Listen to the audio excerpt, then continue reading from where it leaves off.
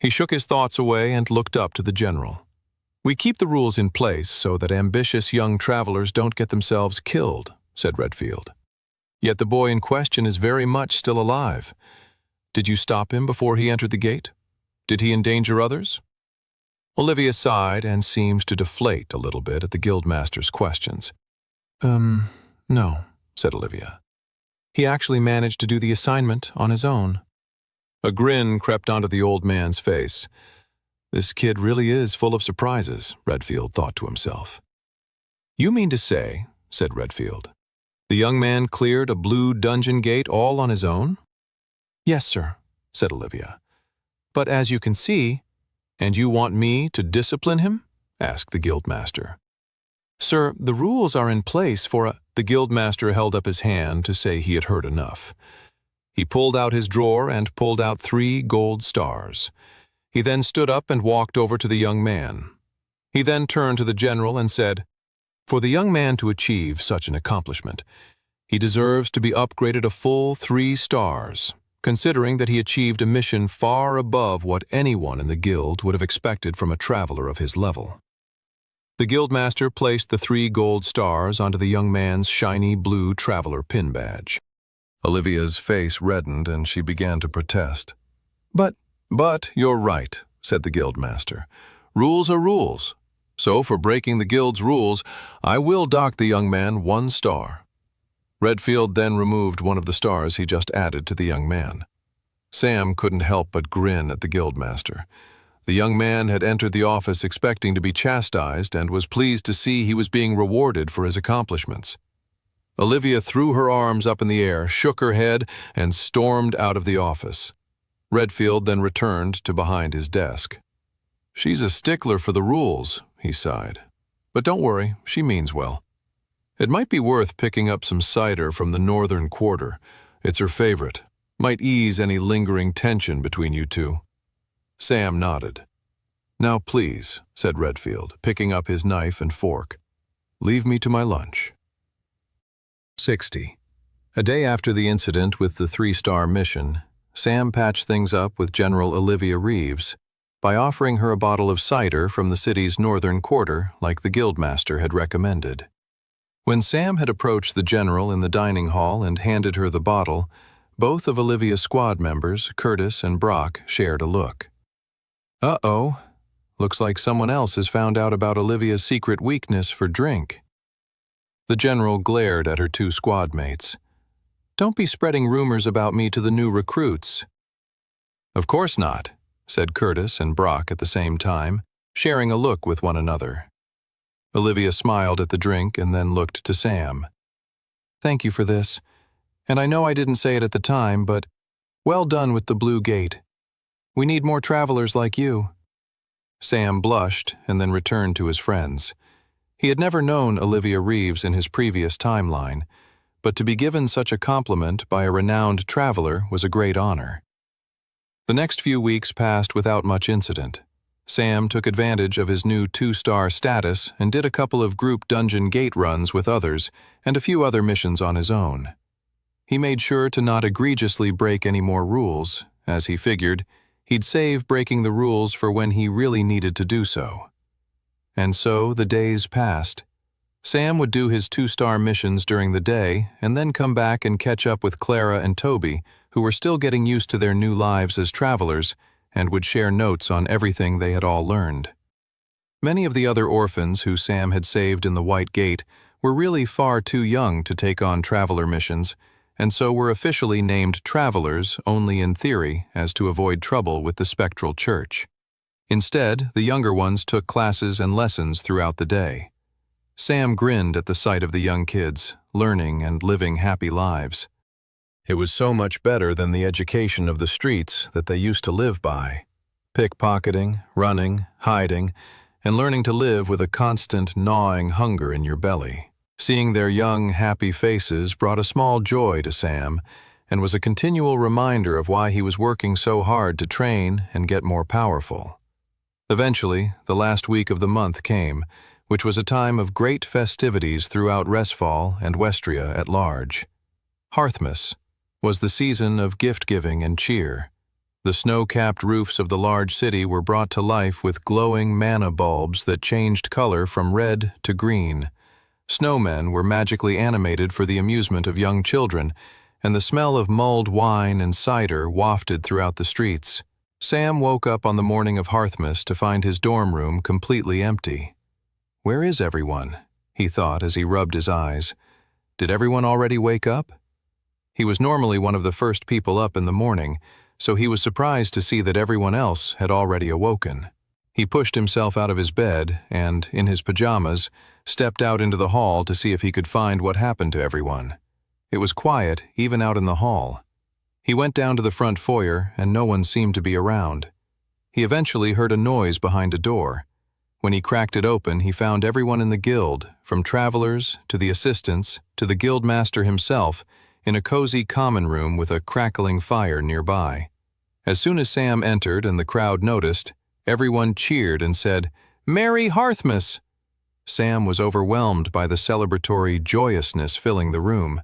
Everyone had mugs of hot cocoa or eggnog, and by the blushes of some of the older travelers in the room, some of those mugs even had another extra intoxicating ingredient. In the center of the room were Toby and Clara and the rest of the orphans. They were sitting near the fire on the floor, sipping on hot cocoa.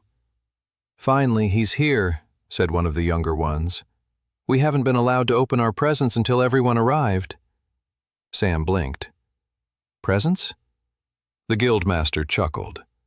"Most of the younger recruits have gone to visit their families. For many of us, though, the guild is our family, and it's been quite a while since we've had so many young ones under our roof, so we felt it necessary to really properly celebrate Hearthmas this year." An assistant handed Sam a mug of hot cocoa, and he went to sit beside his friends by the cozy, crackling fire. Sam was still in shock as the presents were distributed. He couldn't remember the last time he'd celebrated Hearthmas. It was probably a long time ago in his first timeline, the year before the White Gate, and that was just another depressing day in the month of Wintersmid, where he and the other orphans struggled to stay warm and ration the porridge the spectral church had provided. A year after that, all of his friends were dead, and he'd been under the testing and experiments of the spectral church. As the years went by, he came to live a life of a lonely mercenary and soldier. He didn't have anyone really to celebrate with. Until now. He smiled as Clara handed him a nicely wrapped box. She quickly whispered to him, "You need to convince Tobes that the boxes won't have pranks inside. He's going to make us all look ungrateful." Sam looked over to Toby, who was shaking his present suspiciously and then placing his ear against it. Sam just laughed at his friend and went to open his gift. "He'll be less paranoid once we open ours," said Sam. Sam unwrapped his present and he smiled at the knitted wool scarf. He instantly put it on around his neck, as did the other kids with their scarves. Sam could overhear Curtis Ashgrove speaking to Brock Skidmore. "I didn't expect them to be so overjoyed by a mere scarf." The guildmaster shook his head. "Of course you wouldn't. But to them, kids who have never received presents their entire lives, a mere scarf can feel like the entire world." After they had all unwrapped their presents, the guild's chefs and cooks said breakfast was ready and everyone was allowed to grab a plate of food and return to the cozy common room. Everyone drank more coffee, eggnog, and hot cocoa as they stuffed their faces with bacon and eggs and toast. The day continued on leisurely like this, leading into the evening where a glorious feast was cooked up, and the merriment only continued from there. The older travelers were no longer hiding the level of alcohol they were consuming, moving on from spiked hot cocoa to large glasses of red wine. Sam, Clara, and Toby watched on with intrigue as they saw the regularly stern and uptight Olivia Reeves turn quite strange as she drank more. "I just don't know why we don't dance more in the guild," she said, slurring her words. "We should be allowed to express ourselves with our dance moves. That would be enough to take down a dungeon gate." Olivia gulped. "It's the truth, trust me." Olivia?" said Brock, grabbing her arm. "Maybe it's time for bed." "No, We're going to have a breakdance competition right now, and you're all going to see that I have master-tier dance moves." Curtis spoke up. "I think Brock is right. It might be time for bed, Olivia. He is wrong about one thing, however. I'll be the one escorting you up to your room, as we can't trust this wild man to do anything untoward." "Untoward?" Brock said, aghast, while noticeably blushing at the same time. "If anyone's untoward, it's you, smarty pants. You ooze untowardness." "Why does it not surprise me that you'd use smarty pants as an insult?" scoffed Curtis. "Mocking my intelligence only highlights your own stupidity." "Oh yeah? Well, I'll shove my stupid fist in your stupid face." The two men's fighting was interrupted by Olivia, now on the ground, flopping on her belly. "Pay attention," she yelled. "I'm your general, and you will be amazed by my master-tier dance move, the floppy eel." Sam, Clara, and Toby, who were all watching this from afar, all gave each other an awkward look. "This got weird really quickly," said Sam. "Those two are definitely both in love with her," said Clara. "It's crazy that she doesn't seem to notice in the slightest." Toby blushed as he looked at Clara. "Yeah," he sighed. "Crazy." Soon enough, the Guildmaster got involved, competing against Olivia for who was the best at doing the floppy eel dance move. And the evening only got wackier from there. The merriment continued late into the night, and slowly people peeled off to their respective rooms and dormitories to go to sleep. Sam smiled at it all. He really felt like he was living in a dream. His first life had been the life of a mercenary, full of death and misery. It was as if, as he worked towards changing history, his life only increased in joyousness and happiness. That night, as Sam lay in bed, he had a warm feeling in his heart. While he knew that most feelings and moments had a fleeting nature to them, he hung on to the happiness he currently felt, knowing it would fuel and push him harder towards his goal. As he drifted off to sleep, he couldn't help but smile at the thought of what a wonderful day had just passed. 61. Following Hearthmas were a few more quiet days until it was year's end, and then the week of celebrating that had begun finally came to a close. The morning after the year's end celebrations, Sam was the first to get up. For most, the first day of the new year, the 1st of Jannar, was a quiet day of resting after too much frolicking and merriment from the night before. Not for Sam. Sam was up bright and early. He had big plans for the year ahead and wanted to get started right away. First step of his big day was coffee and breakfast. He headed down to the guild dining hall and found Brock and Curtis sipping on coffees. "Oh, I'm surprised to see you two up so early," said Sam. "The last I saw you two, you were competing over who could drink more." "I won," said Brock sternly. "No, I did," said Curtis. "I think last night you called it a tie, and then went on to hug each other and talk about how much you actually love and appreciate one another." "Never happened," said Curtis. "Yeah, not in a million years," Sam chuckled. "You must have forgotten when you fell asleep then." They both answered at the same time. "We haven't gone to sleep yet." They both then looked at each other viciously and sipped on their coffee. "Don't tell me you two are competing to see who can stay up the longest," said Sam. Dark bags hung under Brock's eyes. "Just a little friendly competition among comrades." Sam left the two of them to their weird ritual of codependent friendship and went over to the breakfast buffet to load up on food. He sat at a table on his own near one of the windows of the dining hall and looked out to the gentle flakes of snow falling and blanketing over the city of Resfall. In the distance, he could see the shadowy silhouette of the royal keep in the distance, the home to the royal family of Volsungar, or, at the very least, the last surviving member of that family, Princess Alice Grace. With the holidays over, Sam knew it was time to get serious about stopping the upcoming assassination attempt on the princess. It was of the utmost importance. He could significantly change the timeline and stop a lot of needless bloodshed. Hundreds of thousands' lives could be saved. The regime that came to power after the princess's assassination was one of great cruelty and terror, a regime whose thirst for power worked only to hamper all of Westria when it came to fighting the Demon King and the horde of demons from the Black Gate. Sam didn't believe stopping the assassination would immediately result in Westria being able to beat back the Demon King, but it would be a significant step forward in Sam's attempt to alter the outcome of history and stop the obliteration of all of Westria. Sam reviewed his options on stopping the assassination plot. He could simply warn the princess, but he doubted she would believe him. He could maybe go to Redfield, but Sam didn't want to play his hand too early. Redfield might lose his temper and do something that only sped up the very events he was trying to stop. The more he thought about it all, the more thorny the situation became. He certainly had a strong idea of who the assassin of Princess Alice Grace was, but he wasn't 100% certain either. He also knew that there were multiple benefactors to her death, so that the assassination plot was more complicated behind the scenes than was ever known to the general public.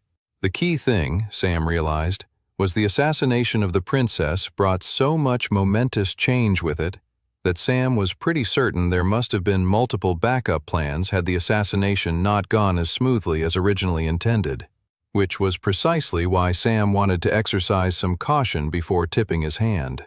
He didn't want to set off any dominoes without figuring out what the major players behind the assassination were up to. Sam realized that he needed to get closer to the princess to get a better grasp of the players involved in the assassination. As Sam took the last remaining sip of his coffee, he came to the conclusion that the best way to do that would be to attend the Royal Winter Ball in a month's time. He knew that members of the Travelers Guild were often invited, so Sam finished his breakfast and went to visit Guildmaster Redfield to discuss the matter further. Sam found the Guildmaster snoring on his desk in his office. "Sir, what's going on? I'm awake," gasped the Guildmaster in surprise. His eyebrows suddenly furrowed. "No, I wasn't awake. I was having a wonderful dream where I didn't have any back pain. Why have you interrupted the briefest moment of bliss I've felt in years, young man?" Sam gulped. He didn't want to waste a Guildmaster's time, so he got straight to the point. "I'd like to attend this year's Royal Winter Ball," Sam declared. Redfield's whole face crinkled with shock, dismay, and utter frustration that he was woken up so that he could hear such a preposterous request. The Guildmaster crossed his arms and shook his head. "Absolutely not." 62. Sam couldn't believe it. He knew he was asking for a bit of leeway on the rules, but he didn't expect to get such swift and authoritative pushback from Redfield. "Only more senior members of the Travelers Guild attend the Winter Ball," said Redfield. "It is a heightened political and diplomatic event. Having such junior members of the guild there could potentially make us look incredibly weak. Not to mention, what if you end up doing or saying the wrong thing at the ball? You seem to have a penchant for upsetting people. The balance of power in Resfall is in constant renegotiation, and the Winter Ball presents an opportunity for many to gain and lose power. For all of its frivolous pomp and circumstances, it is not an event the guild takes lightly." Sam listened to the Guildmaster closely. He understood where Redfield was coming from, but he also knew he had to convince him somehow to let him attend. "Guildmaster," said Sam, "you were shocked when my friends and I arrived at the steps of your guild. You admit that for all your knowledge, there are many things going on in Resfall that you might be in the dark about." Redfield sighed and grumbled irritably. "My influence only goes so far. What's your point?" Sam chose his next few words very carefully. "It's my belief that there is significant danger afoot," he explained. "If you let me come to the Royal Winter Ball, I'll be able to better figure out what's going on. I know things about the spectral church that you aren't privy to. Let me help you in ways you don't know." The Guildmaster leaned back in his seat. He stared at the boy. "Those are big claims, young man," said Redfield. "How can I trust anything you say, especially since you seem to be so clearly holding back on specifics?" "Have I not proven myself over the last month?" asked Sam. "Have I not shown that I can do more than most?" Redfield crossed his arms and let out a loud exhale through his nose. "All right," said Redfield. "I'll let you come. I'll even let your 2 friends come, but on one condition. You need to get yourself your 3rd star." "Great!" "I'm not finished," said the guildmaster. "There's only one way I'm going to let you get that 3rd star. You need to do a special mission for me. Off the books." It was Sam's turn to be caught off guard. Here he had thought he was the one keeping secrets from Redfield, but how much stuff did Redfield know that went far beyond Sam's knowledge from his previous lifetime? What things could the guildmaster know that maybe never made it into the books and scrolls that Sam had so intensely researched in his original timeline? It vindicated Sam's own decision to keep his cards close to his chest. "What's the mission?" Sam finally asked. "There's a town a few days' travel from Resfall, Creekdale. There's been reports of monster attacks in the town square at night. We've tried to investigate it, but it hasn't resulted in much. There are no dungeon gates remotely nearby, so it can't be a mana leak or a dungeon break. There's something uniquely strange going on." Sam was about to ask why the need for secrecy, but the guildmaster cut him off. "Just like you're asking me to do something without all the details, I would like you to offer me the same courtesy." Sam smirked and then nodded his head. Strange mission or not, he was now one step closer to getting to the Royal Winter Ball and proceeding with his mission to stop the assassination of Princess Alice Grace. Sam spent the rest of the morning running around Resfall searching for last-minute supplies for his mission. He wanted to get started straight away. The only problem was that the majority of shops were shut on the 1st of Jannar, and so it was tough finding places that were open on such a cold, miserable day when almost everyone was sleeping off their sins from the night before. He managed to find a few places that were still open for business and was able to stock up on supplies. After that, he returned to the guild and found Toby and Clara still sleeping in their respective beds. He shook them both awake and told them he was heading off and would be gone for a couple of days, maybe a week. He told them he looked forward to seeing them again when he got back. They both nodded and offered drowsy goodbyes before lying back down and falling asleep. With his goodbyes done, he went down to the stables to borrow a horse for the journey. As he waited for the stablemaster to bring him a horse, he found Roxy in one of the stables, mooing happily on a big bed of hay. "Happy New Year, Roxy," said Sam. The stablemaster returned with a brown steed, and Sam got on top of the horse. The steed was powerful and firm and well-behaved. "I like this horse," Sam thought to himself. With that, he trotted out of the guild and towards the city gate, towards the strange mission the guildmaster had assigned to him. 63. Sam traveled for half a day, getting a quarter of the way to his destination, before he decided to rest at a small village pub for the evening. He had debated whether he should travel all through the night, but he figured it would be safer for both him and the horse if they rested for the evening. The pub was nothing out of the ordinary, but Sam didn't mind.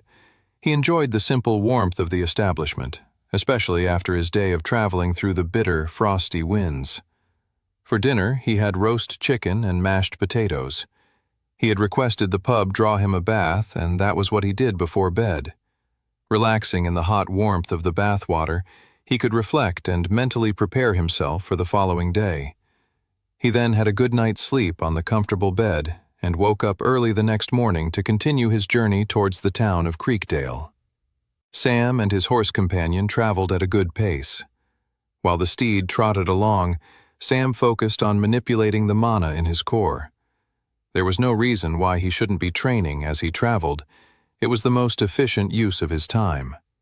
By the end of the second day of traveling, he knew he'd arrive at Creekdale before dinner time the following day. He rested at another inn that evening, and as he enjoyed his warm, savory meal, a conversation nearby caught his attention. "Stay away from Creekdale," said one man who was sitting with a group of traveling merchants. "The people there are unfriendly." "I've heard reports of monsters nearby," said another. "Why then has the Bloody Travelers Guild not dealt with it yet?" cried another. The conversation went quiet when the group of people noticed Sam's blue cloak. Sam was practically finished with his dinner by that point, so stood up and headed up to his room. It wasn't his place to fight with people's opinions about the Travelers Guild. They did a lot of good for the world, But the guild also couldn't miraculously solve every problem either. All Sam could do was help and be the best traveler he could be. In his room, he found a hot bath had been poured for him as he had requested, and so he soaked in the soothing water for a while before getting out and resting for the night. Sam got up bright and early the next day and continued his ride towards the town of Creekdale. The ground grew more rocky and pebbly, and he eventually had to get off his horse and help walk it through the rough terrain. He walked along a small stream, which he understood would help lead him to Creekdale. As he was moving through the forested area, Sam suddenly heard a rustling sound. Sam triggered his mana sense, and his eyes widened. 3 mana sources were rapidly getting closer to him and his horse. He smacked the reins of the horse. He wanted it to get out of there before it got swept up in the incoming danger. The horse neighed and galloped off. Sam materialized his berserker sword right as a massive bear and 2 cubs emerged from the woods. Blue mana flames covered the bear's entire body and even leaked out of its eyes. The cubs had a similar look to them as well. Mana leak, Sam realized. These were normal wild beasts that had been corrupted by the excessive mana floating in the nearby environment. The bears wailed in a frenzy and swiped at everything around them. They were just roving masses of destruction until someone took them out of their misery. Sam rushed forward. He sliced one of the cubs, and with blood dripping from his sword, he spun around to distribute it. He then triggered Blood Flame, which burned through the mana-corrupted beasts. The attack was enough to take out the cubs, but the large mother bear was now only in more of a frenzy. It swiped its claws, and Sam quickly leapt out of the way. The claws landed into a large rock, cutting it in 2. Whoa, Sam thought. The mana corruption has really taken hold of this bear, adding a significant amount of power to its attacks. He rushed forward, straight into another claw attack from the mother bear. The mana-corrupted bear swiped down and Sam dodged it, this time maneuvering around the beast. He raised his berserker sword and sliced down, ripping through its flesh and cutting the beast in half. The bear may have been enhanced by mana, but it was still just an animal, and Sam's stats far outclassed it. Then, with the power of an adept tier-level weapon, the corrupted bear didn't stand a chance. Sam caught his breath as he took in the remains of the dead bears. The conversation he overheard at the inn the other night came back to him. There were rumors of monster attacks in Creekdale. Could it all be corrupted beasts? Though, from what the guildmaster said, there were no nearby dungeon gates causing the mana leak. He took a moment to inspect their bodies to see if he could find anything more, but it was a standard mana leak from what he could tell. Though, the bear did have an increased level of power that felt somewhat beyond a typical level of enhancement from average mana corruption. Sam thought it over. He couldn't come to any definite conclusions. He'd have to get to Creekdale and check out what was going on there. At the very least, the rumors of monster attacks were confirmed to be partially true. Only partially, as the bears weren't technically monsters. That said, it made sense that average citizens wouldn't be able to tell the difference between a monster and a mana-corrupted animal. The bears were proof that something strange was definitely in the area. After filling up a few vials of bear blood to be used with his blood flame ability later, Sam's horse returned from the woods. "You came back," Sam smiled. "That's a good boy." He materialized some horse treats and fed the animal before continuing their journey towards the town. A few hours later, Sam came out of the woods and saw some windmills and rooftops in the distance. He had finally arrived at the destination of his mission. It was late afternoon when Sam arrived in the town of Creekdale. The town was quiet when Sam strolled in. Sam didn't make much of the fact that there weren't many people around, as it was still the middle of winter, so it would only be light for another hour or so. There were a few townsfolk in the streets, but they were moving in a hurry, and whenever he approached them, they only sped up. Sam saw a pub nearby and went over to it, tying up the horse on a post outside. He stepped in and the pub was completely empty. A barkeep was polishing some glasses. "Sorry, we're closed," said the barkeep. A pub closing early at the end of the workday. Things were only getting weirder in this town. I heard there were monsters." "Shh," said the barman. "I don't want any trouble. If you don't ask any questions, you still might be able to get a room at the inn. Please, leave now." Sam didn't argue with the man and so returned to the wintry streets. What is up with this place? He did as the bartender had suggested and found the town's one and only inn and arranged to stay the night and for the horse to stay in the stables. The woman running the inn was quite sheepish, and Sam didn't push any questions on her. He requested his meal be brought up to him, and after dinner he stayed by the window watching the main street of the town. Once he knew for sure that the innkeeper wouldn't be coming up to bother him again, he opened up the window, and the winter air immediately flew into the room, adding a sharp chill to his surroundings. Sam then climbed out of the window and up to the inn's roof.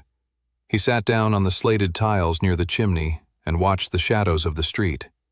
He swirled the mana inside of himself to generate heat that kept his body warm even in the dead cold of an early Jannar night.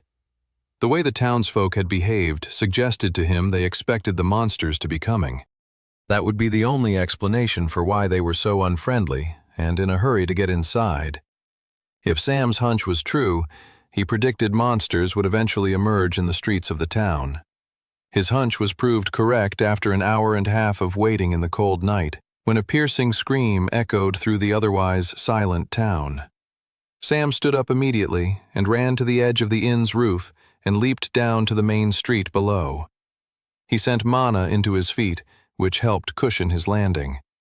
He then rushed in the direction of the scream. Turning a corner, he found a young woman surrounded by a pack of wolves all covered in blue flames. More mana-corrupted beasts, I see. Sam materialized his berserker sword and got straight to work. He tried to slice each and every one of the wolves. Not to kill them, but simply to get his berserker sword's ability to trigger, so that the wolves would turn their focus onto him rather than the woman. They all growled and jumped towards him. Sam materialized his flame sword in the other hand and made quick work of the attacking wolves as they each leapt at him. Some of them Sam cut in half, 2 of them he decapitated. It all came down to the angle by which they attacked him. Soon enough, it was just him, the innocent woman, and an empty street full of dead wolves. "You're safe now," he said. "Do you know where they came from?" The woman screamed once more and ran out into the dead of night. He didn't chase after her. So much for a thank you, Sam thought. He looked around at the now empty streets of the town, even more perplexed than he had been before. What the heck is going on here? Sam turned to the dead wolves. None of their bodies disintegrated down into monastones. He knew it already, but it was extra confirmation that the town wasn't being attacked by monsters, but animals significantly corrupted by mana leak. But things weren't adding up. All the information Sam had gathered so far wasn't sitting right with him. He thought about the way the townsfolk had all been in a hurry to get home before it got dark. He thought about how unfriendly everyone had been. The townsfolk were acting as if they knew dangerous creatures were going to come out at night, as if the creatures were following a pattern. Yet, the only creatures Sam had so far seen were mana-corrupted animals. Such beasts were wild. They didn't follow any rules or patterns. Unless, Sam wondered to himself, another power is manipulating them. At that moment, Sam heard a rustling noise a street over. He lessened his own mana as to avoid being noticed and crept towards where he heard the noise. Except the street over was empty and the noise had disappeared. Sam looked to the end of the street and saw a well, sitting there with nothing around it. His eyes narrowed. He went to investigate the well, and still he couldn't see any creatures of any kind. He triggered his mana sense, and he got nothing. No creatures on his radar. Sam looked down the well. He had a gut feeling, and so he decided to follow it. He jumped down the town well and descended to find out whatever it was that lay below. 65, Sam landed on the bottom of the well in a shallow puddle. He materialized his flame sword to get a better look at his surroundings. The flaming blade crackled and burned brightly in front of him, illuminating the moss-covered bricks and a passage that presumably was where the water was meant to come from.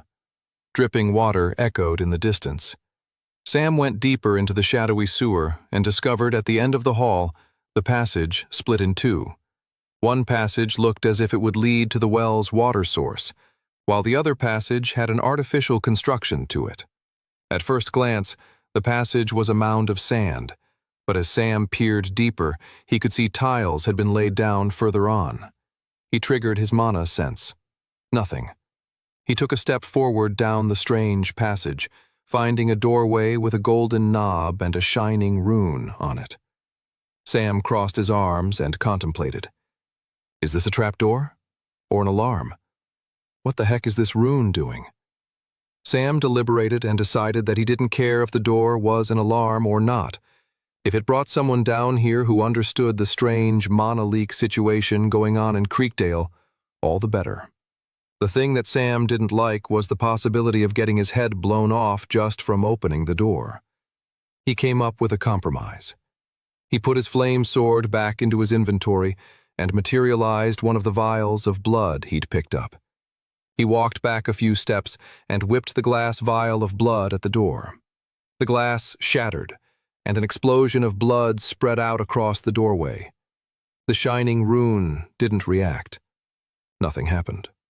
Sam then triggered his blood flame ability, and the door in front of him began to burn to the ground. As far as he could tell, no alarms or anything went off. I guess I could have used my flame sword, he thought. But that would have been less cautious than my method, which kept me some distance from the potentially booby-trapped door. Sam was happy the passageway was clear, but he was still perplexed. What the heck was that rune doing if it wasn't an alarm and wasn't a trap? Sam then heard a rustling deeper down the newly opened passage. Wait. Sam triggered his mana sense. The room ahead of him was bursting with some kind of mana-influenced entity. Sam smirked, finally realizing what the door's rune had been doing. The rune was blocking the ability to perceive whatever was being hidden down here by mana sense. Tricky, Sam thought as he stepped forward into the new passage. The rustling sound only got louder as Sam went deeper into this new passage. The sound of claws scratching against metal filled the passage. The deeper Sam went, the scratching sound began to be accompanied by cries, whimpers, and hisses of wild beasts. The passage widened out and revealed a large laboratory of some kind. Large cages were lined up, each one housing a wolf or a bear or a hawk or some kind of animal he'd never seen before. They all were covered in blue flames, the signature sign of mana leak. What the heck is all of this? Sam kept his hands free, ready to materialize his blades at a moment's notice. Adding to the cacophony of strange noises in the lab was the distinct noise of laughter. Human laughter. At the front of the lab, hunched over a desk, was a man in a white lab coat.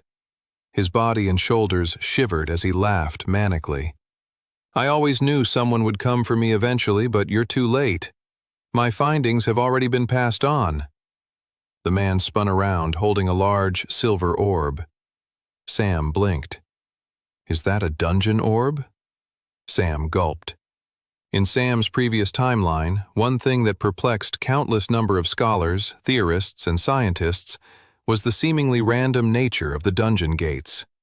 How come they emerged where they did and when they did? While many came up with bold and interesting theories, the true answers to those questions remained just as mysterious up until the time of Westria's total destruction in Sam's original lifetime. Many scholars ask these questions simply out of sheer curiosity and a strong desire for learning. There were others, however, that asked the question for a very specific reason. If you could know where a dungeon gate was going to pop up, you could get there before other travelers and reap the rewards yourself. Even better would be the power to create your own gate to a dungeon world whenever you pleased. It was such questions and experiments with the gates that led to the catastrophic Dwarven cataclysm. Sam had not realized in his previous timeline that similarly dangerous experiments were happening in Volsungar, and worse than that, they had actually succeeded at their goals.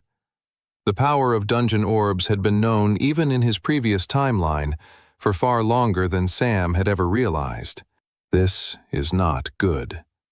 Before Sam could even think through implications of what he was seeing, The strange, manic scientist in front of him threw and smashed the dungeon orb right on the ground in front of him.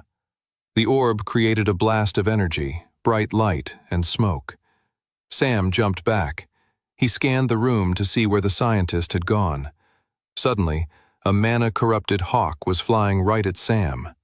Sam materialized his berserker's sword and sliced the creature in half. There was a stampede of growls and hisses as the cages one by one swung open and mana-corrupted creatures filled the room. It looked like if Sam wanted more answers, he was going to have to fight his way through these mana-corrupted beasts to get them. 66. A group of mana-corrupted wolves leapt towards him, and Sam slashed his berserker sword upward, slicing them in half with ease. Their bodies flopped onto the ground, blood and entrails leaking out onto the floor, drenching their fur red. As more mana-corrupted beasts came at him, he triggered Blood Flame, destroying a whole other group of monsters. The Blood Flame was good as more than just a damage-dealing spell. It also created a shield and barrier in the makeshift arena of the battle. The mana-corrupted beasts were now maneuvering around the flames, giving Sam better control and ability to manipulate where they went. Through the placement of the blood flames, Sam was controlling the battlefield. The scientist was rushing towards the door to escape. I can't let him get away, Sam thought. Somewhere, deep down within the frenzied minds of the mana-corrupted beasts, they were clearly thinking the same thing.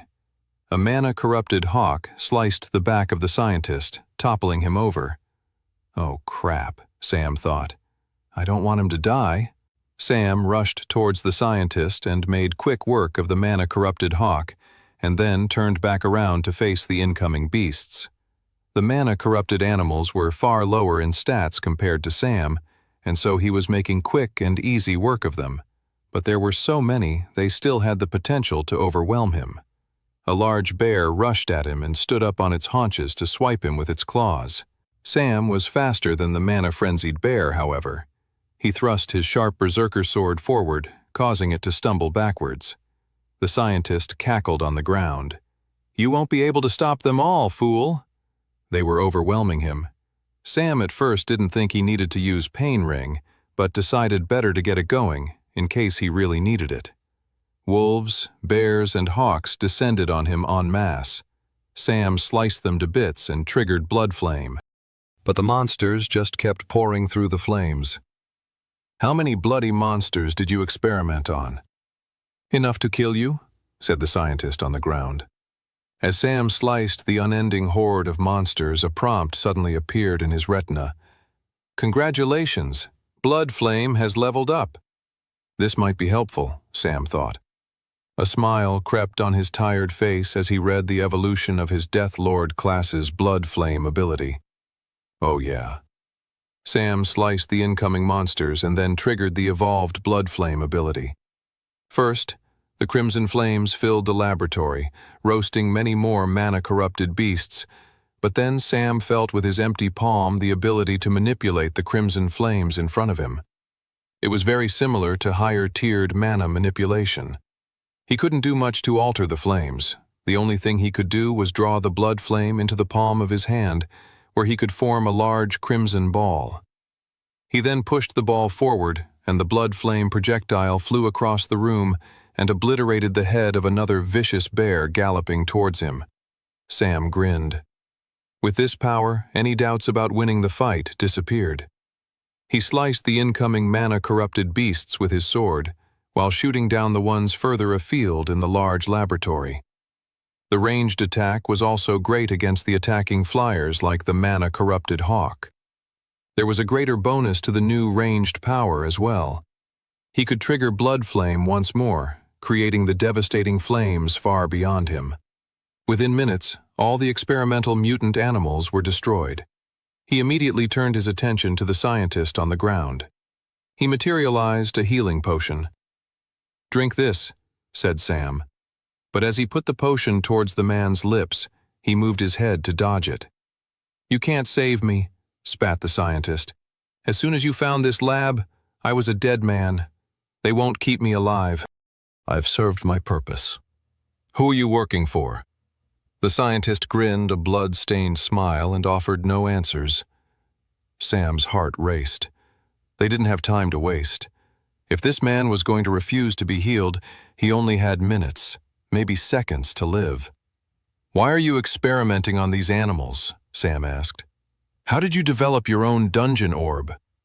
The dying scientist shook his head and chuckled. "I'm not the only one working on these experiments," laughed the scientist as blood gurgled up from his mouth. "There are others. Watch out!"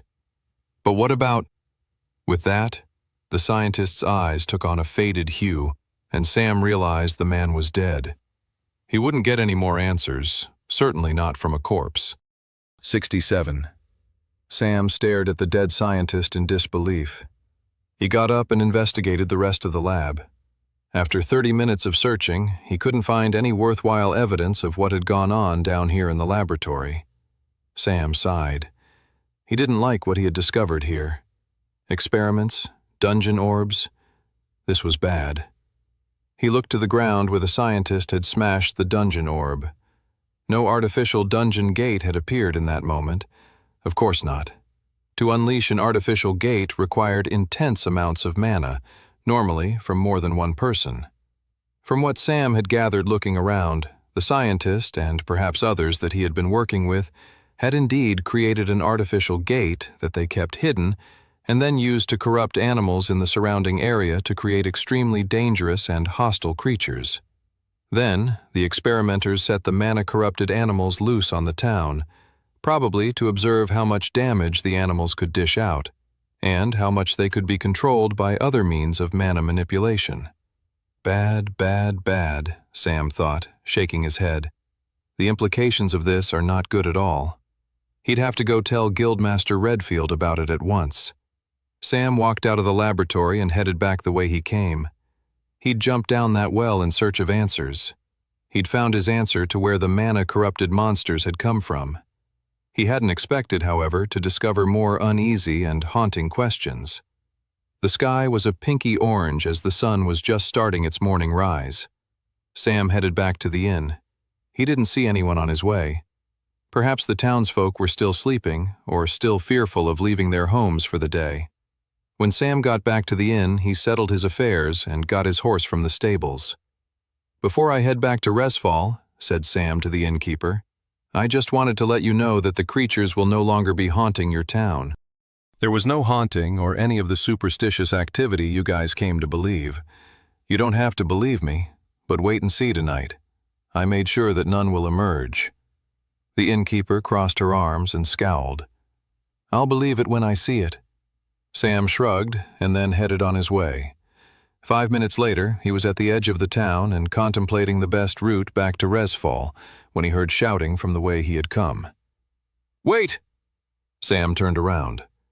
He couldn't believe. A crowd of people were coming towards him, led by a woman. It was the woman from the night before. "I told everyone how you saved me last night," said the woman. She approached Sam and held out a candle. "This candle will help you cultivate your mana more," said the woman. "My husband and I are candle makers, and that is one of our specialties."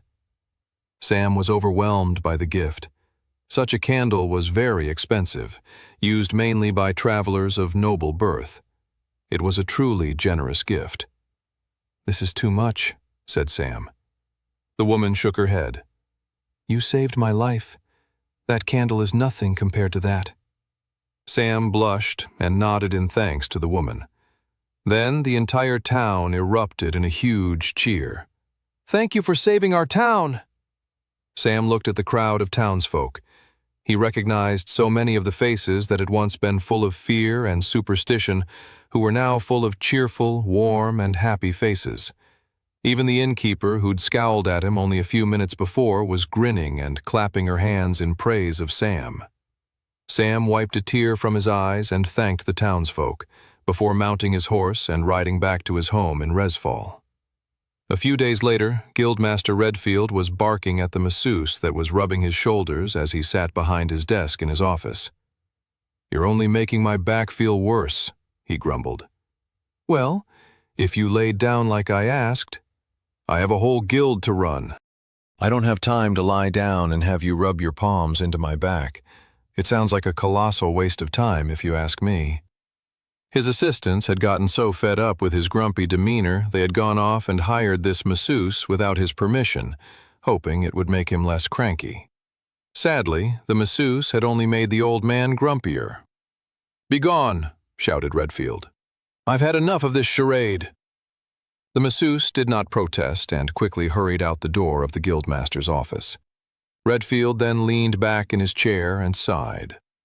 "Finally, I can relax without that annoying woman hovering over me." He looked out the window of his office at the midday sun. It had been over a week since he had sent Sam on that unofficial mission. Did I give the young man too hard a task? Redfield wondered. If it were an official mission, it probably would have been a 1-star journeyman-level mission. So, it was quite a stretch to send the kid on his own. But there was something in the kid's eyes. He was strong, thoughtful, powerful. If the kid came across a danger that was too much for him, he was smart enough to retreat and look for assistance. It was something about the boy. He was wiser beyond his years. Another traveler his age would be more aggressive, more narrow-minded in his pursuits. The guildmaster referred to such behavior as the stupidity of youth. Yet, for whatever reason, the young man didn't possess the ailment that plagued so many others his age. Still, Redfield thought, I hope I didn't put too much pressure on the young man. He stood up and looked out the window, grinning at what he saw. The young black-haired boy sat on his horse, trotting along towards the guild. Why did I even feel a moment's concern? Redfield thought. This kid really is something else. 68. After Sam had returned from Creekdale, he filled in the guildmaster on the details of his mission and how it went. He walked Redfield through the experiments and the scientists' use of artificial dungeon orbs. The guildmaster only had more questions after what Sam had told him. Sam wasn't sure how much about artificial dungeon orbs he should go into. The discovery of artificial dungeon orbs would have a big impact on Westria, one that brought opportunities, technological innovation, but also hundreds of thousands of deaths. It was not something to take lightly. So, they created dungeon gates out of thin air? Asked the guildmaster. Sam had a slight understanding of how the process worked, but figured he didn't need to get into it with the guildmaster now. The important thing was simply to explain the dire implications behind it. I'm not sure, said Sam in answer to the guildmaster's question. All I know is that it has the power to easily corrupt animals and create a widespread mana leak. The list of devious and dangerous ways an artificial dungeon orb could be used is very long. The implications of all this is incredibly dire. Who do you think might be behind it? The scientist said there were others working on similar experiments and that he'd shared his findings with others. I don't know who, though. Do you think it might link to the spectral church? Sam crossed his arms. Possibly. He couldn't say for certain, but Sam knew that there must have been a backup plan if the assassination of Princess Alice Grace hadn't gone smoothly. Something involving artificial dungeon orbs might very well be a part of that backup plan. The post-mission meeting soon came to a close and Sam got up to leave. Have you already forgotten your reward? The winter ball isn't for another month or so, said Sam. I can't have a 2-star novice-tier traveler being the front man for the newly created Young Travelers of the Future Brigade attending the Royal Winter Ball, said the guildmaster. Redfield then pulled out his drawer and walked over to Sam and placed a 3rd star on his traveler's badge. 3 stars just has a better ring to it, smiled Redfield. Doesn't it? Before Sam went to bed that night, he lit the special mana cultivation candle. He figured he'd share it with Clara and Toby and the other orphans, so that they could all improve their magic affinity together while they slept at night. The next day, Sam was ready to get to work on a new mission and keep training, only to find more than half the guild lounging around the common room. Brock and Clara were playing some kind of slap game with their hands, while Curtis and Toby were playing chess. Even Guildmaster Redfield was sitting in the common room reading a book with his not atypical curmudgeonly face, scowling down at the pages of the book as if they were directly insulting him. At that very moment, General Olivia Reeves walked into the common room and looked as aghast as Sam was. "What's going on?" they both asked. "We're taking a day off," shrugged Curtis, moving one of his chess pieces. "But what about the dungeon gates and the missions?" "There's plenty of people working today," said the guildmaster. "People similar to you two." "What the heck does that mean?" balked Sam and Olivia. "Workaholics," they all answered in response. Olivia and Sam turned to one another in shock. "Can you believe this?" said Olivia. "No," said Sam. "Should we maybe do a mission to get... I'll show all of these lousy travelers that I can be the best non-workaholic person there is." Sam rubbed the back of his head and laughed nervously. "That wasn't what I was expecting you to say." "Come on, everyone," shouted Olivia. "We're going to Hilly Valleys." Hilly Valleys was a small village a couple of hours outside of Resfall, known for its large hills. It was a popular winter vacation spot for the nobles of Volsungar. Despite trying to prove her supposed non-workaholism, Olivia managed to hire a large horse-drawn carriage and organize a big group to take a trip, all within the hour of her declaration to prove she was the least addicted to work within the group. When they arrived at Hilly Valleys, they rented toboggans and went sledding down the largest hill in the valley. "I don't know about this, you guys," said Toby as they dragged their sleds to the edge of the hill. "What is this hill called again?" Olivia turned and looked at the boy with a sinister expression. "Killer Hill." "Why would any of us voluntarily visit somewhere called Killer Hill?" "'Cause it's fun, you goof," shouted Clara, pushing Toby onto a toboggan and heading down the steep, snowy hill. "Ah!" screamed Toby, tears rushing out of his eyes. "Whee!" Clara exclaimed with glee. Olivia turned to the rest of them and said, "Race?" And without a moment's hesitation, they all shouted in agreement and pushed forward with their toboggans, rushing to the bottom of the hill. At the bottom, they ended up working together to make a snow fort, only for the guildmaster to betray them all and start a snowball fight. This then turned into a more organized game of snowball capture the flag. With the guildmaster as referee, the two teams faced off against one another. Team 1 was Clara, Olivia, and Toby. Team 2 was Sam, Curtis, and Brock. Sam's team ended up losing because Curtis and Brock couldn't agree on a strategy. By the end of the day, the group was laughing and giggling at all the fun they had. Before returning home, they had a hearty meal at a pub nearby, in the warmth and comfort of a fireplace. They got back into their large carriage and returned to the guild late in the evening. As everyone fell asleep and rested on the carriage ride home, Sam watched as Resfall and the Royal Keep came back into view. The day off had been good. He felt refreshed. Starting tomorrow, he could start preparing for the Royal Winter Ball. 69. A week later, the last month of winter finally arrived. Février. Rather than a gentle warming into spring, Février was winter's last bite on Resfall. The streets were mostly empty, but for patches of thick ice as frost crystallized its grip on every doorknob, windowsill, roof, and statue. There was no escaping the cold of Février. Even the hope of spring just around the corner didn't do much to warm people's hearts. There was one thing, though, that brought a level of excitement that the cold weather could never diminish. That was the Royal Winter Ball and the holiday that came with it.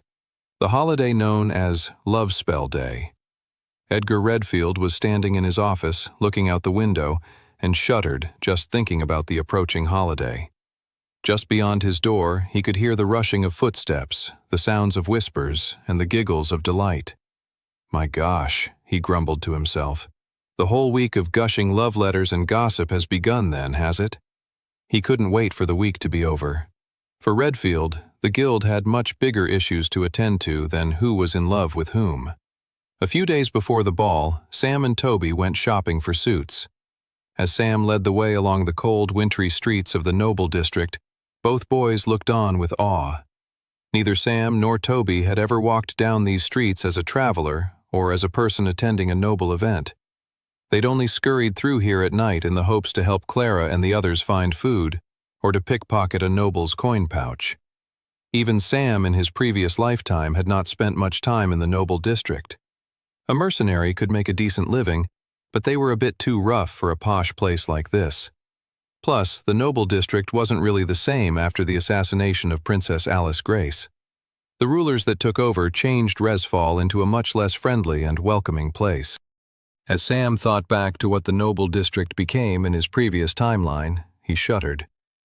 It was an even less affable place than it was now. They walked by heated lamps that Toby immediately commented on. Wait, so nobles don't even suffer the cold as badly as us common folk? Nope, said Sam. Also, we're almost at the tailor's. Maybe keep that kind of talk hush-hush while we're there. Rich folk generally don't like being made to feel bad about the poor. Speaking about the poor, said Toby, can we really afford suits from a place in the noble district? Guildmaster Redfield made it a condition of our attendance at the ball that we must go here for our suits, said Sam. But also, Toby, maybe you haven't realized?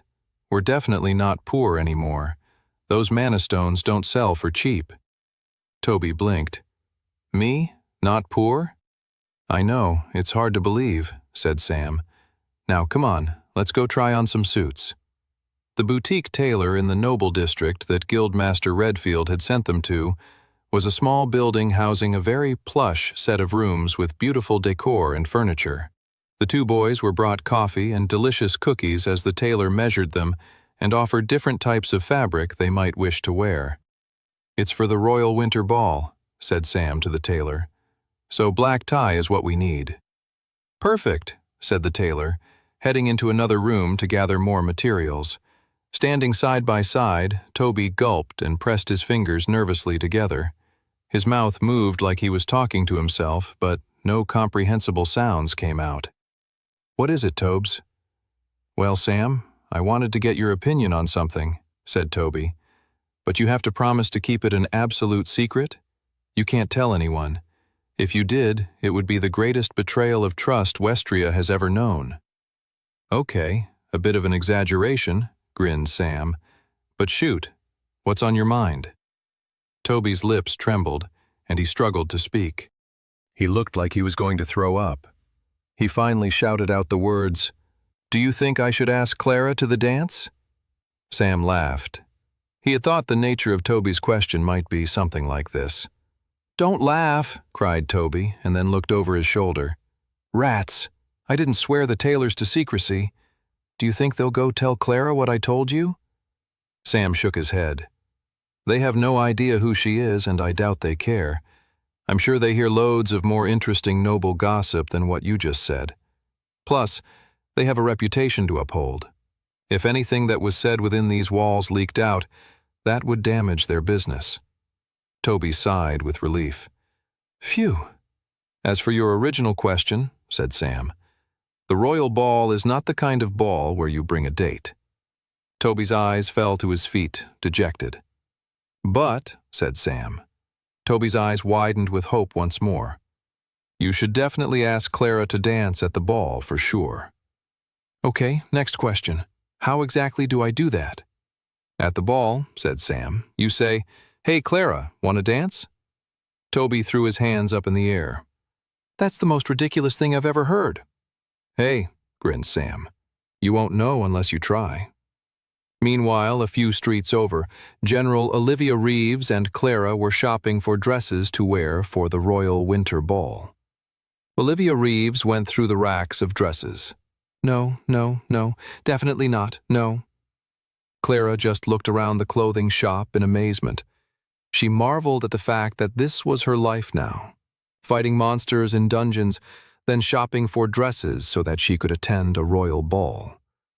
Only a few months ago, Clara didn't even know what feeling full after a meal felt like. "Yes," said Olivia, pulling out a gorgeous dark green dress. She turned to Clara and shoved it toward her. "This will be perfect for you. Go try it on." As Clara went behind the large curtain drapes of the dressing room, she heard Olivia sigh. "What is it, General?" asked Clara as she got undressed and stepped into the gown the superior traveler had recommended for her. "I'm just thinking about how much I love Février," she sighed. Clara's ears perked up at this. The general didn't really let down her guard often. She was always barking orders and making commands. She had a way of being stern even when drinking with her colleagues. Clara admired her for that, even saw herself in Olivia a lot of the time. "Are you a big fan of Love Spell Day?" Clara asked, waiting behind the curtains to hear how the general replied. "If you tell anyone I said this," said Olivia, "then I'll kill you. Don't doubt me for a second. But yes, I do love Love Spell Day. I've never really properly celebrated it before," Clara admitted. It was one of those holidays that seemed frivolous back in the orphanage. Due to the annual royal ball, the holiday didn't even result in big noble feasts for them to steal from, which were the most important aspect of a holiday for Clara back then. A holiday was merely an exploitable moment for more food. Except that was never the case for Love Spell Day. You couldn't satiate your stomach on love. "You're in for a treat then," said Olivia on the other side of the curtains. Clara thought back to Hearthmas and how Brock and Curtis flirted with her so vehemently despite her own seemingly obliviousness. "Do you have many suitors?" asked Clara. There was a pause, and Clara worried she'd pushed their conversation too far. "Yes and no," Olivia finally answered. "This comes back to why I love Love Spell Day. It also serves as a good reminder. We're living in both a golden and dangerous age with the advent of the dungeon gates. We're travelers first, right? That is our responsibility and our duty." That responsibility can be hard, and it weighs on every traveler, man or lady, differently.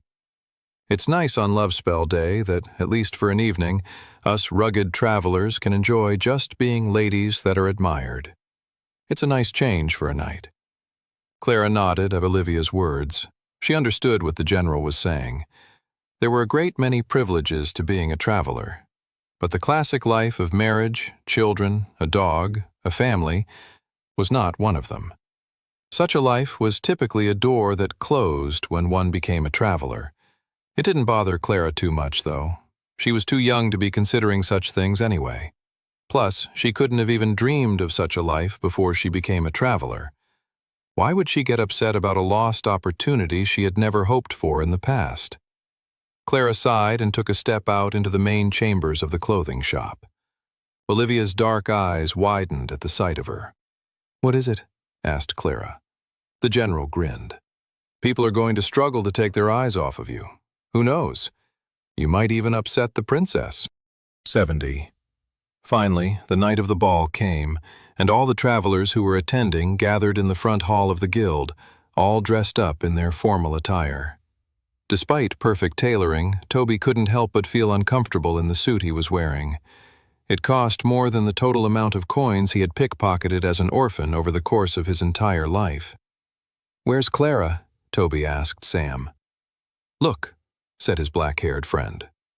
Toby looked to the stairs, and his eyes widened and his stomach flipped as he saw Clara walk down the stairs. Her auburn hair was held up with bangs framing her face. She was wearing a beautiful dark green dress that matched her eyes. She had on gold earrings and a simple pendant hanging around her neck. Sam put his hand on Toby and whispered in his ear. "Whoa, you might be competing with a few other nobles for that dance tonight, Tobes." "Hey, you guys," said Clara, approaching them. "You look great." "So do you," said Sam cheerfully. Toby's eyes just kept fluttering, and he couldn't get words out. "Yeah, you look, what's the word?" Clara blinked at him. Her cheeks blushed. "Is it that hard to say something nice, Tobes?" "No, I didn't mean to." Their conversation was cut short by the arrival of General Olivia Reeves coming down the stairs. She was wearing an elegant dark silver gown, and her normally tied-up bun was loosened, letting her long black hair fall down. Near the orphan trio stood Brock and Curtis, smiling, yet muttering to each other. "I'll kill you before I let you have the woman of my dreams," hissed Brock. "Don't worry, I'll poison you first, you numbskull," Curtis replied. All chatter slowed down when Guildmaster Redfield in a black tuxedo stepped in from the cold. "Our carriages are here," said the Guildmaster. "Remember, we're not going to the ball tonight to have fun. This is a mission, a highly consequential one. The standing of the guild and the balance of power in Resfall can all change on a night like tonight. It could cost us our jobs, maybe even our lives. And on that cheerful note, the group left the guild and entered the large carriage that would take them to the royal winter ball. Meanwhile, across the city of Resfall, high up in the royal keep, sat Princess Alice Grace in front of her dressing table, getting ready for the royal winter ball that would soon begin in the great hall, just a few floors below her. She was sitting in front of her mirror, putting on her earrings, just fiddling with the last bits of that night's outfit. She'd already put on earrings and taken them off and switched them for another pair.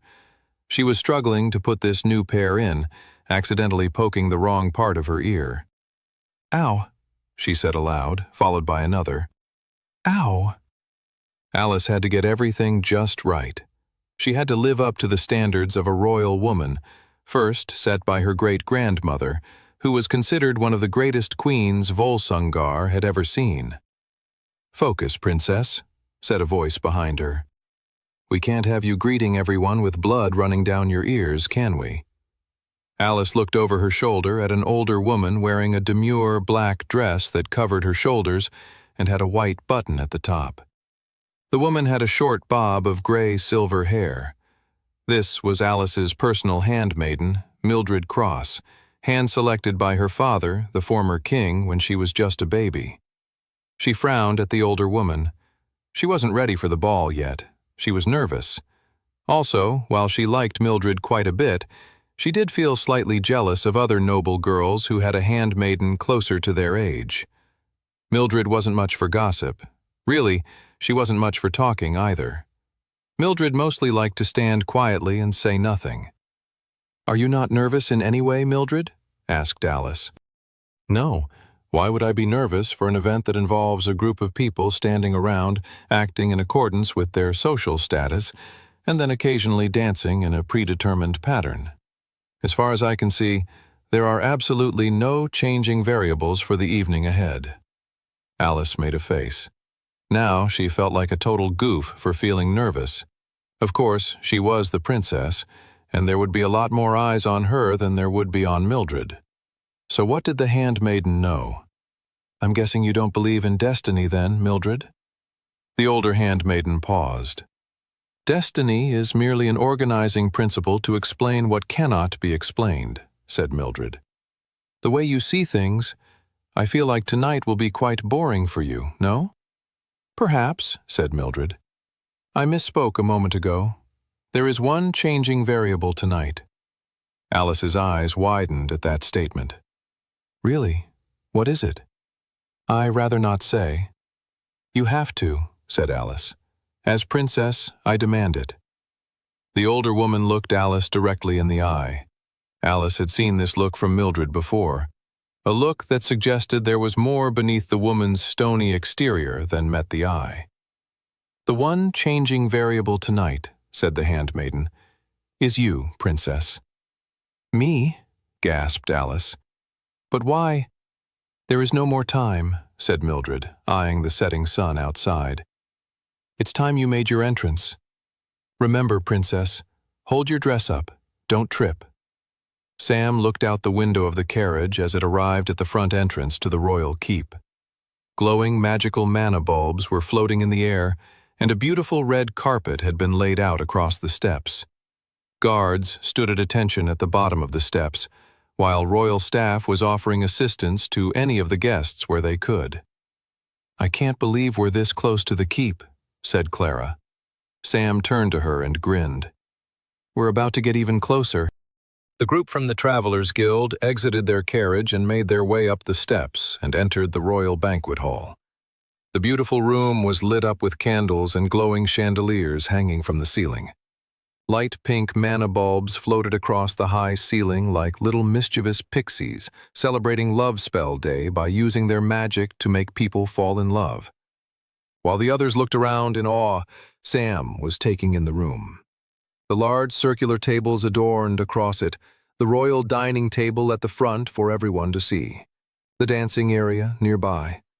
In Sam's first timeline, there had been a terrible attack at this ball.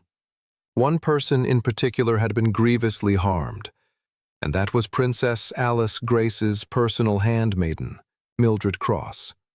The wounds eventually led to her death a few weeks later. Many scholars in Sam's previous timeline came to believe that maybe Princess Alice's assassination may have been thwarted had the handmaiden survived. Beyond knowledge of the attack and the particular person who was injured, that was all Sam had to go off of. While knowledge of the attack was widespread, the details were kept out of the public record as to not harm the morale of the kingdom. As the group of travelers picked up hors d'oeuvres from passing waiters and helped themselves to glasses of punch, Sam assessed the room, trying to piece together where the most dangerous points of attack could come from. As Sam was mentally preparing himself and taking everything in, his thoughts were interrupted by the sight of a tall, pale-skinned man with a long brown ponytail. Sam shuddered. It was the royal court advisor, Clarence Erdstrom, the main culprit behind Princess Alice Grace's assassination. 71. Sam's eyes narrowed as he felt anger bubble up inside him as he stared at the royal court advisor. It was never proved, but the court advisor was the person who most clearly gained from the teenage princess's death. He became the acting head of the Volsungur kingdom, turning the society into an authoritarian military state obsessed with using the dungeon gate system to gain more and more power to take over all of Westria. Resfall, under Clarence Erdstrom's rule, featured daily executions of traitors and weaklings. Their bodies hung up in public spaces to remind and instill fear in all of the citizens. Every person in the kingdom walked around in terror of being accused of traitorous behavior, and so, in turn, accused others in fear of being accused first. There was no doubt Resfall and the kingdom at large had a lot of problems and issues, but no one who lived to see the changes in Sam's previous timeline would ever want to return to that world with Clarence Erdstrom in power. The court advisor moved towards the group of fancily dressed nobles and began to mingle. Sam felt every fiber of his being compelling him to get closer to the man. If he killed Clarence here and now, he could potentially stop so much horror and pain that would be inflicted on the kingdom. Of course, Sam hesitated. Clarence wasn't the only person who gained power from the death of Princess Alice Grace, and killing him here and now would send any other accomplices back into the shadows. I still don't know who Clarence is working with, Sam thought frustratedly. The most obvious guess was the Spectral Church, but the institution didn't fare well under Clarence's villainous leadership in Sam's first timeline. That didn't prove, though, they weren't involved in a secret deal and then had a falling out after the assassination of the princess. But Sam didn't want to make any major decisions on mere guesswork. He wanted to find actual proof of their secret and treasonous alliance. Even though the rational part of his brain told him to hold back, Sam couldn't help but move towards Clarence. Perhaps it was his anger moving him forward. When he got close enough to Clarence, he suddenly felt a power source of energy push him back. Sam used his mana sense and his eyes widened in shock. Clarence Erdstrom was no slouch. He was emanating a powerful level of energy that would keep anyone from getting close enough to harm him. Sam wasn't sure if it was a specific spell, rare item ability, or just very advanced mana manipulation. But whatever it was, Sam knew that even if he wanted to destroy Clarence Erdstrom here and now, he was not capable of doing so. Sam took a deep breath and let his anger subside. He recognized the situation as a reminder of why he needed to keep training and growing stronger. Even though he was gaining power and strength and impressing those around him, he still had not yet caught up to his current most important enemies. Sam backed off and returned to his group of colleagues, who were bombarding one servant, eagerly taking little sausages with toothpicks. "Stop harassing the poor lady," barked Edgar. "You're making the Travelers Guild look like a bunch of heathens." All of the travelers, except the guildmaster, gulped down their food with the awkward look of children who had just been scolded. "What were you doing heading over that way?" asked Toby. "By the way," Toby pulled him to the side and whispered, "there's some really fancy, noble-looking dudes at this thing. Do you really think they're all going to zero in on Clara?" Before Sam could even answer, a huge procession of royal staff entered the hall, and an older, well-dressed gentleman announced, "The princess will join us now." The entire room fell into hushed silence, excitedly waiting for the arrival of the princess. After a moment of bated breath, Princess Alice Grace stepped into the hall. Sam's heart immediately started racing. This young woman didn't know him. She'd never heard of him, but in the background he was doing everything he could to stop her future murder. But Sam's heart was racing for another reason. He had never met the princess in his previous lifetime, but he had heard stories of her beauty. He was realizing how wrong those stories were. They did not do Princess Alice's beauty justice. She had wavy blonde hair and big, gorgeous blue eyes. She had a cute nose and a smile that could inspire hours upon hours of daydreaming. She wore a peach-colored dress with thin straps. She looked like something out of a painting or a storybook. She was the embodiment of elegance. Her bright blue eyes locked onto Sam's, and he felt an intense fluttering feeling in his chest. "She's not looking at me?" Sam thought in disbelief. She couldn't be, could she? Before Sam could even process the thoughts rushing through his head, the princess suddenly tripped on her dress and went flying towards the floor. 72, Mildred Cross placed her hand on her forehead. "I told the princess one thing, and she couldn't even do that." The princess cried as she fell towards the floor, about to land on her face in front of the most influential people in the entire kingdom. "Ah!" Without calling any attention to her speed of movement, Mildred was in front of the princess faster than the crowd of nobles could even gasp. The handmaiden caught the princess before she hit the floor, and had her back on her feet before an even more embarrassing scenario could ensue. Under her breath, Mildred said, "What happened, princess? I told you not to trip." "Easier said than done," whispered Alice. "There are far too many frills on the bottom of this dress. It's practically an obstacle course in and of itself." "Is that really it?" smirked Mildred. "I noticed your eye flicker into the crowd for a moment. There was this boy." "A handsome boy?" said Mildred knowingly. "Another noble, perhaps." The princess crossed her arms and huffed. "He's certainly not handsome. If he hadn't been gawking at me like he had, maybe I wouldn't have tripped and embarrassed myself. I don't even know why you're inquiring. You're not one normally for gossip." Mildred's face went serious. She may have exposed more of her emotional self to the princess than she had intended, but it was important to know who Alice was looking at. "Who is it?" The princess eyes a young man across the hall. It was an older teenage boy with shaggy black hair and striking red eyes. "A traveler, huh? You need to be careful with them." "I don't need to be careful about anything," huffed Alice, "because that boy means absolutely nothing to me beyond irritated annoyance at his impolite, gawking behavior." "All right. Well, everyone is looking at us now," said the handmaiden. "Better to continue on with the ceremonies so we can move on from your disastrous entrance." "Disastrous?" "Now you've made me more nervous," hissed Alice. "Just keep going," said Mildred. "It's time you welcomed and thanked everyone for coming." After a brief moment of fear with the princess tripping, the royal winter ball continued without incident. They all sat down for a wonderful dinner, which was then followed by a string quartet playing lively songs to commence the dancing portion of the evening. Toby stood by himself and chugged another glass of punch. Clara had left to use the bathroom, and Sam seemed preoccupied with something else.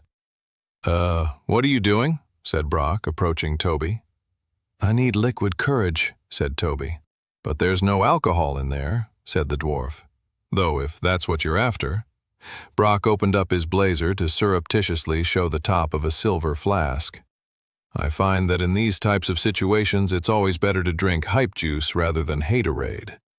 "No," said Toby. "Alcohol will add too many variables to how something which should be so simple could go so very, very wrong." "What's the matter, lad?" "I need to ask someone to dance." "Ah, I see," said the Brock, looking across the dance hall to Olivia and Curtis slow dancing. "Are you sad that Curtis is dancing with Olivia?" asked Toby.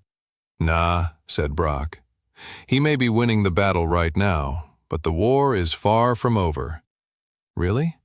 "Well, I danced with her last year and he didn't," said Brock. So in my book, we're tied for that glorious woman's affection." The dwarf sighed. "But enough about me. You better make your move before someone else does. Just be happy there aren't any more conniving know-it-all elves at this ball." Toby sighed. "You're right. Just remember, lad, when it comes to courage, you just need to strike." At that moment, Toby saw Clara return from the washroom and cast her eye across the dance floor. "She definitely wants to dance," Toby thought, his heart fluttering. He started to move across the great hall towards his childhood friend. It felt like time slowed as he got closer and closer to her. "This is it," he thought. "This is the moment I ask her to dance and I tell her how I feel." It was just seconds away. A life of love and happiness existed on the other side of this moment. "What is it, Tobes? Have you finally thought of something nice to say? Or are you still blubbering weirdly?" said Clara, blinking at him with her beautiful green eyes. "I take that back, actually. I know how you feel. I feel a bit nervous here amidst all these nobles and glamour." Toby didn't say anything. "Are you all right, Tobes?"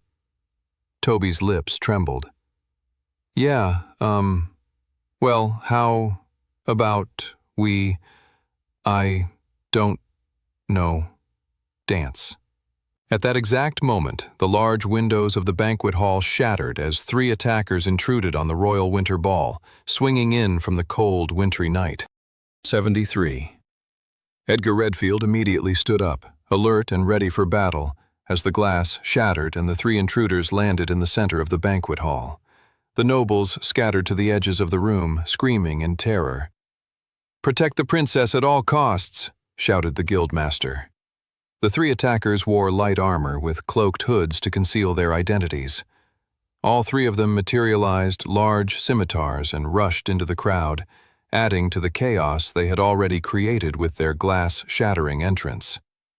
"This is bad," Redfield thought, rushing into the fight. But nevertheless, he smirked to himself. An opportunity for the guild. Sam materialized his berserker sword and rushed to one of the attackers. "Finally," Sam thought to himself as he ran to engage in the battle. "I've been waiting for this."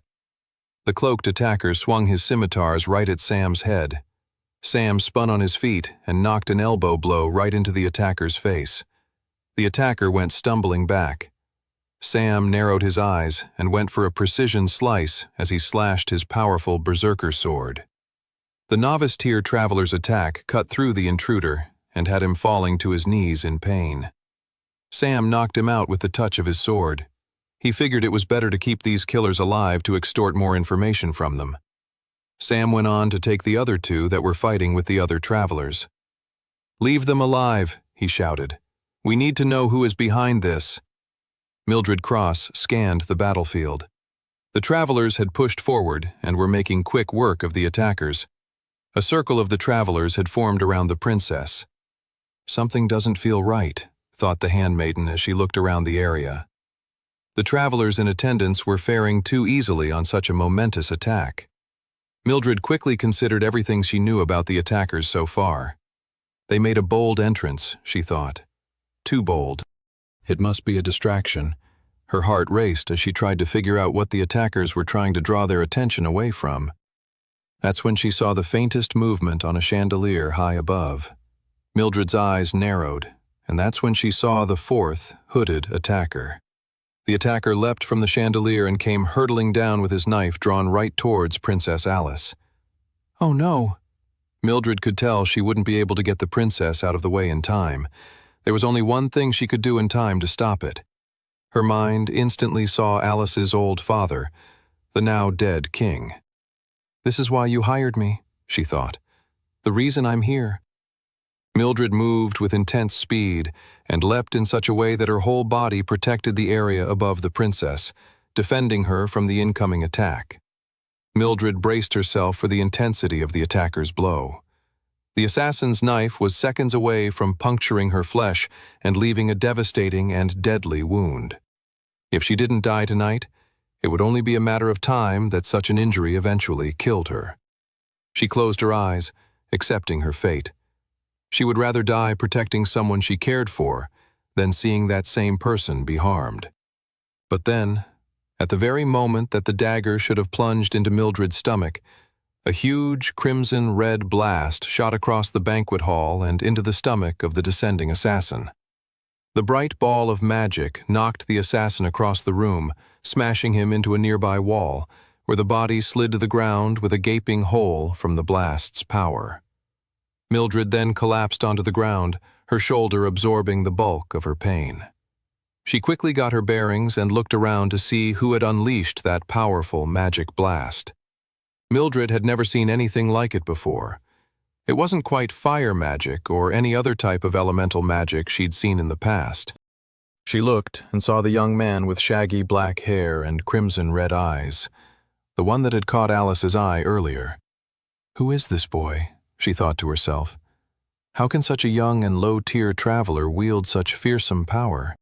74, Sam panted, catching his breath from the battle. He was surprised by how much adrenaline was coursing through him, despite the fact that he knew the attack was coming beforehand.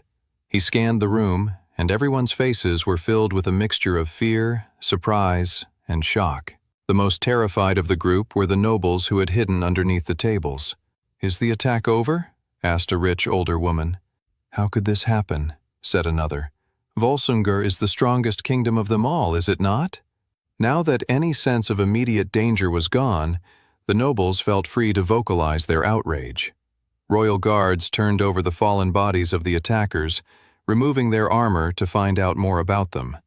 "They have opaly crests beneath their armor," said one of the guards.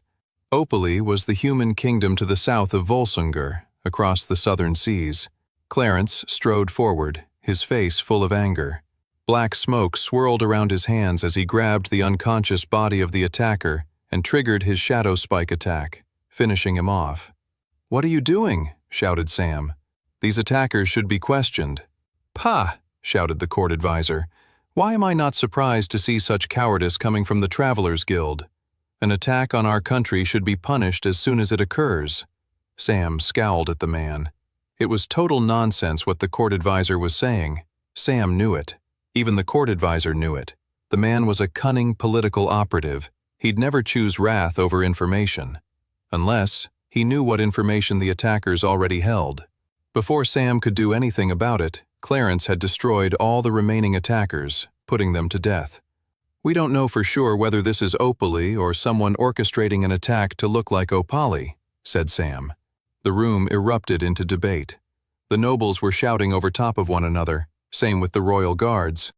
Even the other travelers present were fighting over the other voices to have their opinion heard.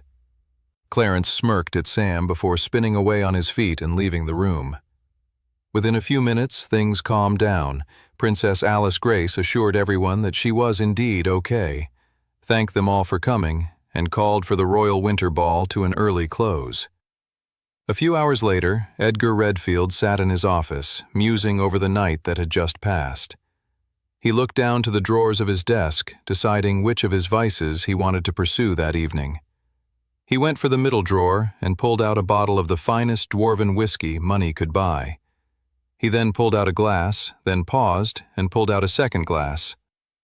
"I know you're there, Mildred," said Edgar. "You might as well come in."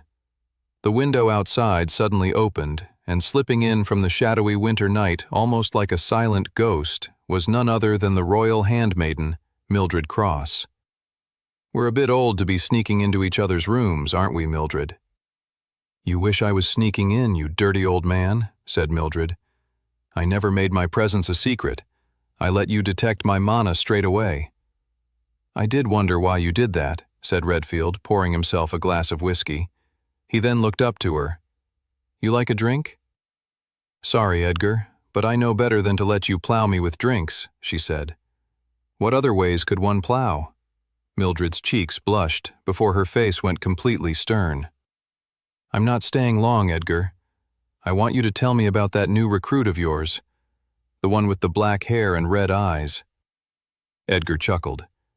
"He's an impressive young man, isn't he?" "I don't know if impressive is the word I'd use," said Mildred. "He looks like a demon. That sword he wields, what is that? Are you sure he's one of the good guys?" Edgar slammed his glass down. He recalled the night he first met the young man in question. He led a group of children through the dead of night, being chased by some of the most powerful forces in all of Resfall.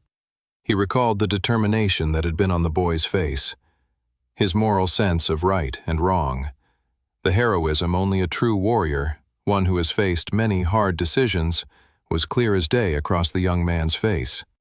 It was especially clear to Edgar on the night he first met Sam, and was reinforced with every subsequent dealings he had with the young man. "I don't doubt that young man's loyalty to the guild or the overall good of the kingdom for a second," said the guildmaster. "And neither should you." Mildred nodded. "Well, impressive certainly describes the boy's ability to win over a cranky old grump like you, that's for sure." She then walked over to the window from which she came. "Any more questions, Mildred?" But the handmaiden had already disappeared into the night before she even heard the end of Edgar's question. Edgar finished off his glass of whiskey and thought over the interaction he'd just had with Mildred Cross. He couldn't help but get the feeling that, despite what he had said to her, she didn't believe a single word out of his mouth. 75. The following day, Sam woke up bright and early. Everyone was sleeping in after the eventful night of the Royal Winter Ball. Many of them believed they had earned themselves a break.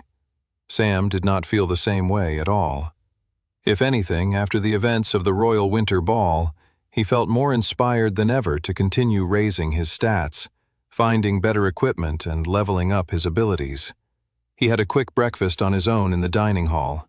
He then downed a mug of coffee as he shoveled scrambled eggs, bacon, and potato wedges into his mouth. He probably would have eaten slower if there was anyone there to witness him, but seeing as he was on his own, he figured he could eat ravenously without upsetting anyone's sense of impropriety. Even thinking in that way caused Sam a brief moment of pause. "I think even the little bit of time hanging out with those nobles last night is rubbing off on me," he thought, and not in a good way. Following his breakfast, he went by the mission board to see what was available for novice-tier travelers with 3 stars and under. A new mission had come in from a newly spotted blue dungeon gate that had appeared outside the city. He put his name down for the mission with one of the clerks and then headed off to start his day. The streets of Resfall were quiet that morning as Sam walked towards the city's eastern gate. The few people he did see were all yawning with bags under their eyes. It looked as if the whole city had taken the night off to celebrate Lovespell and the Royal Winter Ball. Even if many of them weren't invited, they had chosen to celebrate the occasion at home or with others. Sam smiled at a few passers-by and continued towards the gate. The sky was clear, and for brief moments, Sam would catch a whiff of spring in the air, only for seconds later to feel the wind pick up and remember it was still very much winter and would continue to be so for at least another few weeks. He was about 5 minutes from the gate when he got the peculiar sense of someone tracking him. He triggered his mana sense and didn't pick up anything. That didn't put Sam at ease. He could tell he was being followed. He could also tell that whoever was following him was also a decent practitioner of mana manipulation. Sam moved around the corner, trying to shake the tail of whoever was following him. Except, when he went around the corner, he had no idea what happened, but somebody was there waiting for him and knocked him out cold. Sam's vision was blurry and his head hurt. He felt groggy, like he was waking up from a bad dream. Only when he was a little more awake did he realize that he wasn't waking up from a bad dream, but rather a bad day. He had been abducted, kidnapped.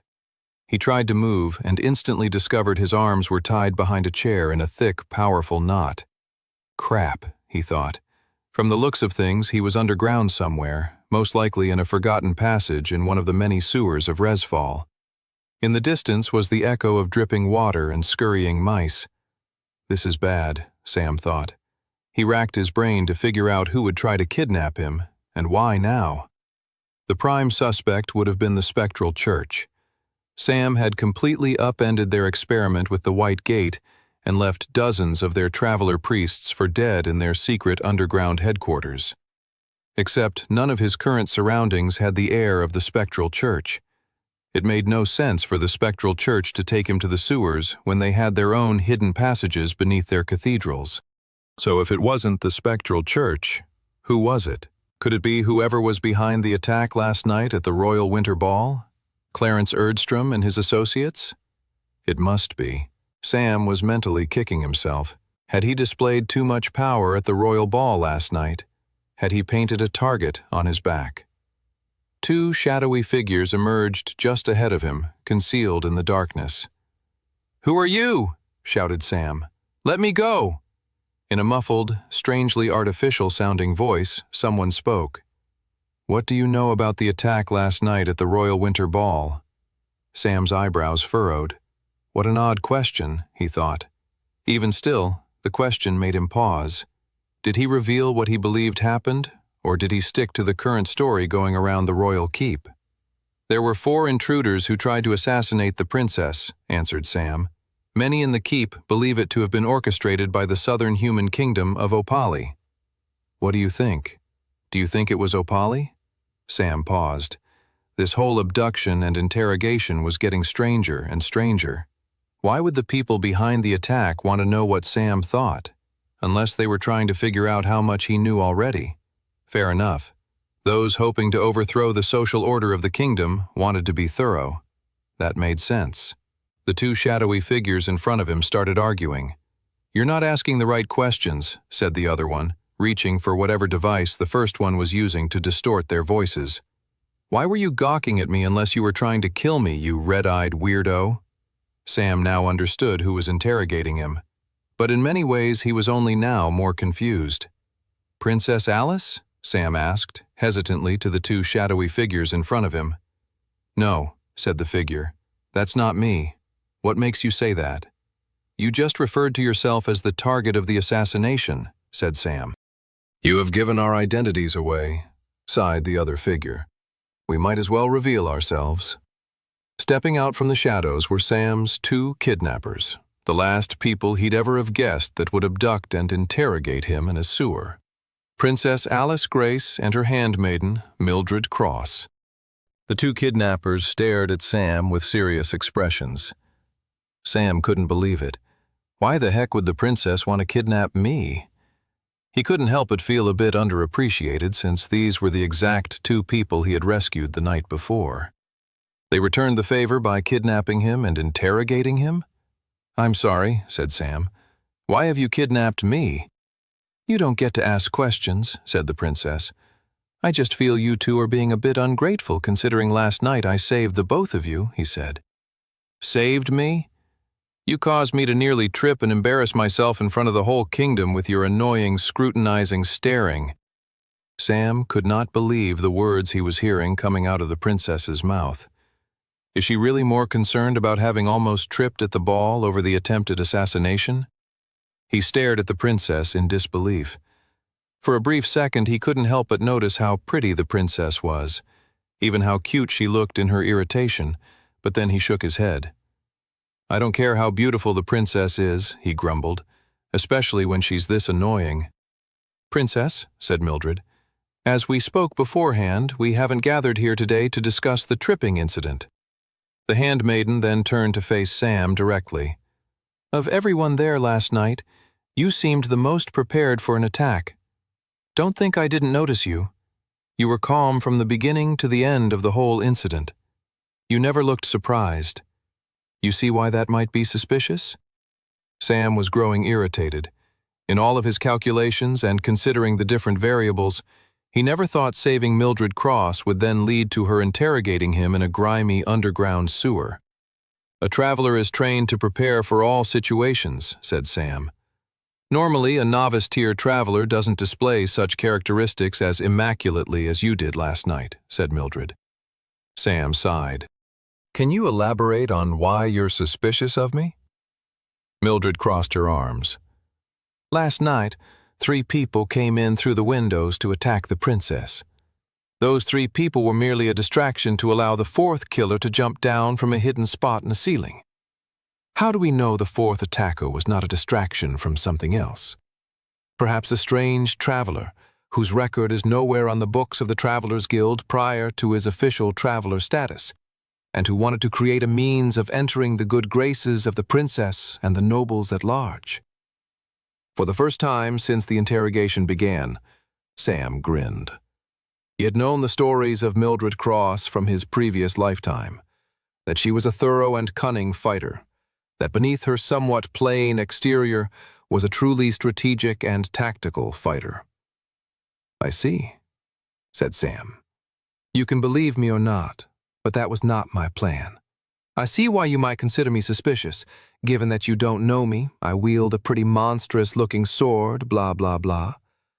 But you seem to be ignoring the most fundamental question about the attack last night.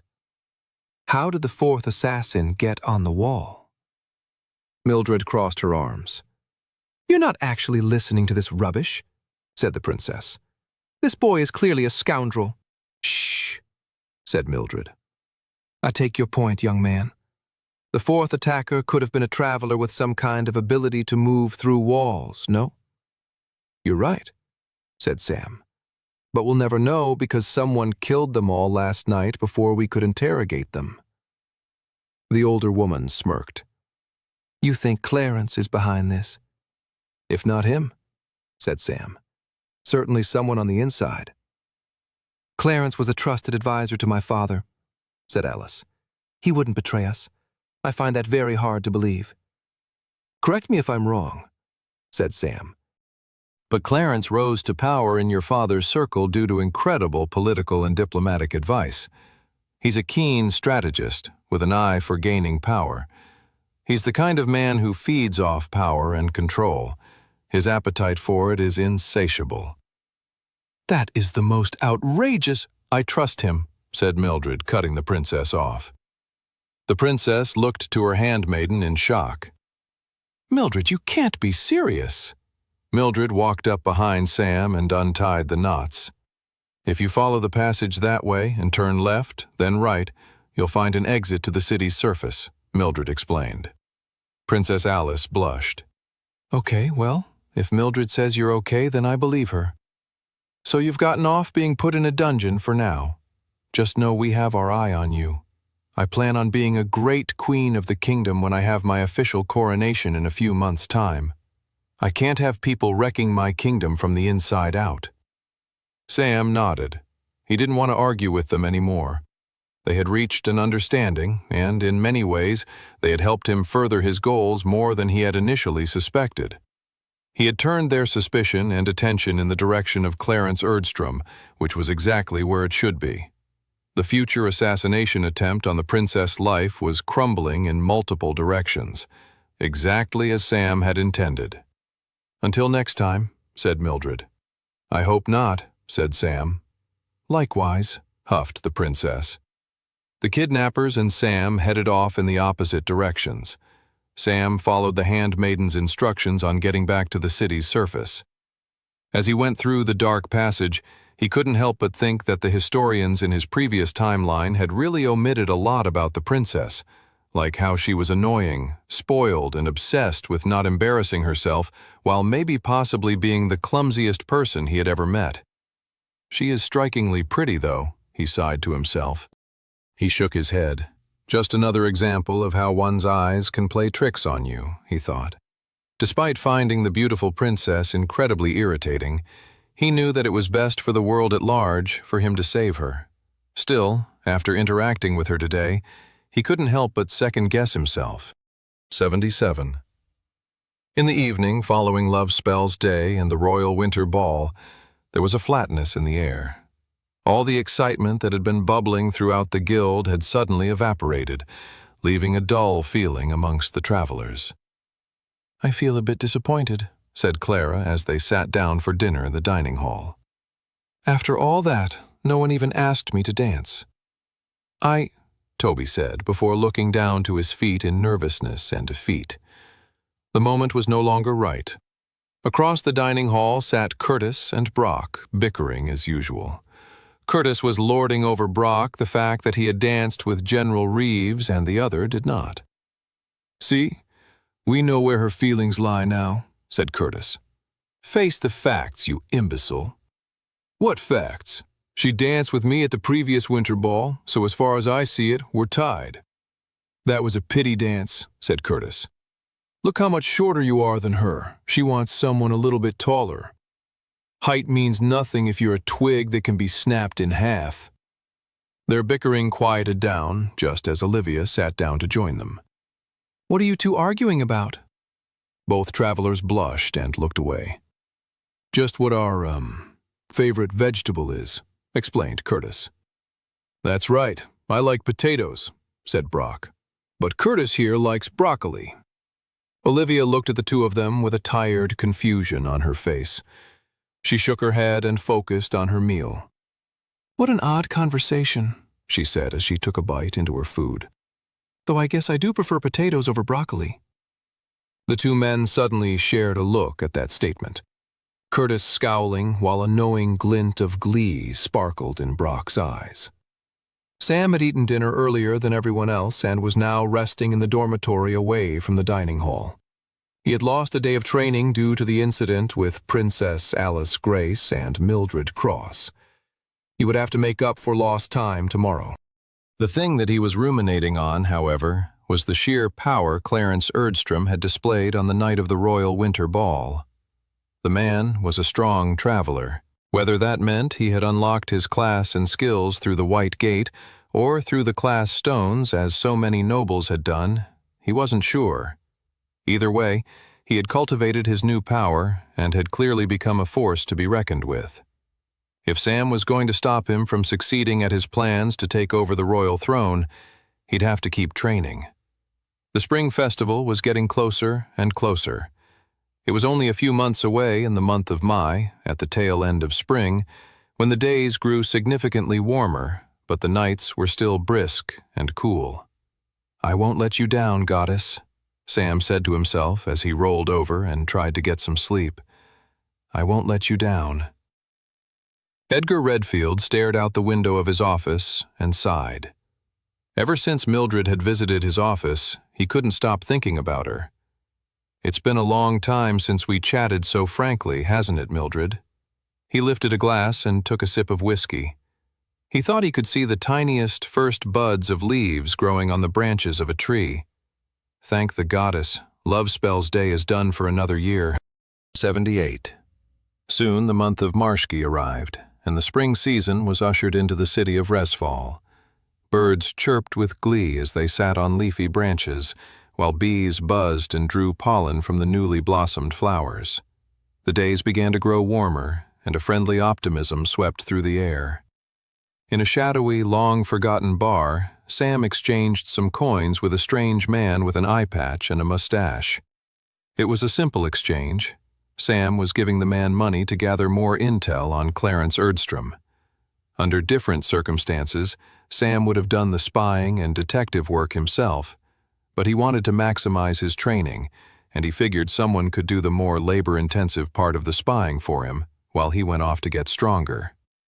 With his clandestine arrangement forged, Sam returned to the Travelers Guild before the majority of travelers had even awoken and managed to finish their breakfast and get started for the day.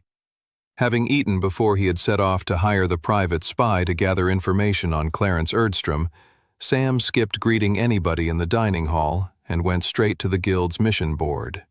He looked through the different 3-star novice-tier missions available, and nothing caught his eye. Even taking a quick glance at the 1-star apprentice tier 1-star missions, there wasn't anything that felt like it would lead to an optimal use of his training time. There was a dungeon gate he was planning on entering the following month, but he wanted to find something worthwhile before then. He was about to start scouring the 2-star apprentice tier missions, guild rules be damned, when a sudden commotion interrupted his contemplation. A scout burst through the front entrance of the guild. His face was red and he was panting.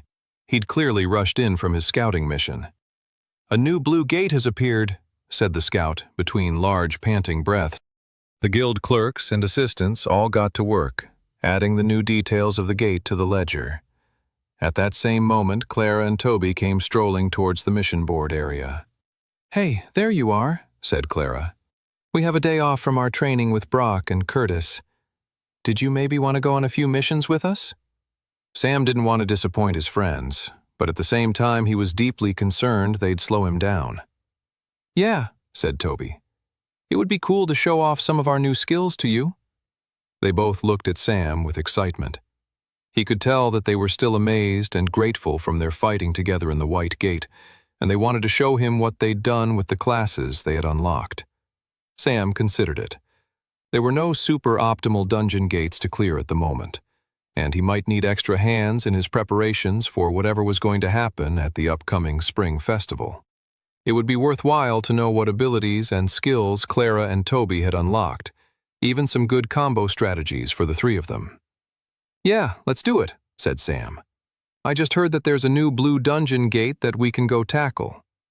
A few hours later, Sam and his friends arrived outside the blue dungeon gate that had only just recently been discovered by the Traveler Scout earlier that day. Both Clara and Toby stood on either side of Sam as they faced the looming glow of the blue dungeon gate. Sam grinned.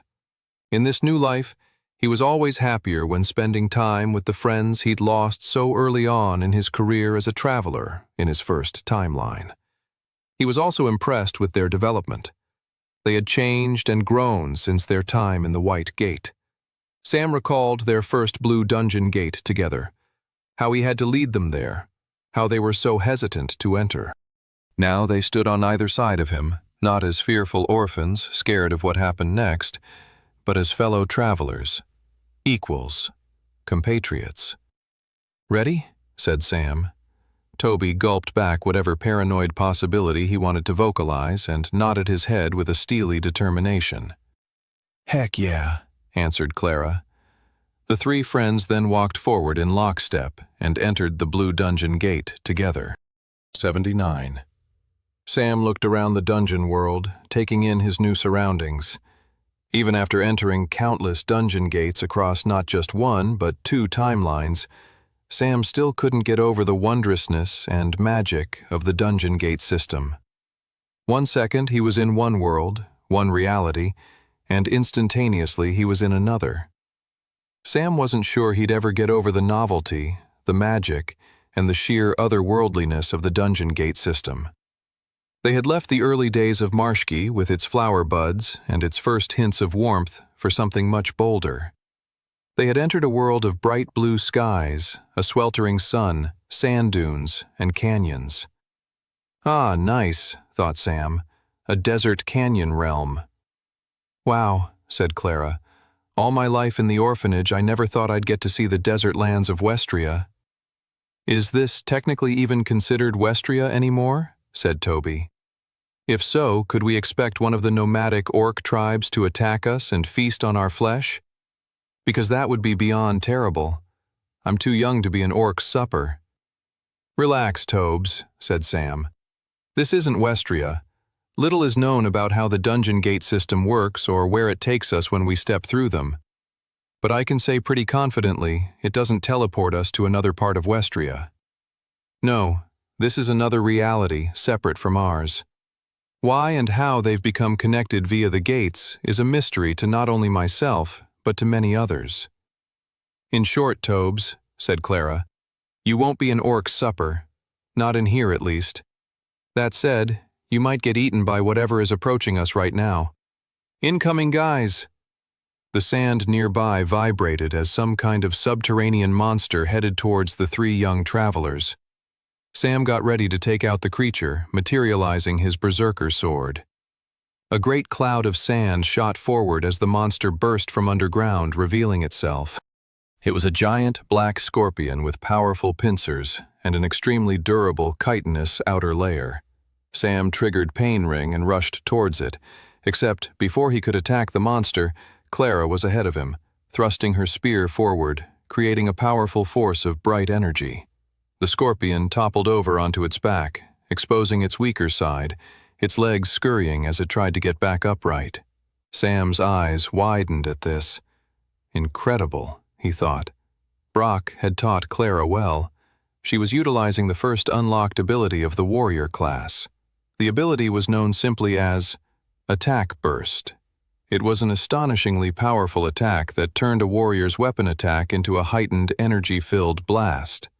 A sword or axe-wielding traveler would create an energy slash with the Attack Burst ability, but because Clara had chosen a spear as her weapon of choice, it took on the appearance more of a forward energy beam than slash.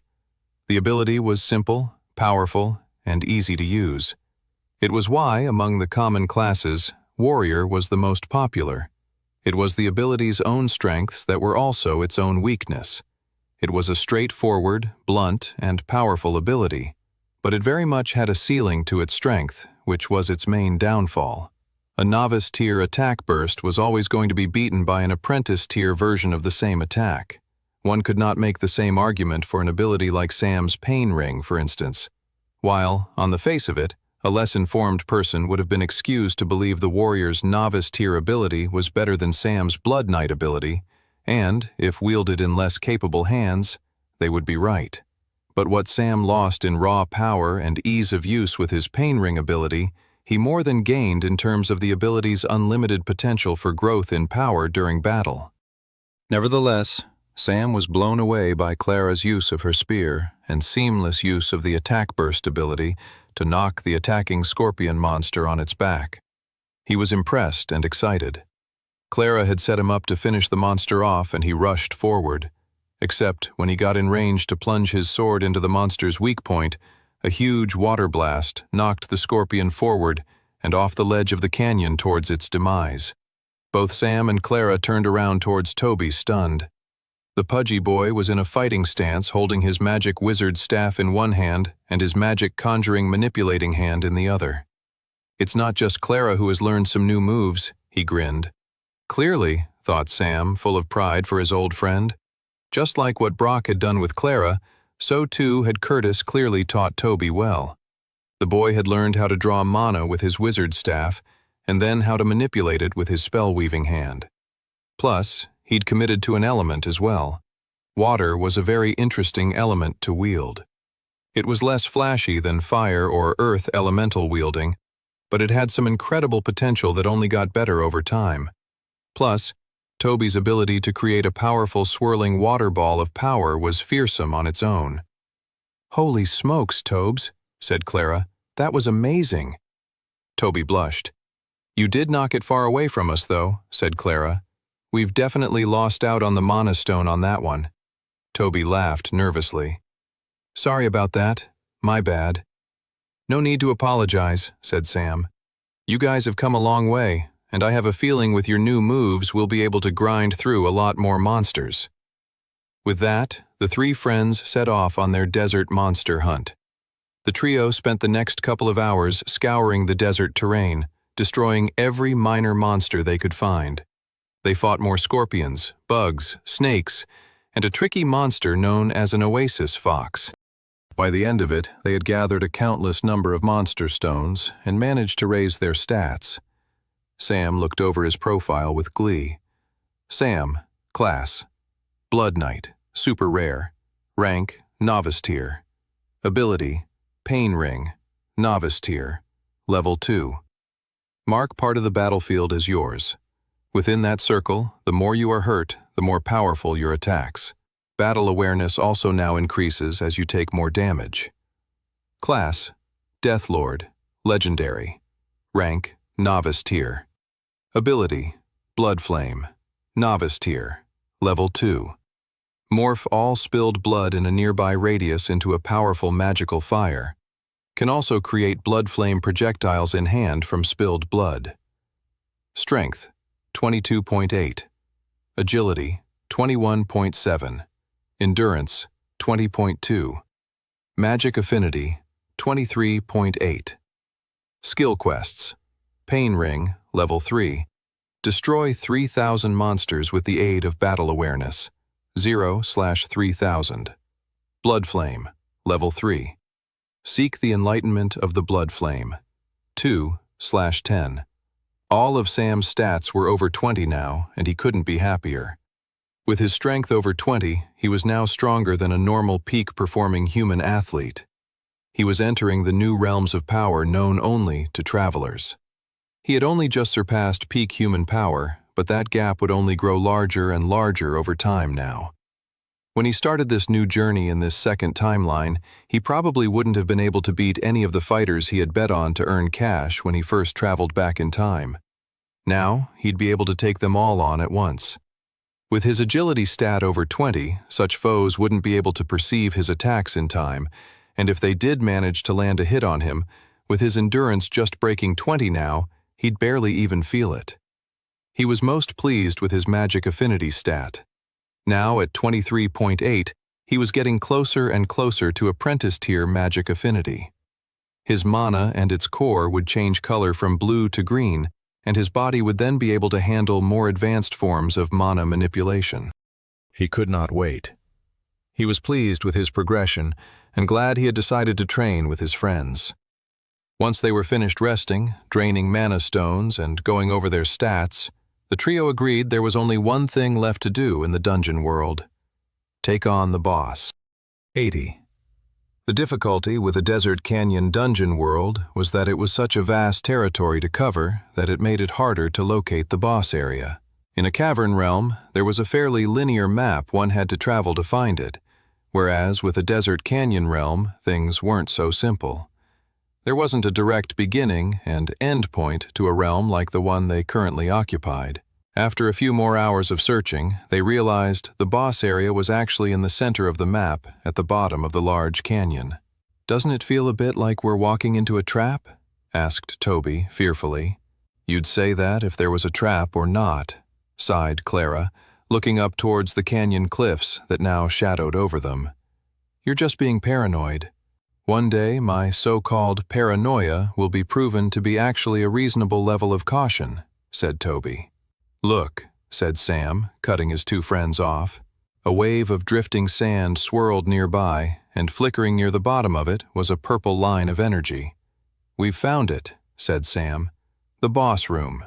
The trio made a quick plan, materialized their weapons, and then stepped into the boss area. As soon as they entered, a large rattling sound echoed around them. "I don't like the sound of that," said Toby, shivering. "Shh," said Clara. "You're not supposed to like it, you goof. Otherwise it wouldn't be a boss room." The rattling sound came from a large bone site that looked like the fossilized remains of a dragon. The bones were clattering against each other, gathering energy somehow. Suddenly, a swirl of sand and magic infused with the bones, and a giant sand dragon came alive right in front of the trio. The newly resurrected sand dragon had fearsome, glowing red eyes and let out a powerful, wailing scream right in front of the trio. The shrill blast of noise was so powerful it created a gust of wind and sent all of their hair flowing backwards, as if they were facing straight onto a torrential storm. "We could just leave, couldn't we?" suggested Toby, wiping sand dragon saliva residue off his face. "Like there's nothing stopping us from turning around and running. I'd feel much more comfortable coming back here with Guildmaster Redfield and some of the others. In fact, why don't they just come back here without us? I like that plan. I vote for that plan. Let's all raise our hands in favor of Operation Get the Heck Out of Here." The only answer Toby received to his own raised hand was the fearless charge forward by Clara and Sam. For, "Stick to the plan, Tobes," shouted Clara. "My vote goes Operation Shut the Heck Up and help us beat this boss." Sam rushed forward, triggering Pain Ring. A red circle shot out from him, taking over a large radius of the boss area. "Attack the monster on the side," said Sam, commanding Clara. "I need to take the hits to power up." Clara nodded with determination and peeled off from their forward charge. Sam rushed up to the sand dragon and leaped forward, swinging his berserker sword. The sand drake craned its neck and blocked the attack. A little bit of damage went through, but not much. Thankfully, the berserker sword's special ability triggered, and the sand drake locked onto Sam with an intense, hateful, and violent frenzy. The creature now had tunnel vision and wanted to kill only Sam, forgetting about his two other companions. It was perfect timing for the sword's ability to trigger, as right after Sam had slashed at the sand drake, Clara had unleashed a powerful blow with her new attack burst ability. A bright flash of powerful light and energy smashed into the sand drake's side, dealing a significant amount of damage, which in any other circumstances would have the sand drake turn its sole attention on her. But thanks to Sam's special sword ability, the sand drake stayed focused on him. The other added benefit to Clara's attack was that it managed to puncture through the sand drake's reincarnated flesh, spilling blood on the ground. "Perfect," thought Sam, He turned around and started retreating. Toby, who swung a massive water ball at the Sandrake, looked shocked to see Sam retreating. "Why are you running towards me?" "Watch," Sam grinned. As the sand dragon came rushing after Sam, the young black-haired traveler triggered his level 2 blood flame ability. He drew upon the spilled blood and created a large ball of blood flame in his free hand. He then whipped the powerful magic projectile in the direction of the sand dragon that was mindlessly chasing after him across the boss area. "We've got it locked in now," said Sam. "Let's whittle it away." They continued in lockstep like this for a good 10 minutes, Clara stabbing the dragon in the side as Sam and Toby threw magic projectiles at it, all while the sand dragon chased after Sam. "Why isn't it dying?" grumbled Clara as she stabbed the sand dragon in frustration. Sam was confused as well. Even if their attacks weren't a perfect matchup for how powerful the boss creature was, they had dealt enough of them that they should have had an effect. But the sand dragon looked as strong as it had from the start of the battle, despite dripping blood all over the place. "Okay, change of tactic," shouted Sam, rushing forward. He ran headlong into the vicious dragon. The dragon shot its head out, wanting to rip Sam to pieces. Sam leapt forward, swerving his shoulder in the direction of the monster's teeth. He tried to reinforce that portion of his body with mana from his mana core as he braced himself to take the deadly attack. The sand dragon's teeth pierced into him, and Sam winced with pain. But the hurt didn't last too long. The pain ring transformed the horrible suffering entering his body into a newfound sense of power. Sam pushed himself free from the sand dragon, rolling back onto the desert ground. He got up on his feet and felt the new power swirling through him. "This is good," he thought, but not enough. He spent the next minute slashing at the sand dragon with his newfound power, and it was definitely making a dent in the monster. But even then, Sam knew they were missing something. Sheer power wouldn't be enough to destroy this boss. They need to figure out its weak point. That was why a minute after allowing the dragon to take a horrific bite out of him, Sam was rushing forward to let it take another. He jumped towards the monster with his other, less mangled shoulder as the sand dragon slashed its sharp, bony claws against him. A sharp ridge of blood and flesh ripped through Sam, and he screamed out in pain. "Sam!" shouted his companions. Sam's heart raced and his vision swirled as his body was filled with unbelievable suffering. The horrific feeling didn't last long as his necklace of healing began to patch his bleeding body back together. As he swayed back onto his feet, Sam's vision was changing. The advanced evolution of his pain ring ability was finally taking effect. The sand dragon's mouth was glowing, specifically at the end of either side. Sam recalled how in his very first attack the sand dragon had protected his face. "I figured out its weak point," shouted Sam. He retreated for 30 seconds, returning back to their earlier formation as he explained the strategy of how they were going to finally finish this blasted boss monster. They quickly formed a new position.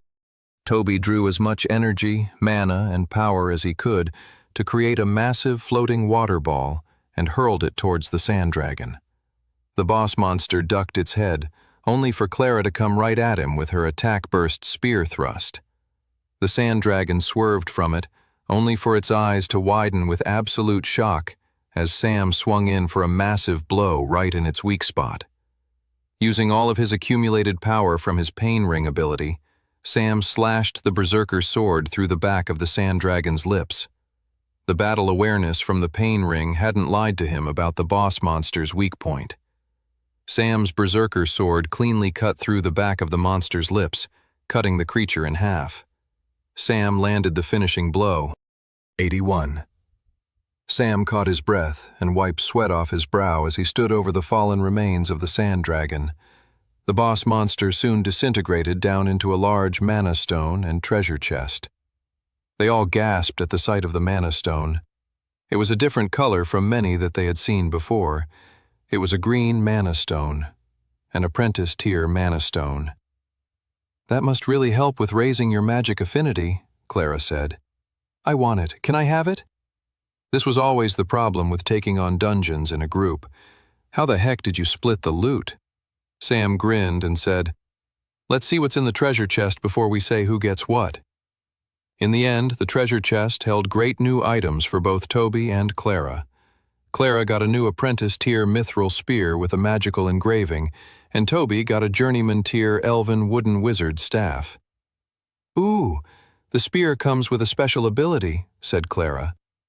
"Tell me more," said Sam. "I'm going to keep it as a surprise for now," she grinned. "All right, I guess that means I get the mana stone," Sam chuckled, picking up the green stone and vanishing it into his inventory. With the loot sorted, they headed back to the dungeon gate entrance, satisfied with a good day's work. A few nights later, Clarence Erdstrom strode through the streets of Resfall. He rarely left the keep nowadays in fear of attracting suspicion, but he needed to have a word with his fellow associates. He kept a hood up and furtively looked around the city streets with suspicion. Someone had followed him a few nights earlier, but he was now prepared for any nighttime stalkers this time. If anyone chose to follow him, they were going to suffer for it. Clarence moved quickly through the streets, sticking to the shadows, moving through alleys and forgotten sections of the city. His body was filled with frustration. He'd been planning the attack on the Royal Winter Ball for months. While he hadn't expected to finish off the princess, he was hoping to get that damn handmaiden out of the way. Now his entire plan was disordered. He needed to rethink everything. The problem, however, was that he couldn't quite figure out why his initial plan at the ball had failed. He couldn't put his finger on it, but it felt almost as if people were prepared for the attack to happen. But how would that have even been possible? Was there a mole among his associates? Clarence shook his head.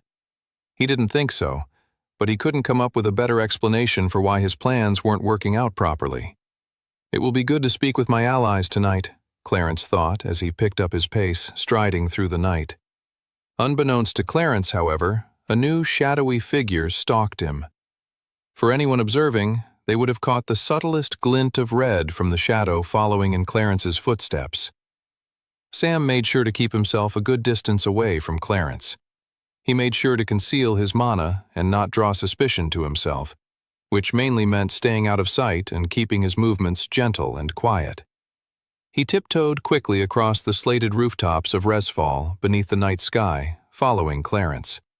It was mostly a cloudy night, which made it darker and helped Sam with his nocturnal stalking.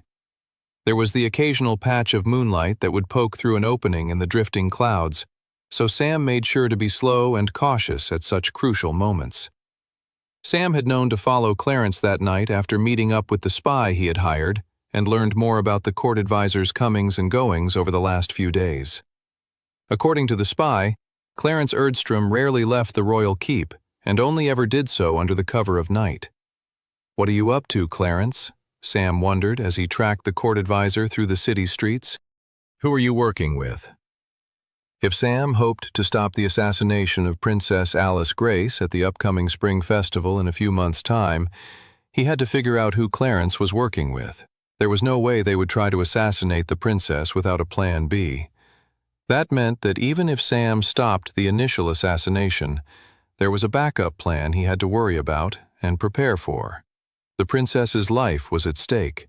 The fate of everyone who lived in Resfall was at stake. The demise of Westria and all of its people was pretty much guaranteed if Sam didn't stop whatever monstrous plans were being formed for the upcoming Spring Festival. Sam slowed down his movement as Clarence suddenly stopped. Sam crouched and hid behind a chimney and poked his head out to see what the court advisor did next. The man entered a building. Sam waited for a second and then, just beyond the top-floor window, he saw Clarence re-emerge. Another man emerged from the shadows of the room. The man had clearly been waiting for Clarence. Sam crept a bit closer to get a better look at who the strange man was. The clouds drifted and a patch of moonlight shone through the dark night onto the room Sam was spying on. His eyes widened as he saw who Clarence had met with. "So, it's as I expected," Sam thought. "But now I have proof." Meeting with Clarence Erdstrom was none other than the head of the Spectral Church, Archbishop Balin. 82. Sam watched the two powerful figures continue with their clandestine meeting. The royal court advisor and the highest member of the Spectral Church. Sam crept a little bit closer. If only I could hear what's being discussed in there, thought Sam. To be fair, Sam could piece together the larger points. They were clearly working together towards assassinating Princess Alice Grace. But Sam wanted to know more of the particulars. I bet it connects back to the experiments I found in Creekdale, Sam thought. Sam realized he needed to know more. He started looking around for ways to jump from the roof and get closer to the Archbishop and the court advisor so he could eavesdrop more effectively. He looked across the shadowy night, trying to figure out a way to proceed. He needed to get closer. The lives of so many depended on him figuring out the greater details of the powerful men's plans. Sam took in the narrow street that separated the roof from the one where the meeting was taking place. On the one hand, it wasn't too big a gap, and Sam should easily be able to make it across. But there were two problems. The first problem, and Sam lurched even thinking about it, if he screwed up the jump, it was a long fall to the cobblestones. Even with his higher stats, he'd be worried about taking a serious injury, especially if he didn't land correctly. The second problem was, even if he landed, he'd create a lot of noise, which Sam definitely didn't want to do. One of his greatest advantages in this timeline was that no one knew about his extensive knowledge of the future. He needed to protect that advantage at all costs. Sam saw the solution to his predicament and didn't hesitate as soon as it became clear to him. He sent mana to his feet, creating a level of calm balance in them that allowed him to make his movements as quiet as the night. He then hurried a few rooftops over where he could make the jump and not disturb the secret meeting he wanted to spy on. He took a deep breath, ran down the slated roof, and jumped off it at the last moment, catching his breath as he landed on his feet. In any other circumstances, he would have wanted to take a breather and soak in the relief for making the big jump, but he didn't have time to waste. He crept back to the room where the meeting was being held and slid down to the edge of the room just near the window. He placed his ear against the roof, and he could just barely make out the conversation. "So the plan will be ready just in time for the spring festival," said a voice, which Sam easily recognized as Clarence Erdstrom. "And what if things don't go as you suspect them to, much like what happened the other night?" said a different voice, clearly the Archbishop. "That's where you come in," said Clarence. "I presume the artificial dungeon experiments are going well?"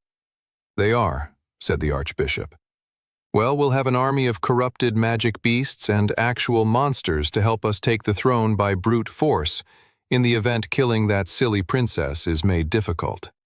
Let's hope for the sake of so many in this city that it doesn't come to that," said the Archbishop. "The streets will flow with blood if we do that," Clarence replied. "The blood of the innocent is nothing but the ink of history, my good friend. We're almost there. Just another month or so. Until then, I bid you good night." The two men said goodbye, and the meeting came to a close.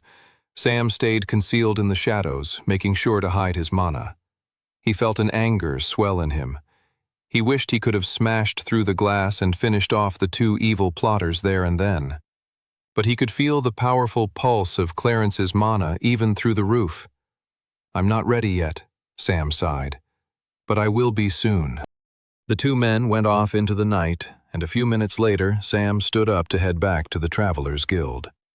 The final training and preparation had to start now if they were going to save the princess from the assassination and the entire city at large. Sam took a step in the direction of the guild, when suddenly flashing through the night was a silver dagger aimed right at his head. 83. A few minutes earlier, an assassination squad of traveler priests took position across a series of rooftops in a forgotten quarter of the city. The second in command of the squad was Gregor Regus, an apprentice-tier traveler priest with the assassin class. Even without the class he unlocked from the White Gate a few years ago, Gregor had always been a killer. It was simply what he loved to do. He unsheathed his silver dagger as he eyed up the shadows of their target a few rooftops away. The target, whoever he was, hadn't noticed them in the night. They had taken great pains to conceal their mana and keep a greater distance from the target than they normally would when tracking someone. Normally, keeping such a distance would have been extremely difficult, but because they knew the court advisor's route beforehand, they could take a more hands-off approach to tracking their prey. Gregor's silver dagger glinted beneath the starlight. It was time to incapacitate the target and discover who exactly had been tracking the court advisor. "It will be my pleasure," Gregor thought as he pulled his hand back and then threw his silver dagger out into the night towards the person hiding in the shadows of the rooftop nearby. Sam ducked at the last second, managing to dodge the incoming dagger attack. The silver dagger punctured the roof behind him, cracking one of the roof tiles into dust, which Sam couldn't help but think was what would have happened to his skull and brain had the dagger landed where it was supposed to. Sam scrambled from his rooftop position and took shelter behind a large brick chimney.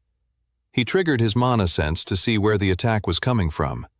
He didn't pick up anything, telling him he was dealing with a professional and, most likely, proficient assassin. Sam quickly pieced together what must have happened. Clarence must have spotted one of the trackers that Sam had hired a few nights earlier.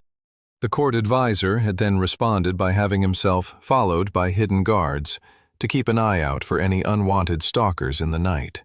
Sam had managed to keep himself quite concealed over the course of the evening, so he came to the conclusion his best course of action was to get out of there as swiftly as possible. Sometimes there were moments when it was best to fight, and other moments when you needed to know it was time to run. Sam jumped off the roof and descended into the shadows of the street.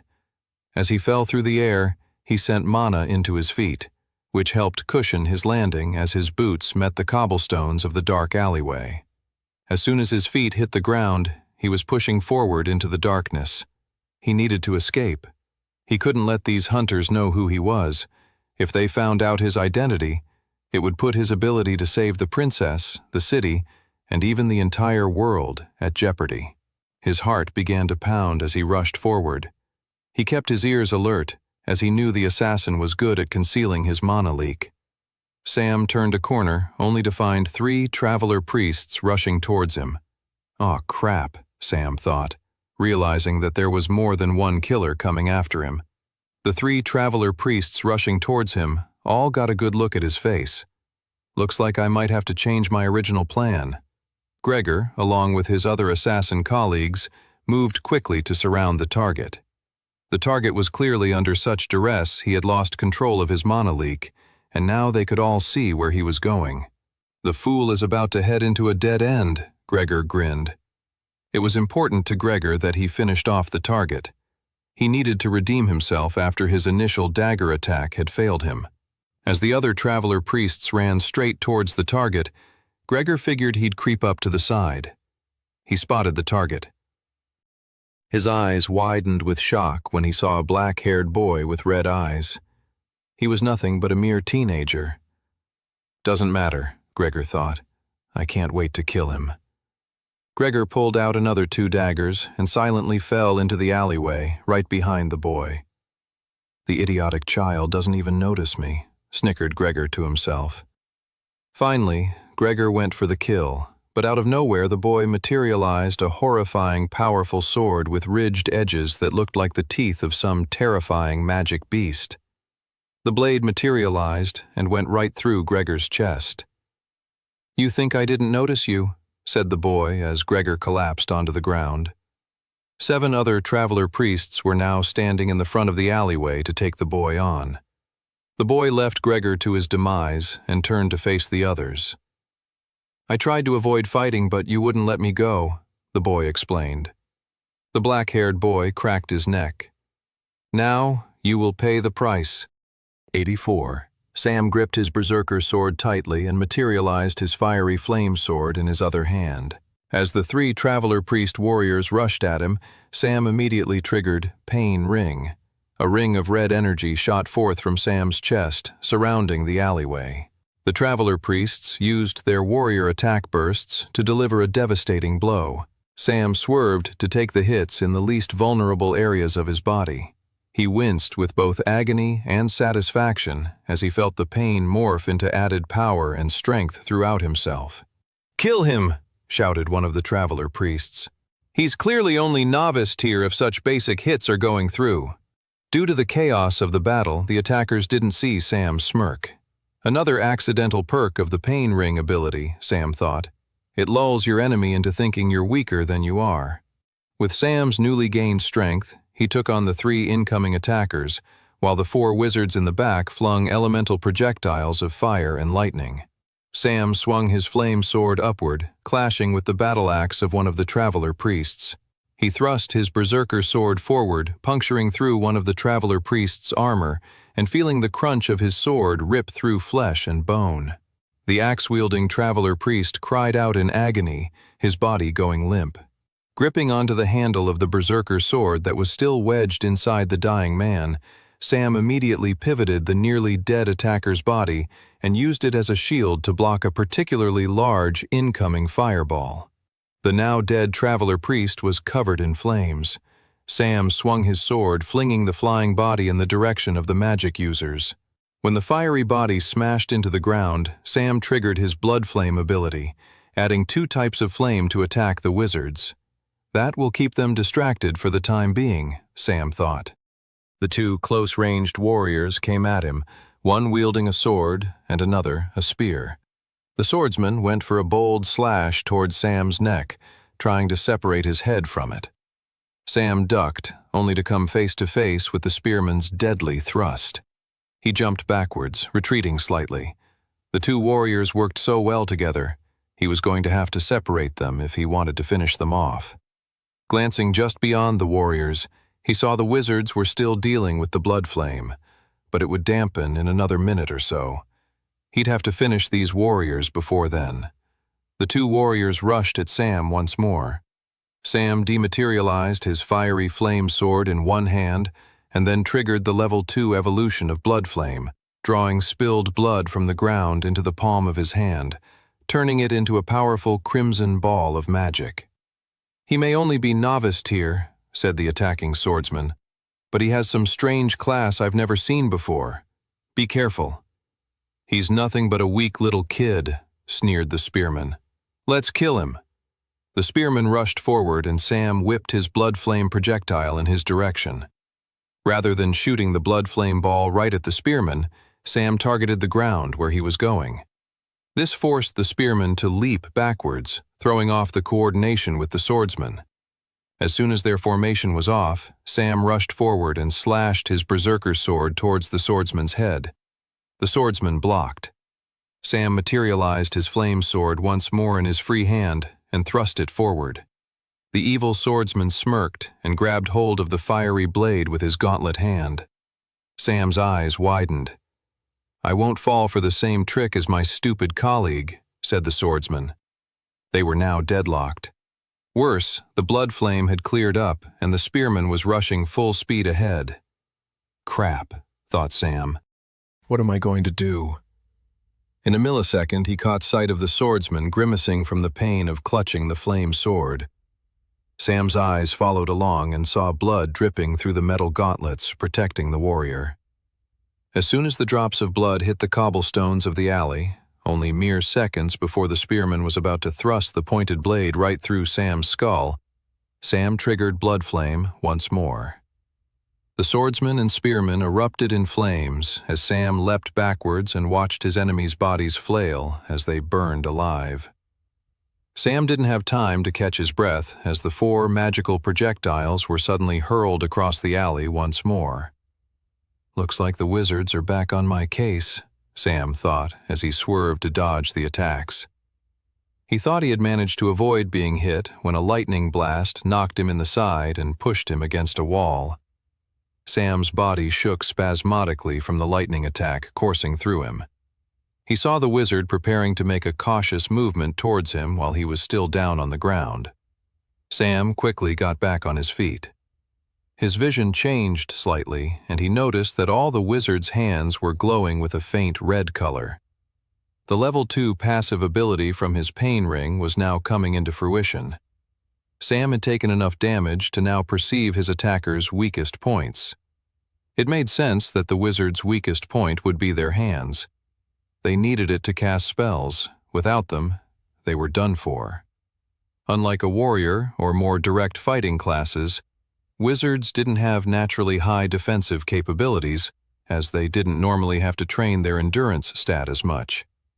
2 of the wizards had leapt up to the rooftops on either side of the alley. They had created a formation where he could only attack one of them at a time. Sam dematerialized his weapons, freeing up his hands. "The boy is crazy," shouted one wizard. "He disarms in the heat of battle?"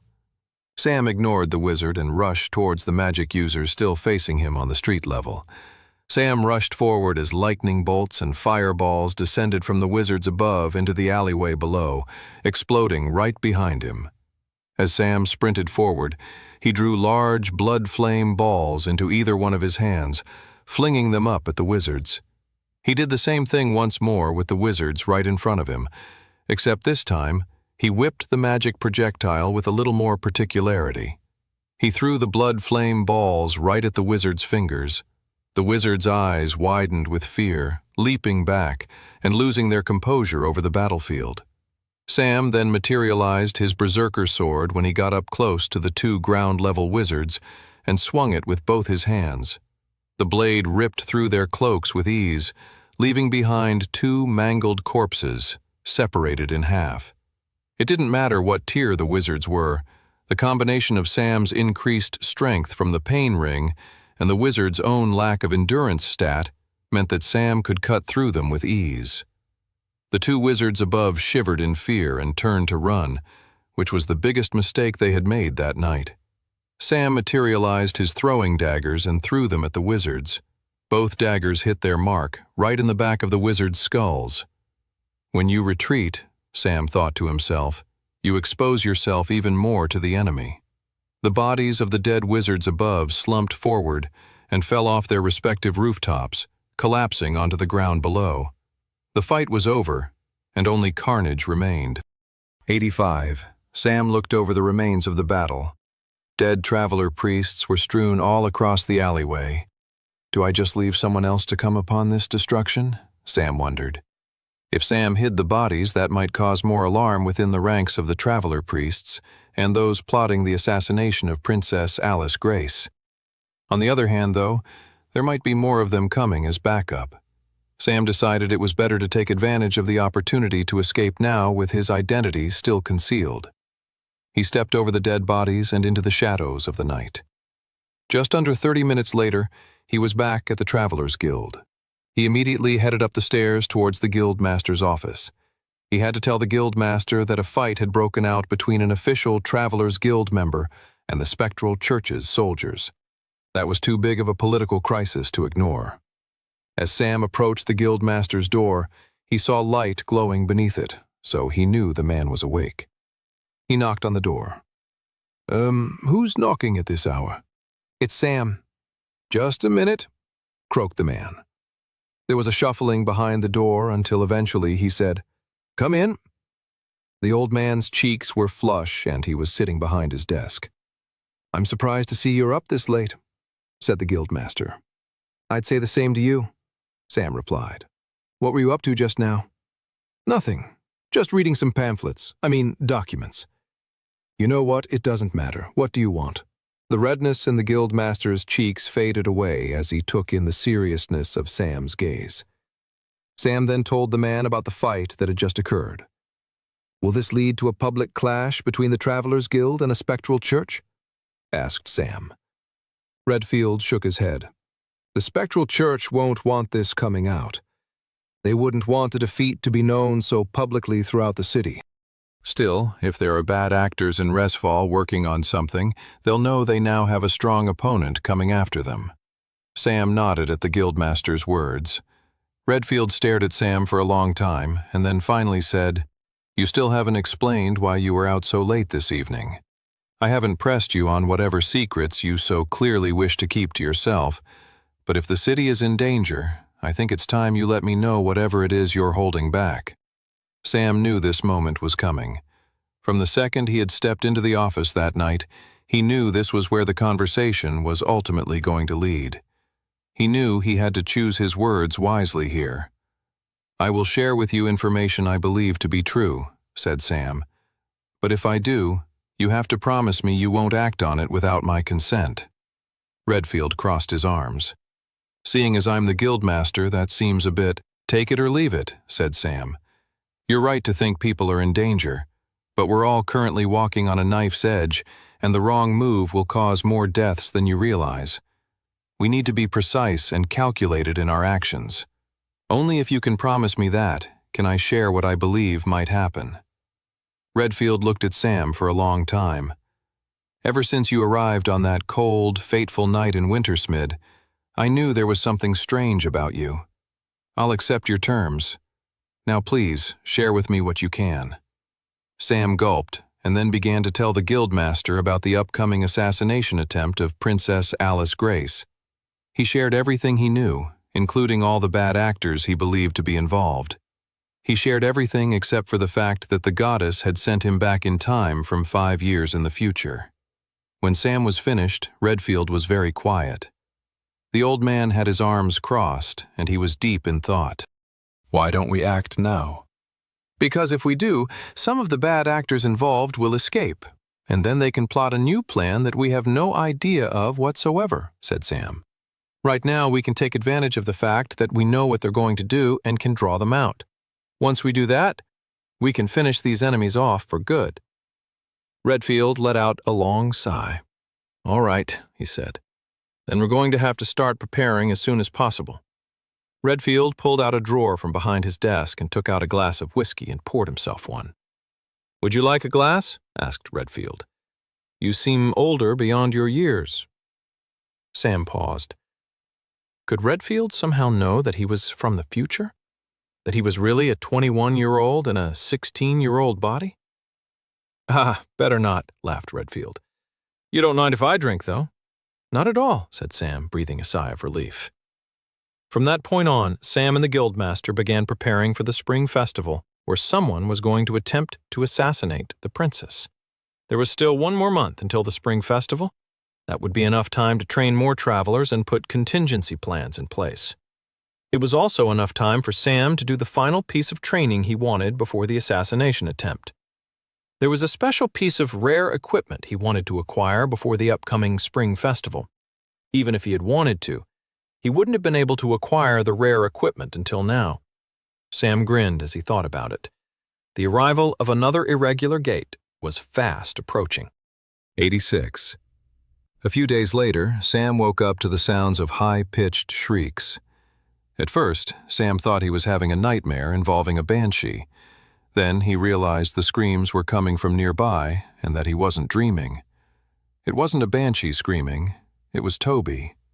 "I'm going to die! I'm going to die! I'm going to die!" Sam immediately jumped out of bed. Has the spectral church launched an attack on the guild hall, or has there been a sudden dungeon break? "Toby, what's happening?" Sam asked, full of concern. Puffy-eyed and red in the face, Toby began to explain the situation. "There's a new type of pollen in the air that suffocates you from the inside out. I took a big foolish whiff of that exact contagious flower yesterday in one of the city's gardens." Sam's heart immediately began to calm down. He looked out the window and saw buds of leaves returning to the trees and a bright, clear blue sky day. It was the 1st of April. "Have you forgotten what day it is?" Toby blinked. "What do you mean?" Sam grinned and shook his head in disbelief that Toby had been duped so well. To be fair, he was a bit of an easy target. The 1st of April was also known as April Tricks Day. Centuries ago, there was a court jester who always pulled elaborate pranks on the nobility on the 1st of April. As time went on, the tradition took hold, and it became a celebratory day of trickery and pranks throughout Volsungar and Westria at large.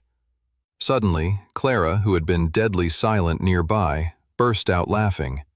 Wiping a mirthful tear from her eye, Clara said, "Ah, Toby, you're cute when you're stressed." Toby blushed. "Cute?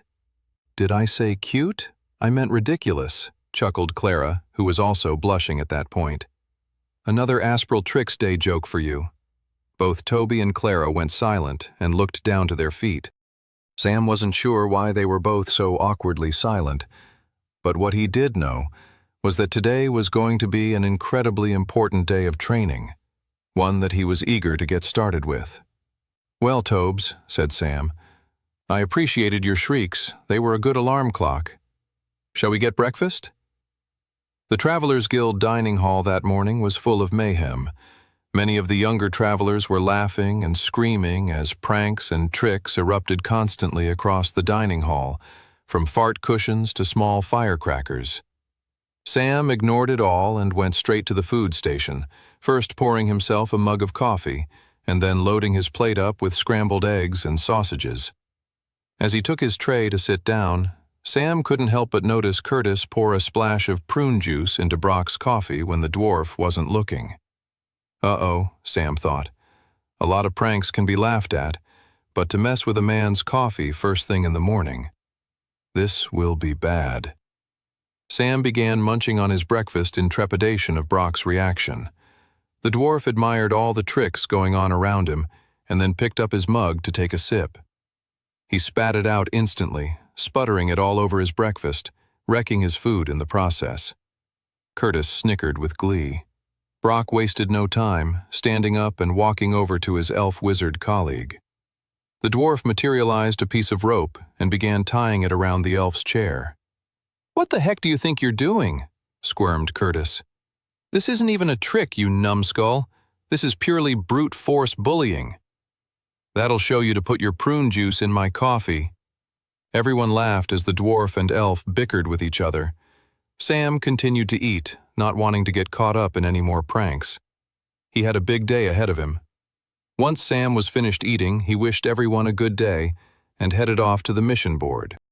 He saw a group of travelers as eager as him, looking at the available missions on offer. They were a group of 3-star novice-tier travelers just like him. They glanced over at Sam, nonchalantly. They knew him as a rising star in the guild, but that was it. Sam, on the other hand, knew that in his previous timeline, all 4 of the travelers would be dead by the end of the day. He looked over at a large warrior in the group. He had a massive, broad sword strapped to his back. The man had a soft, kind face. It was hard to believe he would be the one to kill his entire party later that day. "Hey, what's the big idea?" said a feisty wizard girl nearby. "Stop staring at us, you weirdo." Sam shook his head and apologized. He looked at the mission that the 4 travelers were eyeing up. "Hey, this is ours," said the wizard girl once more. Sam nodded and then headed out of the room. "What a strange guy," said the wizard girl. "He didn't even pick a mission." Sam didn't have to. He was going to beat the group to the mission they were about to embark on. In the previous timeline, Aspral Trix Day in the year of 1767 of the Royal Westrian calendar became the start of a terrible moment in the history of the Volsungur country. The tragedy became less well known over the years of Sam's original lifetime, as it was completely overshadowed by the assassination of Princess Alice Grace a few weeks later. But it was a tragedy nevertheless, and it only added to the chaos in the build-up to the brutal killing of the princess. Sam shook his head as he walked out the door of the guild hall. He wanted to live in a world where both tragic incidents didn't occur. He strode forward with determination. He was going to save that group of travelers' lives and many more by what he was about to do. Sam marched forward, heading off to complete the final piece of training before the upcoming spring festival. 87. Half a day's travel outside of Resfall was the small hamlet of Lembrookshire. It was mostly farmland. As Sam arrived and took in the scenery, he couldn't help but wince at the memory of this idyllic place covered in flames. The tragedy of Lembrookshire left hundreds dead and more wounded, all because of an irregular gate. From where Sam stood up on a hill, he could already make out the glowing blue contours of a nearby dungeon gate. He bristled at the sight of it. Anyone looking at it would have thought it was nothing more than your average low-level dungeon gate. Only Sam knew it was anything but. Sam took a step down the hill towards the dangerous dungeon portal. As he headed towards the recently formed dungeon gate, he saw farm folk hurrying away from it. "I must look insane to them," Sam mused. "I'm the only one heading in the direction of the gate rather than away from it." An old farmer with a large family was hurrying up the same trail as Sam. When they crossed paths, the farmer said, "Thank goodness one of you travelers is here to help. Don't you have others?" "I'm not sure one will be enough to take that thing on." Sam nodded. "Thank you for the warning, sir." The farmer held out his hand and said, "No, we're the ones who should be thanking you." "Don't thank me just yet," said Sam. "You guys should head to the nearest town and seek shelter there. That would be your best bet. If you see any travelers on your way, let them know that I've entered the gate already." With that, Sam strode off in a hurry towards the gate. The farmer and his family just stood there stunned as they watched him go. "But wait, young man, are you really going to go in on your own?" Sam was too focused on stopping the upcoming tragedy to reply. 30 minutes later, Sam was standing in front of the blue dungeon gate. The portal to a dangerous other world loomed over him, beckoning him forward. Sam closed his eyes, taking in a brief moment of respite and calm, before setting off on the large task in front of him. "Let's do this," he thought, and marched right into the blue dungeon gate. The environment changed instantly. He went from the cool spring air of the Volsinger countryside into a pulsing, hot environment of a volcanic landscape. A strange sound echoed behind him. Sam turned around to see the blue dungeon gate he had just entered was changing color. It shifted from blue to green. And right after it did that, the gate shrunk until it disappeared entirely. This was not normal. A dungeon gate did not change color once inside. A standard dungeon gate did not close, trapping whoever entered it inside. It was a special type of irregular dungeon gate known as a trap gate. Not only did the difficulty of the gate increase by an entire tier, but one's ability to exit the gate had been taken away. In Sam's first timeline, the group of travelers he'd recently seen at the guild right before leaving on this mission had entered the gate, and only 1 out of the 4 came back alive. It was the warrior he had seen earlier. The man had exited the trap gate and revealed himself to be a rogue traveler, and went on to massacre everyone in the surrounding area, destroying all the lives, homes, and farmland that he could. No one ever got to the bottom of why the young man had gone insane, or whether he'd been holding back a murderous craving for a long time. One thing was for certain, though. The young man had left the trap gate with a new, powerful set of soul-bound silver armor. It was one of the reasons why Sam had come here today. He wanted that armor. Sam turned away from where the dungeon gate had been and took in his new surroundings. He was in a volcanic and mountainous terrain. The ground was black rock with rivulets of lava running through them.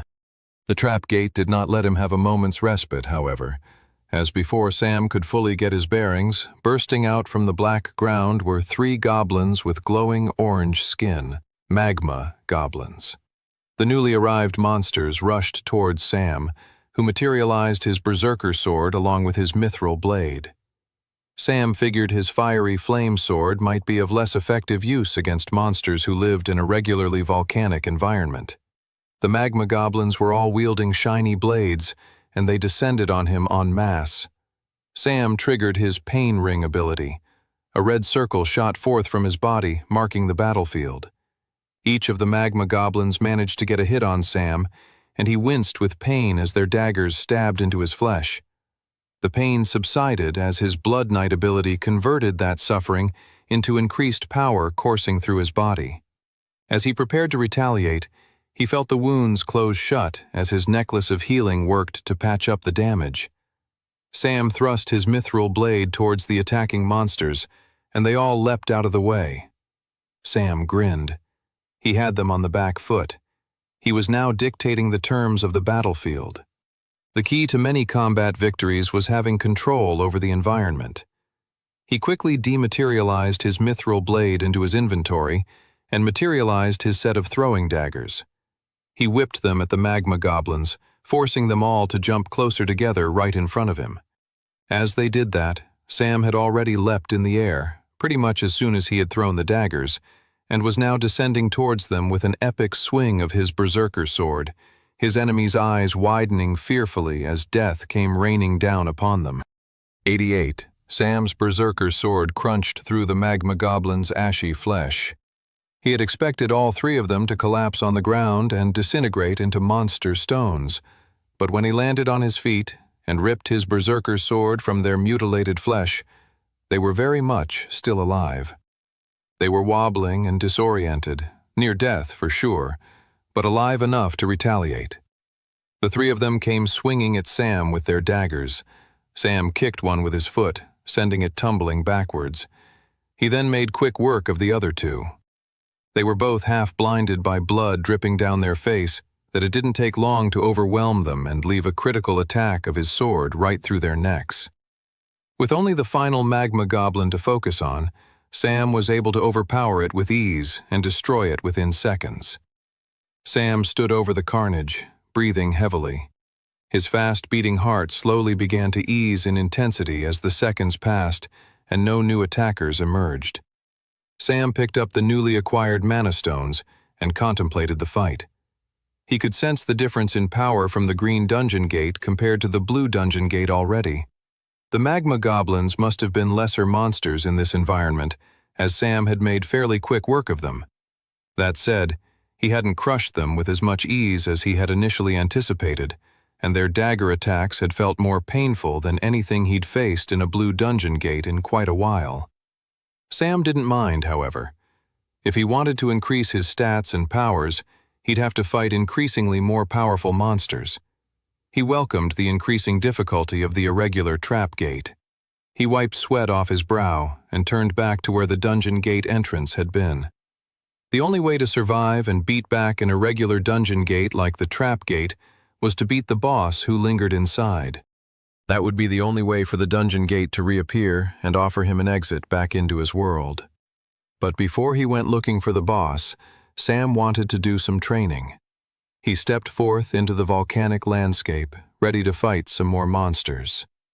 Over the next couple of hours, Sam fought hordes of magma goblins, fire elementals, ash pixies, and sentient boulders, which were bizarre boulders with arms and legs that would attack Sam by rolling down hills from above in an attempt to smash him to death.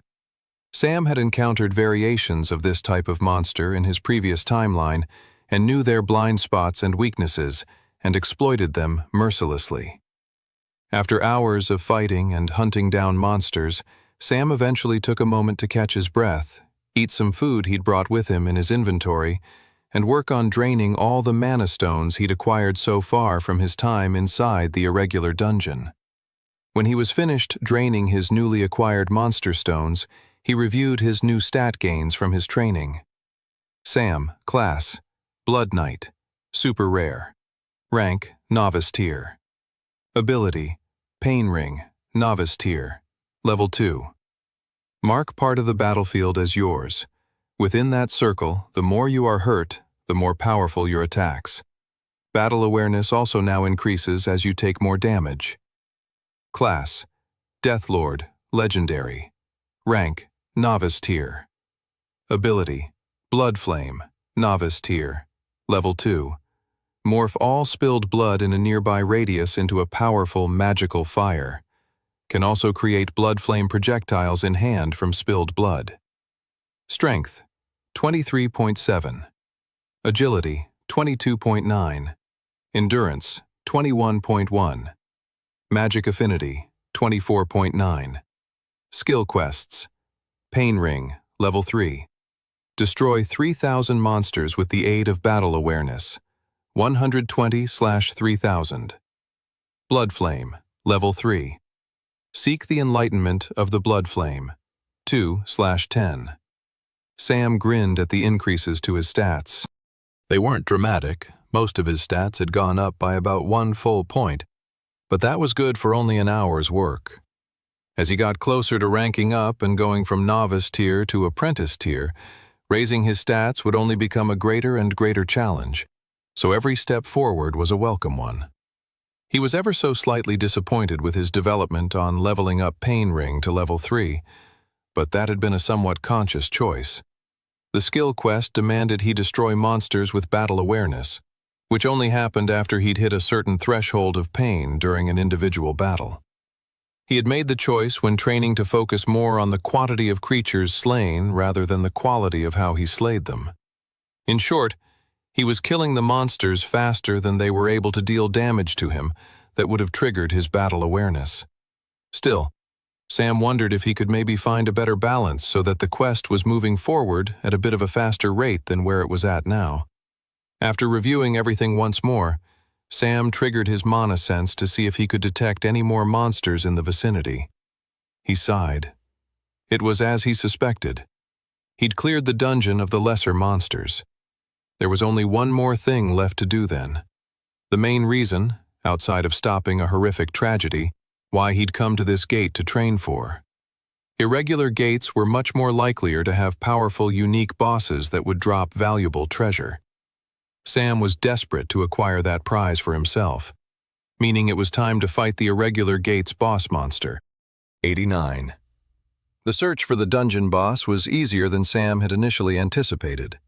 The problem with an open-area dungeon world was that there was no linear path towards the boss, which made searching for them more difficult. In the case of the current dungeon Sam was in, he made the judgment call that the large volcanic mountain that loomed at the center of the dungeon was most likely where the boss resided. It took Sam an hour to get to the foot of the mountain, and then a few more hours climbing up the ashy rock, getting closer and closer to the volcanic center of the dungeon.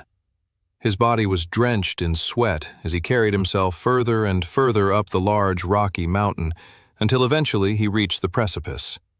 He stood over a cliff and looked down into the fiery, lava-filled depths of the volcano. His eyes winced and he took a step back. The heat was on a whole other level. It had been like placing his head right over a pot of boiling water. The entire skin on his face prickled and hardened from the sheer intensity of the heat. Sam used his mana sense to see if he was right about where the boss was. A huge throb of mana emanated forth from right inside the volcano. Sam was at a loss.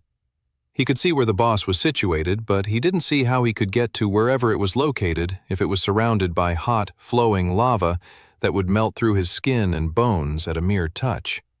What kind of creature can possibly live in such a hot environment? Sam wondered with fear. At that moment, a bright red tentacle shot forth from the pool of lava and into the sky. The tentacle loomed over Sam.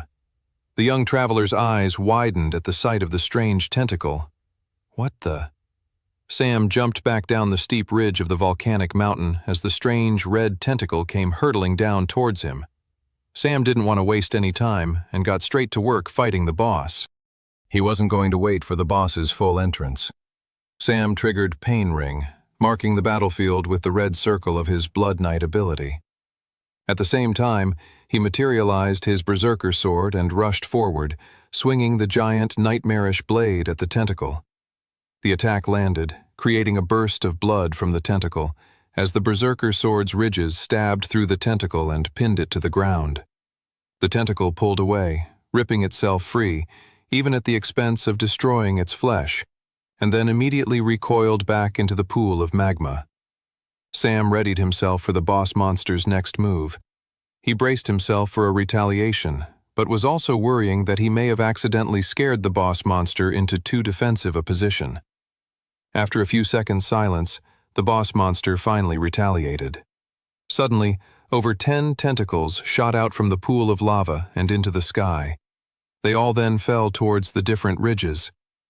There's too many to attack, Sam thought, looking at all the tentacles.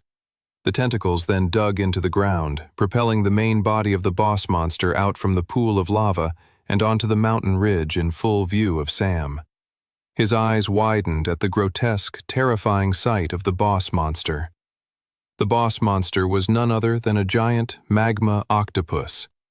It had a countless number of tentacles beyond just the ones that had helped prop it up. It had 2 large, bright blue eyes that stood in strong contrast to its bright red skin.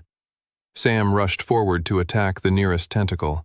He swung forward, but with even greater speed, the boss monster swung a tentacle at him, slashing at his body as if its own tentacle were a sword to slash enemies with. Sam jumped to dodge the attack, only to be smacked in the back by another tentacle coming in from the opposite direction. Sam went flying, his body crashing into the ridge of the black stone mountain. His back and body ached with pain, and the worst part was the frustration that all of the suffering was out of the marked part of the battlefield of his Pain Ring ability. Sam got up as quickly as he could and rushed towards the Pain Ring. While the bulk of damage wouldn't contribute to extra strength, some of the lingering pain could still be converted if he could make it back to the Pain Ring before his necklace of healing worked to undo the damage. As Sam sprinted back to the pain ring, the magma octopus started shooting massive fireballs from its mouth at him. "Two can play at that game, jerk?" shouted Sam as he landed back in the pain ring and triggered the second level of his novice tier Death Lord ability. The blood from the magma octopus's first tentacle was still festering on the ground, and Sam drew from it to create a ball of blood flame in the palm of his hand. He then whipped it right at the magma octopus. The boss monster was quick and swiped it away with one of its tentacles. "Crap," thought Sam. He decided he had to change up his strategy. He was currently basing his battle position from where he set his pain ring at the start of the battle, but it was no longer an optimal position. He had to start over. Right as another meteoric fireball came towards him, he dove out of the way and started rushing around the circumference of the black stone volcanic summit. A trail of explosive flame blasts followed behind him as he sprinted forward. He felt the heat of the blasts on his back, along with the burst of disintegrated black stone falling onto him. The black dust that sprinkled on his back with each flame blast was a constant reminder of what would happen to him if he took a direct hit from one of those blasts himself. It was a reminder that made him only run faster. Finally, he got on the opposite end of the volcanic summit, facing the back of the octopus and a swarm of its tentacles. Perfect, Sam thought. He rushed forward and triggered Pain Ring. He lost all of his power gains from the previous ring, but his positioning was far superior than it had been before. He triggered the ability as close as he possibly could to the boss monster, before it pushed him back with its tentacles. The pain hurt, but Sam felt it convert into power throughout his body. He then rushed forward and materialized his mithril blade alongside his berserker sword. It's time to litter this battlefield with blood. He started slashing like a barbarian as the tentacles came at him. One tentacle wrapped itself around his stomach, trying to suffocate him. Sam squirmed and fought to get free. The lack of oxygen was causing his body to shut down, but the pain was converting into strength as well. Sam felt his vision going blacker and blacker. Just a few more seconds now, he squirmed. The tentacle clutching Sam lifted him up in the air. Oh no. Sam realized what the magma octopus was about to do. It was going to drop him right into the pit of lava. Too bad my strategy is coming to fruition before yours, dumb monster, Sam thought. Right as he was about to fall unconscious from the bind the octopus had him in, Sam triggered the level 1 version of Blood Flame. This erupted a powerful and deadly flame in the area right near the back of the magma octopus and its countless tentacles. It was a fire that even the magma octopus's body could not endure. In fact, the blood flame was incredibly powerful against the magma octopus. The tentacle wrapped around Sam let go of him. It squirmed and recoiled as the entire monster was in deep agony, leaving Sam to his own devices high above in the air. Sam squirmed as he began falling. He gripped his berserker sword as he fell towards the top of the magma octopus, newfound power surging through him from his most recent near-death experience by suffocation. His berserker sword landed right into the top of the magma's octopus's head and effortlessly drilled forward through its skull and brain. 90, Sam was surrounded by dark, hot flesh and raging tendrils of his conjured blood flame until the boss monster disintegrated around him, leaving him on the ridge of the volcanic mountain in front of a large green monster stone and a large treasure chest. Holy smokes, Sam thought as he caught his breath. He still felt the sinking feeling in his stomach, though, from when he thought he was about to be dropped directly into the deadly pit of lava. That was close, he thought as he panted and felt his chest heave. But that was the nature of his Blood Knight class. High risk, followed by high rewards. Sam picked up the green mana stone and dematerialized it into his inventory, and then walked up to the big treasure chest. He grinned. This was an important part of why he had entered the trap gate. He could have easily stopped the tragedy of Lembrukshire by letting the group of travelers in and slaying the rogue traveler when he came back and began his massacre of terror. But he needed to come in here to gather the powerful gear that lay inside. Gear that hopefully existed within this treasure chest. Sam walked up to it and the chest opened, revealing a glowing item scroll. Sam was both elated and frustrated. An item scroll undoubtedly meant an agonizingly difficult choice.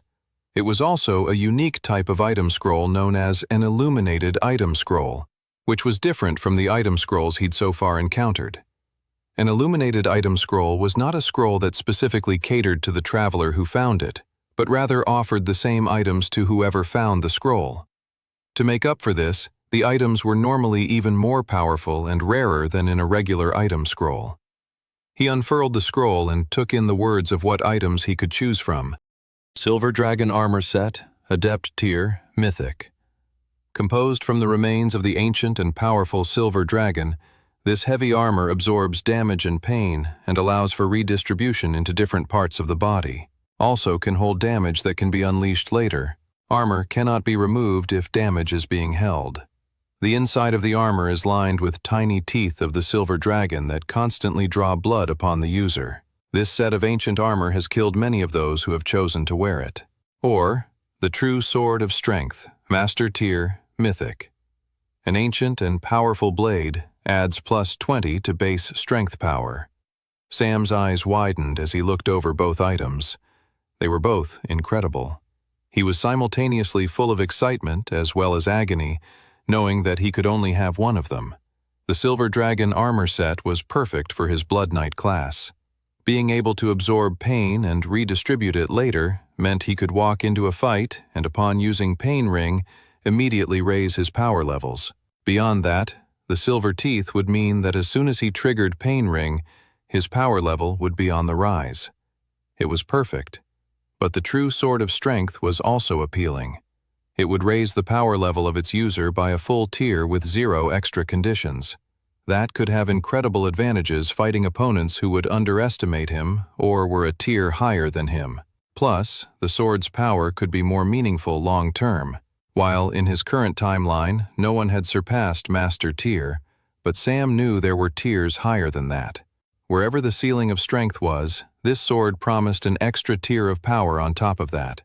It was truly incredible. Sam stood there, stumped. He read over the item's description once more and deliberated. When he came to his choice, he sighed. I really wish I could have both, Sam thought. He made his decision. The item scroll burst into smoke, and in front of him was the beautiful set of silver dragon armor. Sam's eyes widened at the sight of it. It was the most beautiful and incredible armor set he had ever seen in his entire life. It was also terrifying as he saw the insides of the tiny bits of dragon teeth. The armor almost looked alive, a monster in and of itself. Sam couldn't wait to equip it to his body. While he was disappointed to not have the True Sword of Strength, he made the decision that the silver dragon armor was in fact the more optimal choice. While the armor didn't have the simple raw power of the sword, it had the potential and scalability to add more than +20 base power when necessary, and for that, Sam deemed it the better of the two options. He was slightly concerned about the silver dragon teeth and didn't want to be another dead body left behind by the powerful set of armor. He figured, though, his necklace of healing would offset it, and if it wasn't enough, he had enough coins in his inventory to buy a few more rings of healing to balance things out in his favor. Sam then began to equip the new mythic armor set he'd just acquired. He winced with pain as the silver dragon armor chestplate covered his body and little dragon teeth sunk into his flesh. It stung, but his ring of numbing helped ease the pain, followed by his necklace of healing, but the pain never fully went away. It was a constant, so long as he kept the armor equipped it would be. But Sam was more than happy to carry the burden of extra pain if it made him stronger and more capable of helping his friends and saving the innocent. After putting the full silver dragon armor set on, he had to sit down and meditate with the rhythm of the dragon teeth sinking in and out of his body. He had to get used to the near-constant pain the armor was causing him. His eyes twitched as he focused in on each stinging dragon's tooth sinking into his flesh again and again. If he didn't have the ring of numbing and the necklace of healing, this armor would have surely killed him within a minute. With the near-constant stinging sensation, he was beginning to regret his choice of not choosing the True Sword of Strength. But after 5 minutes of sitting with the pain, Sam began to grow more used to the rhythm of the silver dragon teeth's bites, and slowly the pain, while there became less overwhelmingly noticeable.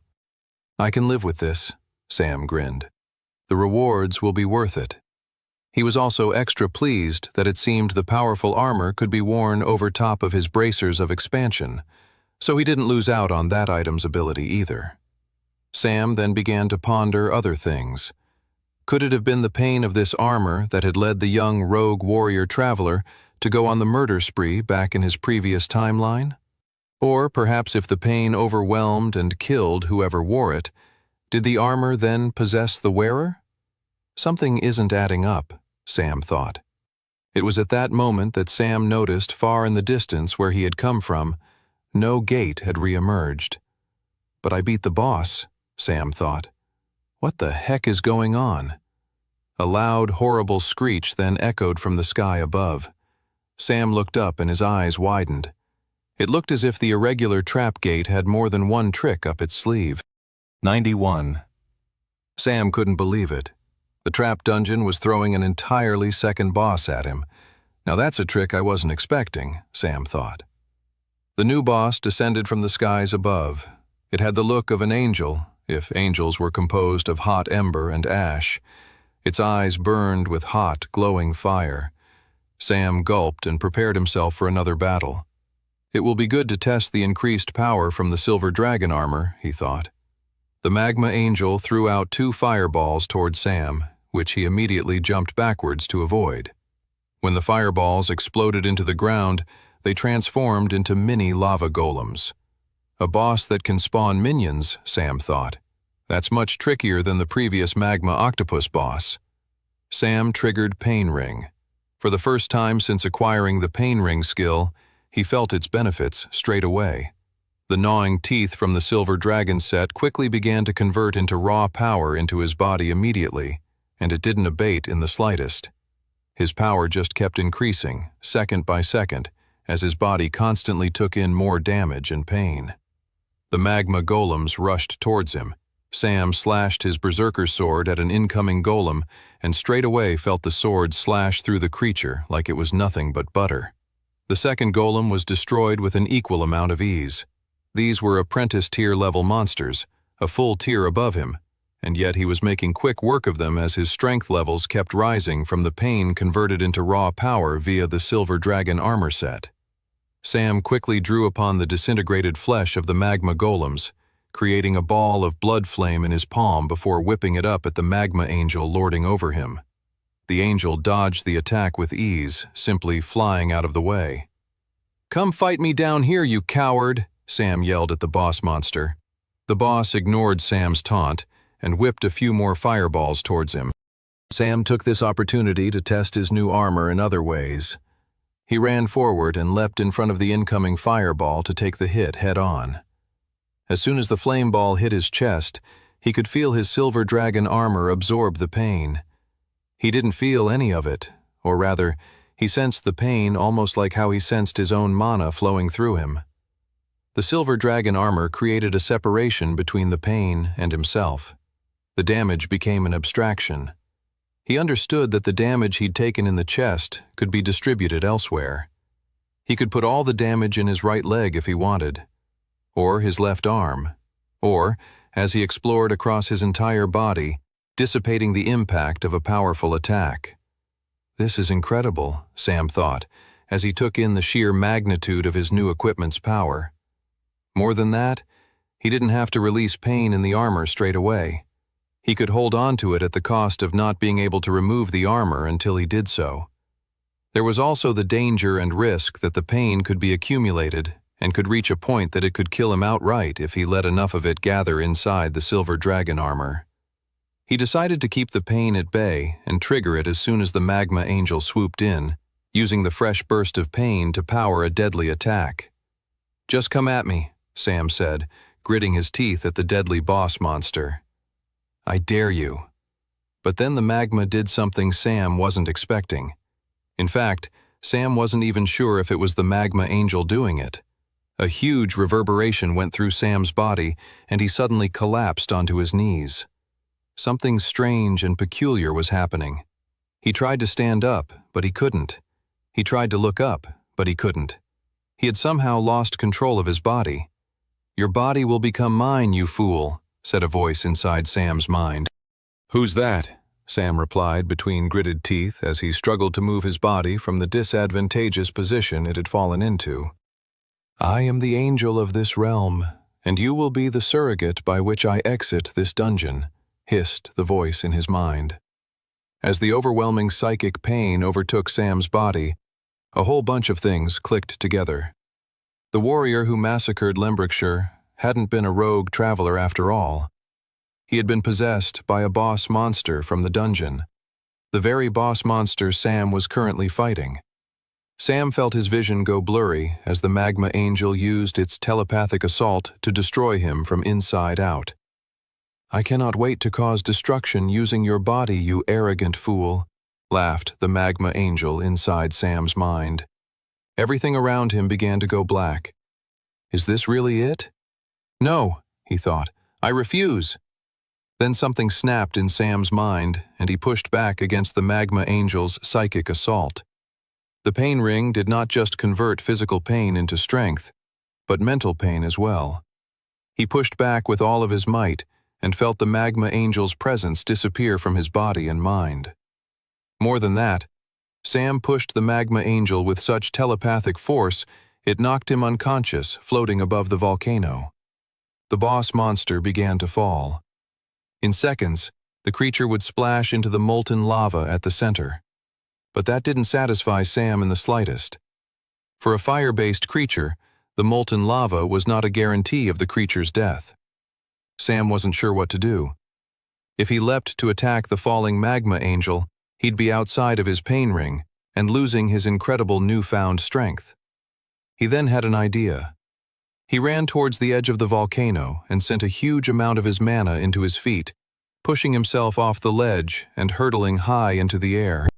Then, as he came into close proximity to the falling magma angel, he triggered a new pain ring once more and then unleashed the extra damage from the fireball that had hit him earlier. "Ah!" Sam screamed as he took in the pain and swung his berserker sword with all of his might as he moved through the air. He felt his power surge as his blade cut right through the neck of the magma angel and lobbed off its head. 92. A huge force of travelers had gathered outside the fiery glow of the green apprentice tier gate in Lembrickshire. Edgar Redfield stood overlooking it, preparing for whatever horrific danger might come out. As soon as reports came in that a dungeon gate had suddenly changed tier after a traveler had gone inside, the guildmaster knew something was wrong. Plus, none of them could enter the gate since it had changed color. Redfield figured the gate's exit had probably completely disappeared on the other side. Even though the gate formerly looked like a standard blue dungeon gate and now had the appearance of a standard green dungeon gate, it was clearly far from standard. This was, without a doubt, a new type of irregular dungeon gate. Redfield had never witnessed or heard of a dungeon gate behaving in such a manner. Worse, this strange dungeon gate had gobbled up one of their best new recruits, the black-haired and red-eyed orphan, Sam. The boy had incredible potential, but Redfield struggled to see how a novice-tier traveler would be able to survive and take on a dungeon gate a whole tier level above him. The situation had a devastating dungeon break written all over it. That was why Redfield had gathered a huge squad of travelers to guard the green dungeon gate. If the gate was going to break open and release hordes of deadly monsters to kill them, they'd be ready to nip the disaster in the bud as soon as possible. Still, Edgar Redfield hoped that the young boy inside could survive. He struggled to see how it would be possible, but he hoped nevertheless. An assistant came up to the guildmaster. "Guildmaster Redfield, sir," said the assistant. "Our scanners are picking up a strong force of mana coming from inside the gate." Redfield's eyes narrowed at the glowing green fire of the apprentice-tier dungeon gate. "Get ready, everyone," said the guildmaster. "The monsters are coming. Let's make quick work of them." Everyone raised their weapons in preparation for a massive-scale attack on the first horde of monsters. "The mana source will exit in 3, 2, 1. Everyone gasped with shock. Emerging from the green apprentice-tier dungeon gate wasn't a horde of monsters, but a single person. A black-haired boy with crimson-red eyes. Redfield let out a sigh of relief. The kid actually made it out, grinned Redfield to himself. I shouldn't have been surprised. Later that night, when Sam returned to the Resfall Travelers Guild, everyone was in awe of his newly acquired armor. It's so shiny, said Clara. Does it really have teeth biting into you? Shivered Toby. That sounds awful. No, it's totally unbelievably brave, selfless, and warriorific, said Brock. I very much approve. I hate to agree with the brute, said Curtis, looking at the silver armor closely. But you'll have to let me study this armor later. It is truly one of a kind. There was one group of travelers who were not impressed with Sam's new equipment, and that was the group who were originally meant to enter the irregular gate that day. They had their arms crossed and stared with hostility at Sam from across the dining hall. Ah, they're just jealous, said Olivia. They think that armor should be theirs. Same with the glory that's being heaped onto you, young man. I'll make sure they get a good mission with some extra rewards to soothe any saltiness they have towards you. Thanks, said Sam, looking over at the group of travelers staring at him venomously. He'd take the group's antagonistic looks any day over what he knew happened in his previous timeline. He had saved their lives and countless others. If he had to suffer the brunt of some ill feeling among colleagues, he was more than happy to take it.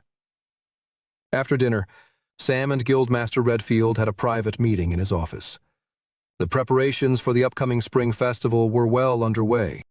Sam could feel it over the coming days. An intense seriousness was permeating the guild hall. Everyone was training extra hard. Military drills were being practiced. Many travelers had no idea what was about to happen, but they were smart enough to know something big was on the horizon. The calendar turned to the month of Mai, and on one particular morning, the citizens of Resfall were up bright and early along with the clear blue sky and the warm glow of the sun. The day of the spring festival had finally arrived. Many citizens and volunteers had stayed up the night before, setting up colorful bunting across all the streets of the city that led directly to the central city square where the main festival grounds were held. The laughter of children echoed through the streets, while the adults couldn't help but wear big smiles on their faces. It was hard not to be happy on such a beautiful day and on such a celebratory occasion like the spring festival. Even the more destitute citizens of Resfall felt more cheerful on a day like today. The general consensus was that you couldn't get a day better than the one they had currently woken up to. Only a select few throughout the city knew to think otherwise. The royal carriage stopped at a quiet street near the central square. Mildred, the princess's handmaiden, looked out to the shadows of the building nearby, making sure there was nothing dangerous nearby. She then gave a subtle nod to the 3 guards stationed with her and the princess to step out of the carriage. Mildred was next, and she held her hand out to help the princess exit the vehicle without any hiccups. After being the princess's handmaiden for many years, Mildred knew to keep an eye out for potential mishaps.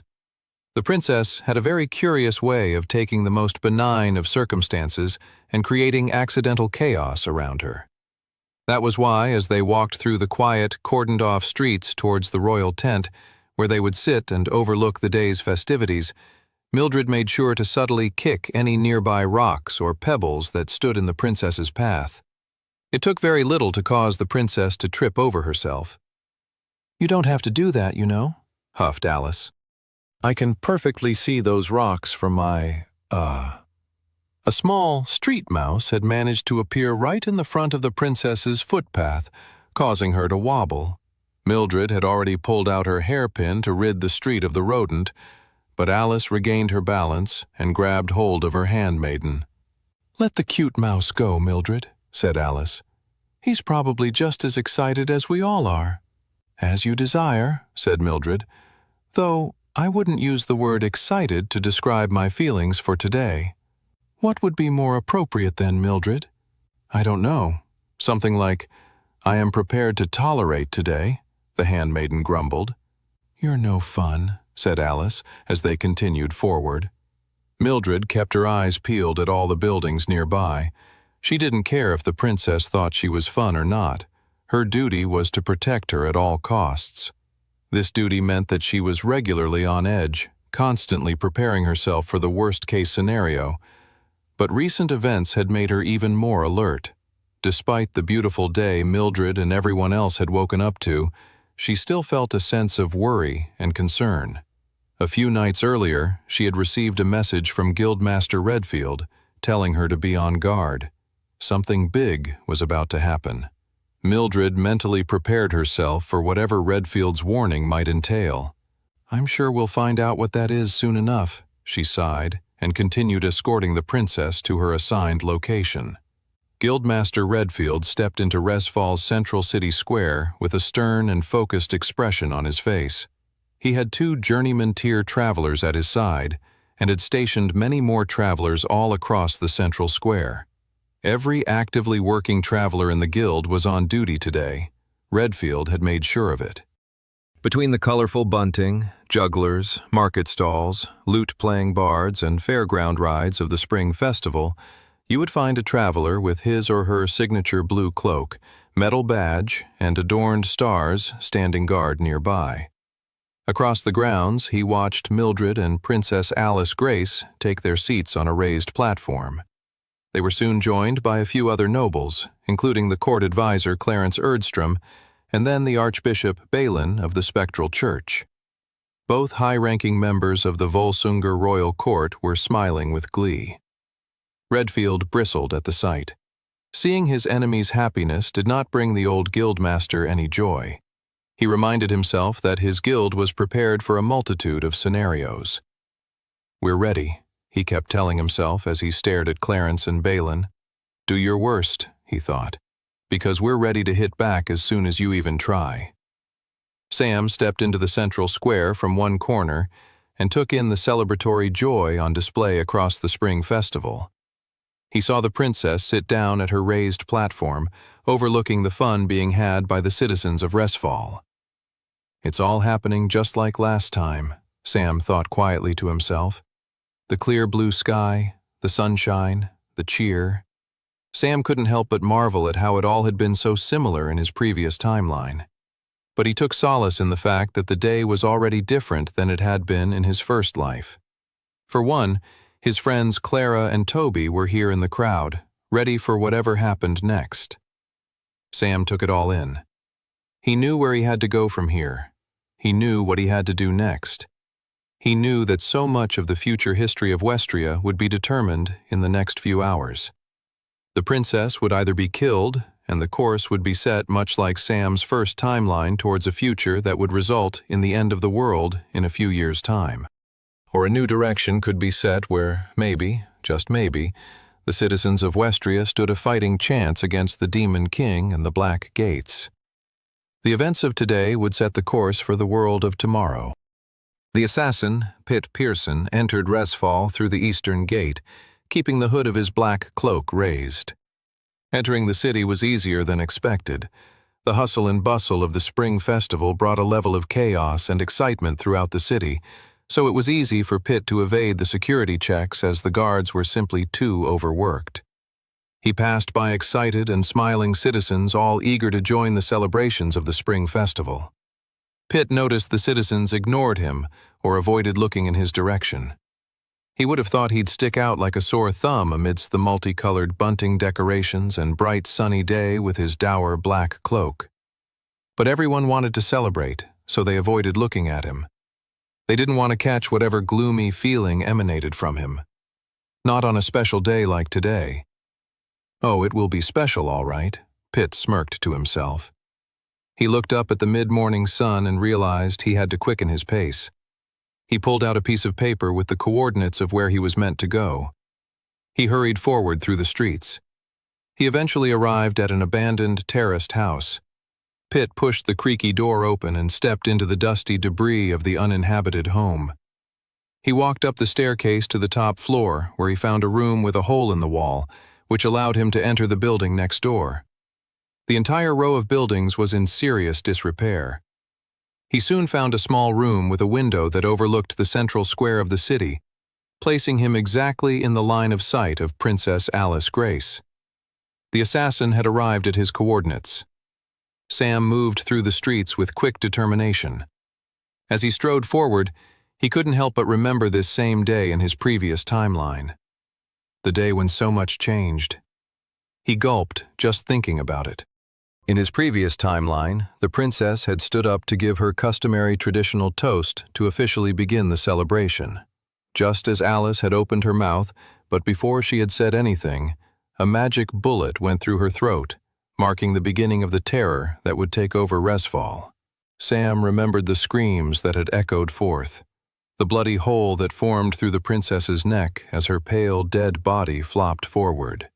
I can't let it happen again, he thought as he moved forward through the streets. Mildred's eyes darted across the festival from the raised platform she sat on. The princess smiled out to the citizens below, while also fidgeting in her seat. Is there anything wrong? Asked Alice, leaning over. You seem more tense than usual, which is saying something because you can normally be, how do I put it, quite tense. I'm fine, muttered Mildred, her eyes darting all over. She was looking for clues, some kind of sign of something wrong. But she couldn't see any threats across the festival grounds. The odd man or woman who'd had too much mead before noon were being handled by guards or low-tier travelers. A few drunk and disorderly people were to be expected. Redfield wouldn't have warned her if that was all he had meant. I'm ready, Edgar, to do my duty, she thought to herself. But I can't do it until I know what is happening or about to happen. Princess Alice let out a sigh of relief. She was nervous. This was her first spring festival toast she would be giving since her father, the king, had passed away. You can do this, said Mildred to the young teenage girl. I know you can. The princess built up her confidence and stood up. As soon as she stood up, the crowd quickly went silent across the central square. All the festival attendees were giving their attention and respect to the young princess, for she was about to give the traditional royal toast. Pet quietly opened the window of the abandoned room. No one noticed or cared. The crowd's entire attention and focus was now on the princess. Let the real show begin, he grinned to himself. He knelt in position and triggered his class ability. Suddenly, a magical sniper rifle composed of shining blue mana formed in his hands. It was an extremely rare ability that very few people possessed. It was a special class he had unlocked in the White Gate long ago. He had earned it from killing people and monsters from far away with a bow and arrow. The rare class was known as Sniper. He positioned his sniper rifle on the windowsill. He closed one eye and aimed at the young princess's throat. He watched as she raised her glass. She was about to open her mouth and give a speech. The assassin's finger moved towards the trigger of his magic sniper rifle. In less than a second, the princess would be dead. The assassin, Pitt Pearson, was milliseconds away from pulling the trigger of his magic sniper rifle when he heard a noise behind him. The sound jolted him from his intense concentration. He turned around. Nothing was there. He sighed with relief as he took in the empty room around him. Why would anyone else be here? Fears of being double-crossed began to enter his mind. He'd already been paid handsomely for the first half of this job, and he was looking forward to even more when the mission was complete. He took his position once more. The princess had started her speech. It doesn't matter, he thought. My bullet will be the perfect interruption to whatever nonsense she's spouting. But before he could pull the trigger, there was another noise. This time the noise was louder and closer to him. He could make out the sounds of footsteps. He turned around to see a young black-haired boy with red eyes emerge from the shadows of the dilapidated room. The young man rushed towards Pitt with a massive, terrifying sword raised. Then Pitt saw nothing at all but utter blackness. Mildred smiled for the first time that day as she watched the princess give her speech to the large crowd of onlookers. She was proud of the young princess. The young teenager was facing her fears, taking responsibility of her royal duties. It gave Mildred confidence that Alice would grow into a fine queen of the Volsumgar nation. Let the festivities begin, said Alice. The crowd responded with a deafening cheer that echoed and reverberated across the entire city. The princess sat back down, and Mildred felt a flutter of relief. She couldn't exactly say why she felt a sense of relief, but she did. Her concern for the rest of the day's events hadn't evaporated, but she felt better somehow, as if danger had been avoided. The handmaiden couldn't help but notice the court advisor, Clarence, looked visibly annoyed. Edgar Redfield eyed the celebrating crowd. He was waiting for a moment of chaos, but it had yet to happen. Had Sam succeeded at his goal? The guildmaster shook his head. It didn't matter. They still had to stay alert. As the strange young orphan had explained to him, the first part of the mission was thwarting their enemy's original plan. The second part of their mission would be to defend and stop their enemy's backup plan. If the boy had succeeded, though, Redfield assumed the backup plan would have commenced almost immediately. What are Clarence and the Archbishop waiting for? Edgar wondered. It made the guildmaster fearful that Sam had maybe not been as successful in his plan as the old man had hoped. Sam caught his breath, standing over the dead body of the assassin. The novice-tier traveler couldn't believe such a squirmy little man had been so consequential in his previous timeline. Sam was relieved the killer was dead now, though. The last 30 minutes had been intensely pressurized. Days before the festival, he had scouted out where the assassin was going to be based on his memories from the first lifetime he had lived through. He had been able to track the bullet to this narrow, abandoned, inconspicuous, and forgotten building. They could have had someone stationed in the building, but Sam had wanted their enemies to follow through with their plan at least until the last second. He didn't want to tip them off how prepared they were, any more than he had to. Sam looked out the window to the spring festival in full swing. People were dancing. The cheer that had been so quickly evaporated in his previous timeline was allowed to continue for a bit longer. The day's events had now taken a massive divergence from Sam's original life. They had succeeded at their initial mission. Stage 1 of the plan was complete. 96. Clarence Erdstrom tried to contain the fury reverberating throughout his body. He attempted a grin as he looked over to the princess, congratulating her for making such a fabulous speech. I thought I would be done pretending, he thought to himself, irritably. Why is this little wench of a princess still alive? Across the table on the raised platform, the Archbishop lifted his glass and nodded towards the court advisor, his co-conspirator. Beneath the Archbishop's false grin, anger and frustration raged. He was wondering the exact same thing as Clarence. The court advisor turned and looked out across the central square, beyond the market tents, the bunting, and the dancing citizens to a narrow, forgotten building and the dark, shadowy window. What happened beyond the darkness of that window, Clarence thought to himself as he gritted his teeth. It all seemed impossible to him.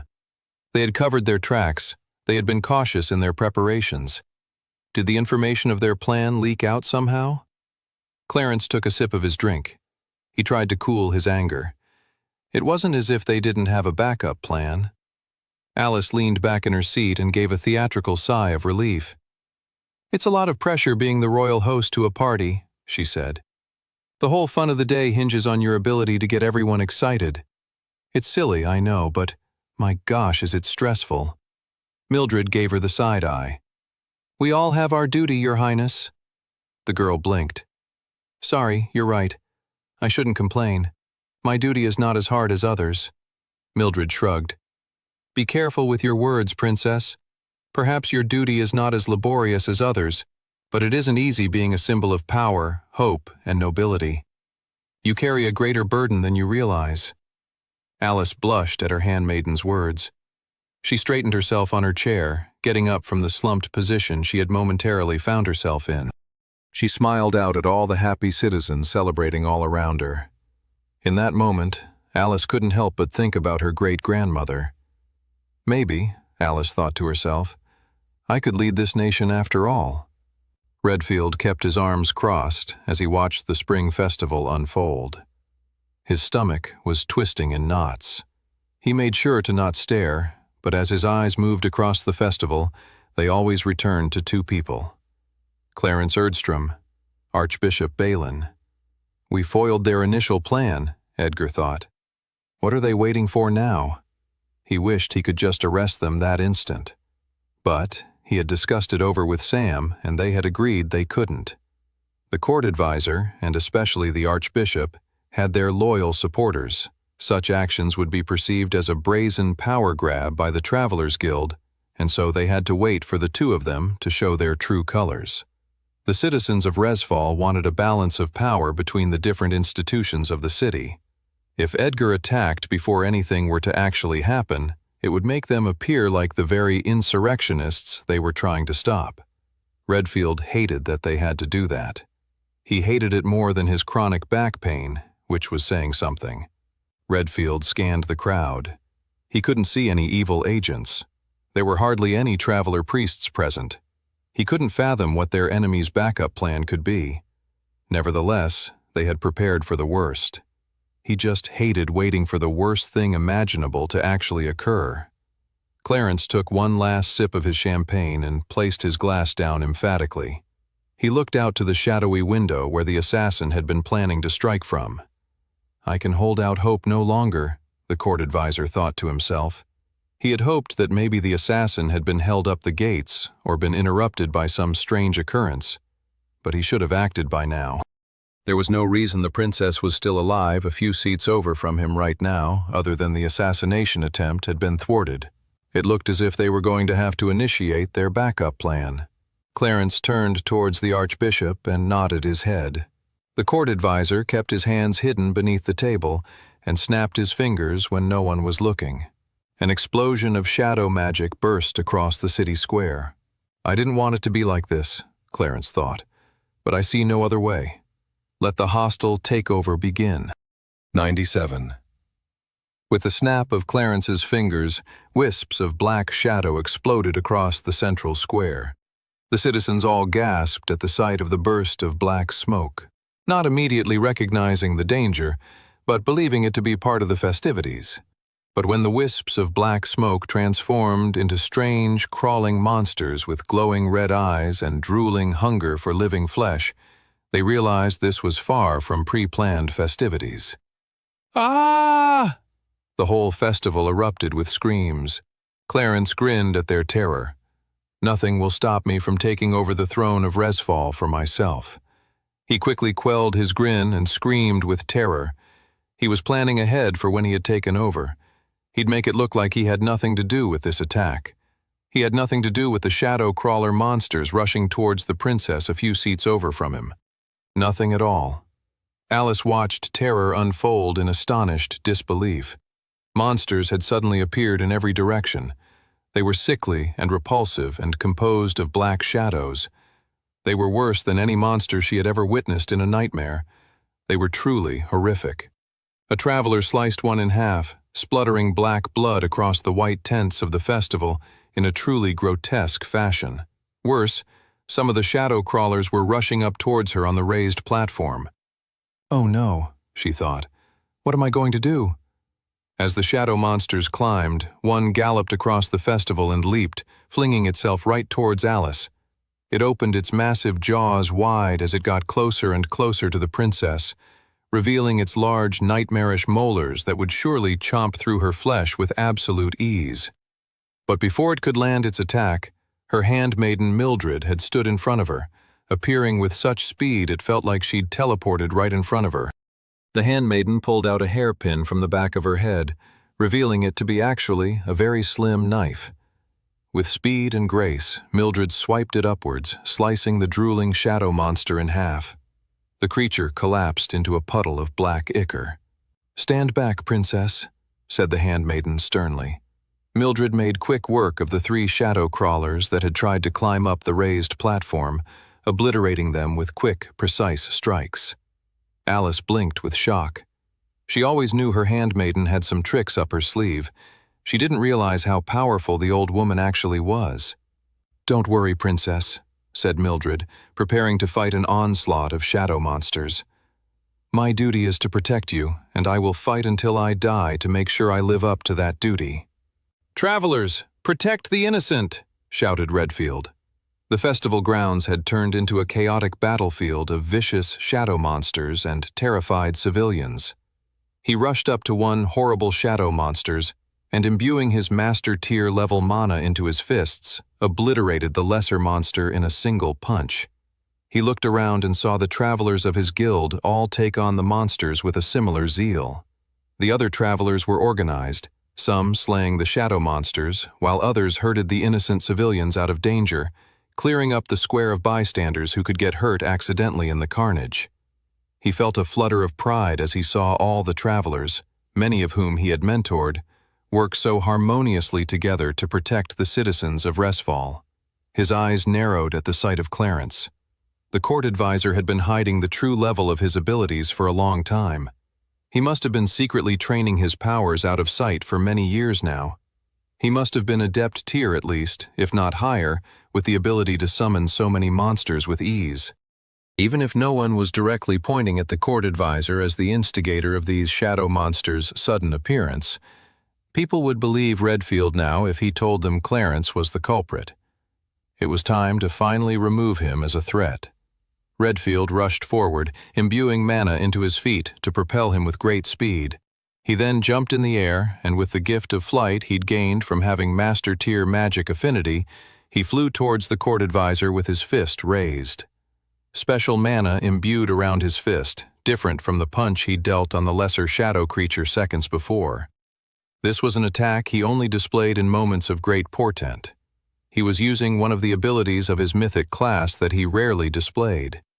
He threw out his fist of spirit energy gathering around his clenched hand. The bright, somewhat transparent energy turned into a powerful fist of destruction as it met the flesh of Clarence Erdstrom's face. The court advisor's head exploded. But it wasn't an explosion of flesh and blood. The court advisor burst into a cloud of black smoke.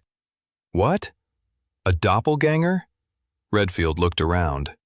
Before he could even attack the archbishop, he too burst into a cloud of smoke. Redfield gritted his teeth in rage. All across the central square, travelers unleashed their class skills and fought the horde of shadow monsters that Clarence Erdstrom had so viciously summoned to attack them with. Magical projectiles flew in every direction, exploding with destructive violence. Black blood from the shadow creatures coated the ground and mixed with the red blood from wounded travelers. "Push forward, travelers, and take back the square," bellowed Redfield for everyone to hear. The battle for Resfall had begun. 98.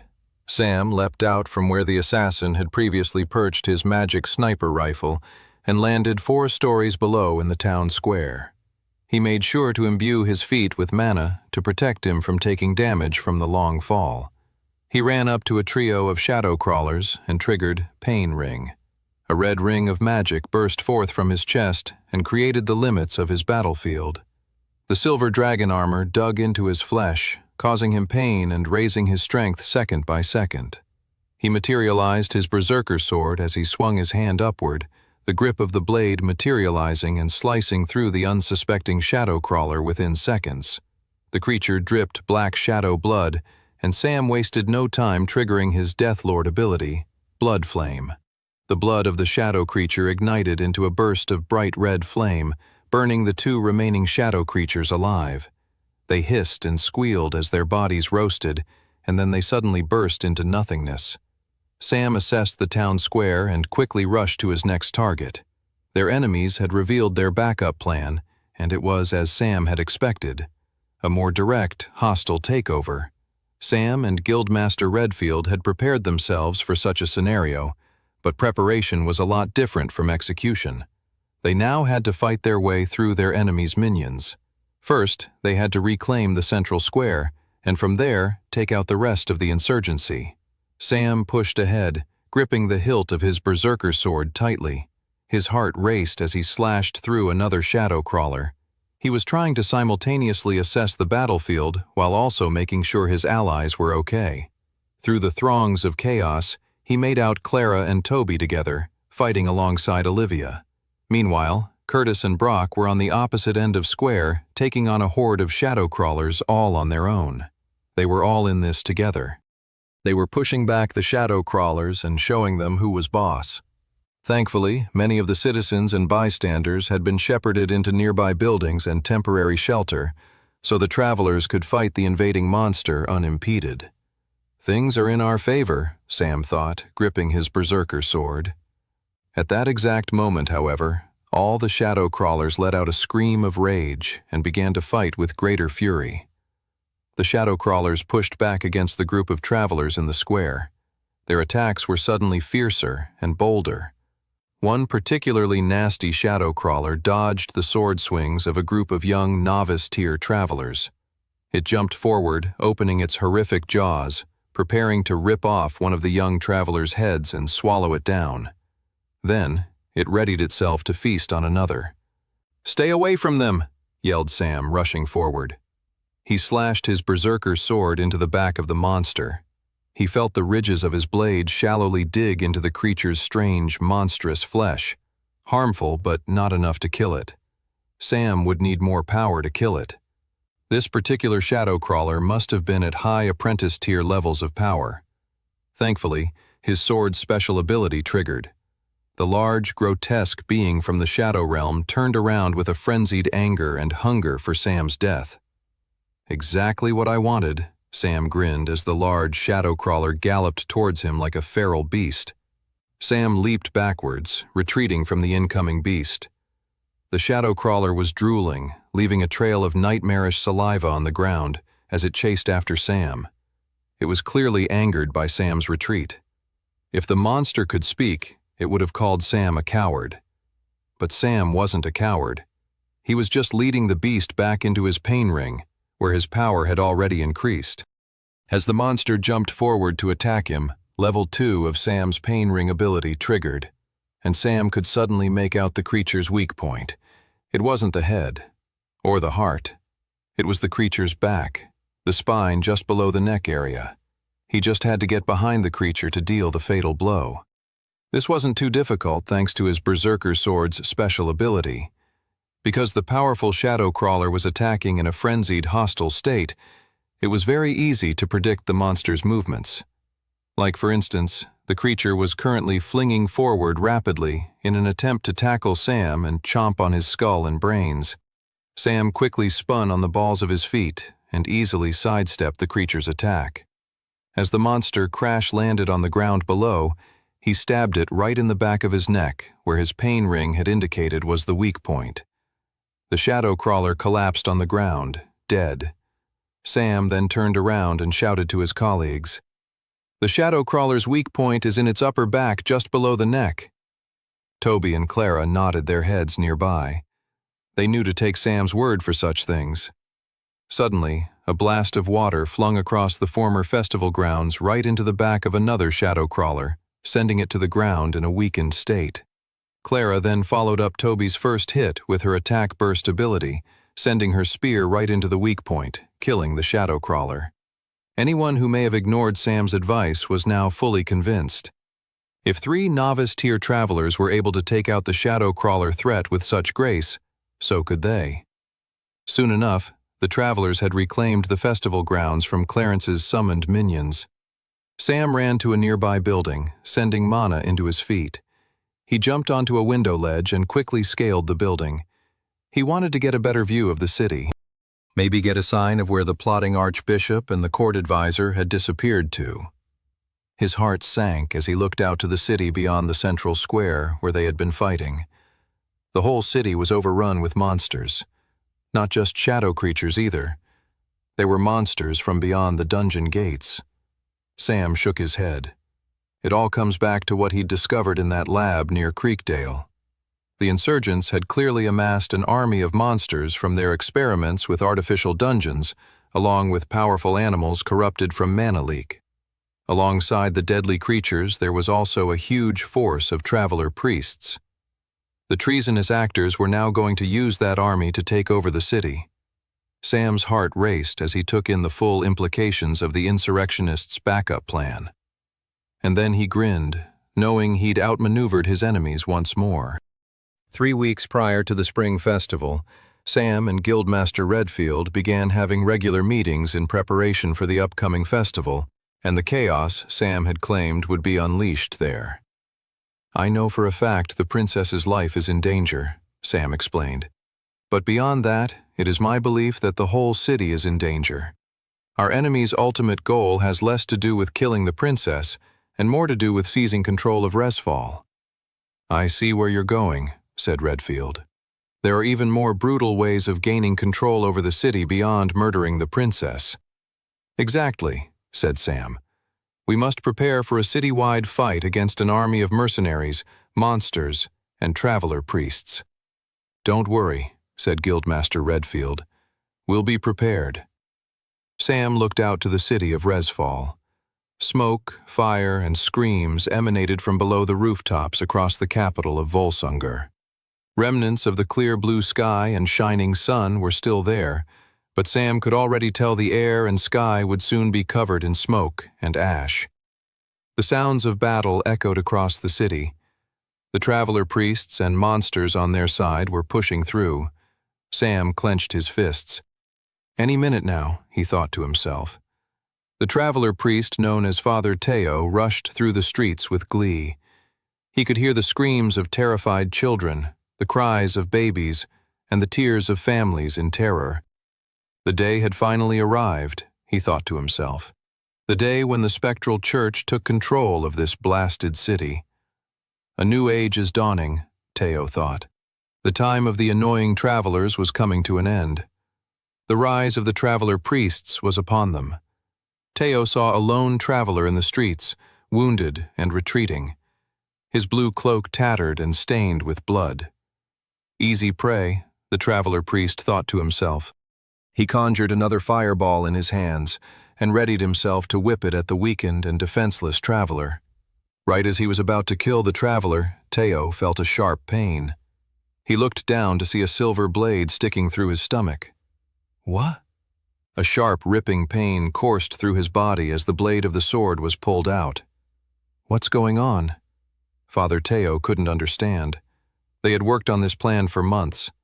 All the fighters should have been focused around the festival grounds, not here in the middle of a random neighborhood.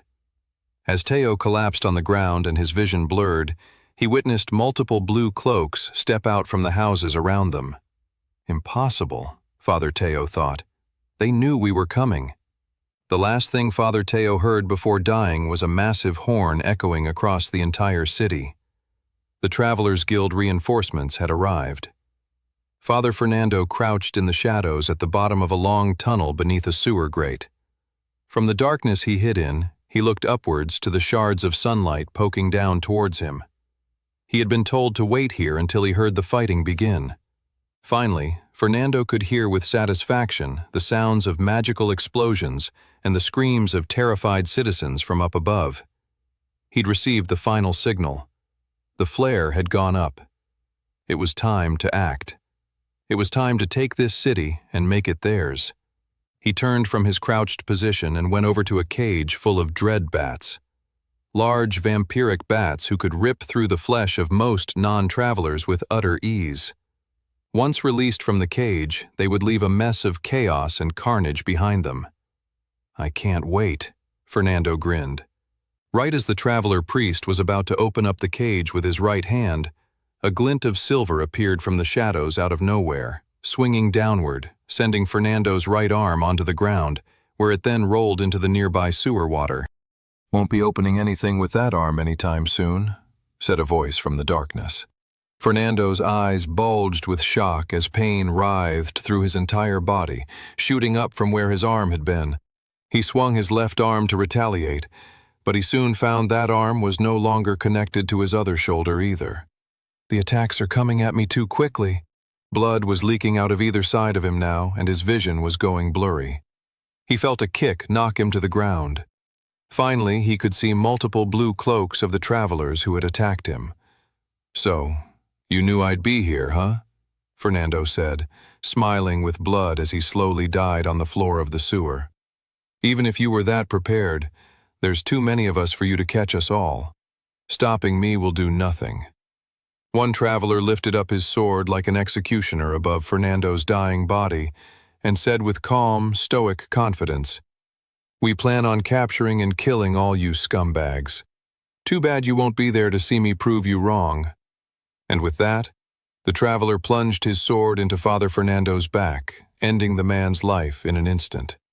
Sam grinned as he saw his plan come into fruition. All across the city of Resfall, travelers stepped out from their hidden positions. Some had been hiding underground, others in abandoned buildings. Guildmaster Redfield had quietly requested recruits for a big dungeon gate mission a few weeks prior, drawing loads of extra travelers from the different guild posts throughout the country. If the monsters and traveler priests thought they could easily overrun the city, they were about to be very disappointed. 100 Edgar stood on the raised platform, fighting off shadow crawlers with his spirit druid claws. "You warned me something big was going to happen, Edgar," said Mildred. "I didn't know you meant this big." The two esteemed fighters stood on either side of the royal princess, protecting her from powerful attacks.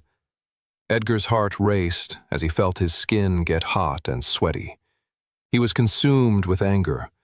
He thought venomously about the scheming and traitorous archbishop and court advisor. "I'll destroy them both with my own hands," he thought to himself. He hadn't felt this angry in a long time. He hated the treasonous villains more than his chronic back pain or Hearthmas carolers or jesters who handed out pamphlets for their comedy shows on the street. And I really hate those jesters, Edgar thought between gritted teeth. He prepared himself to jump off the raised platform and penetrate deeper into the battle. "Edgar!" shouted Mildred. "Where are you going?" The guildmaster turned to the handmaiden. "Get the princess to safety. Protect her at all costs." "Like I don't know that already?" said Mildred, slicing a minor shadow crawler with her hairpin. "I'm not some lackey of your guild. I don't take orders from you." "I mean, protecting my life does sound like a good idea, though, doesn't it?" piped the princess. Edgar smirked.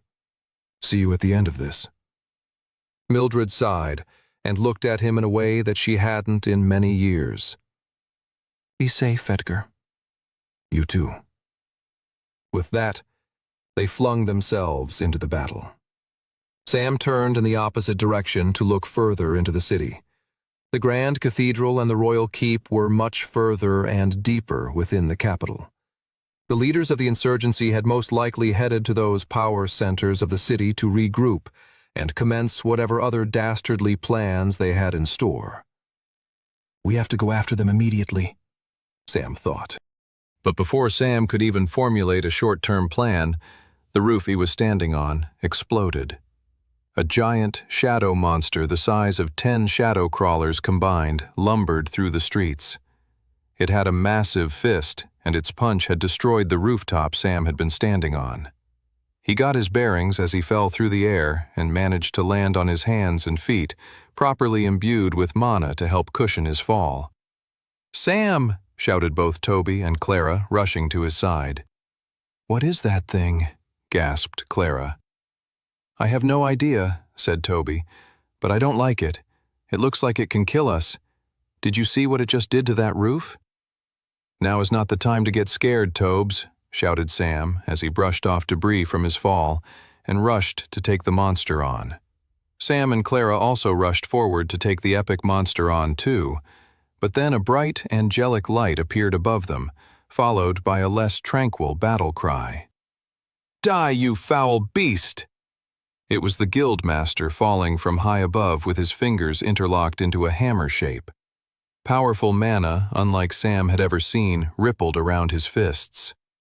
That's the special mana, Sam realized with awe, of the mythic spirit druid class.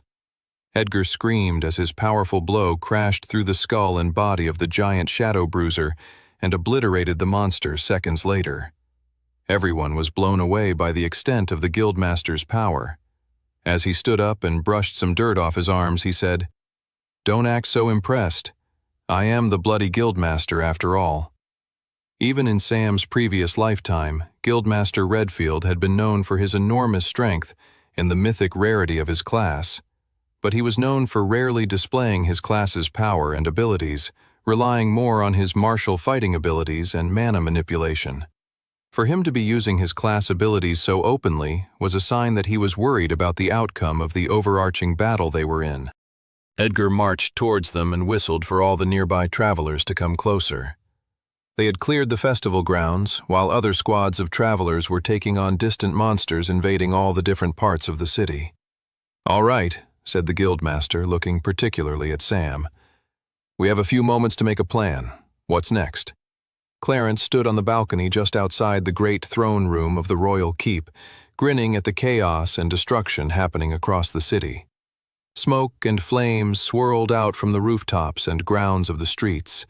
Metal clashed with metal, magic exploded into magic. Screams of terror echoed into the sky. "I caused all of this?" Clarence grinned at his handiwork. "Out of all this chaos, a new leader will rise, and it will be me.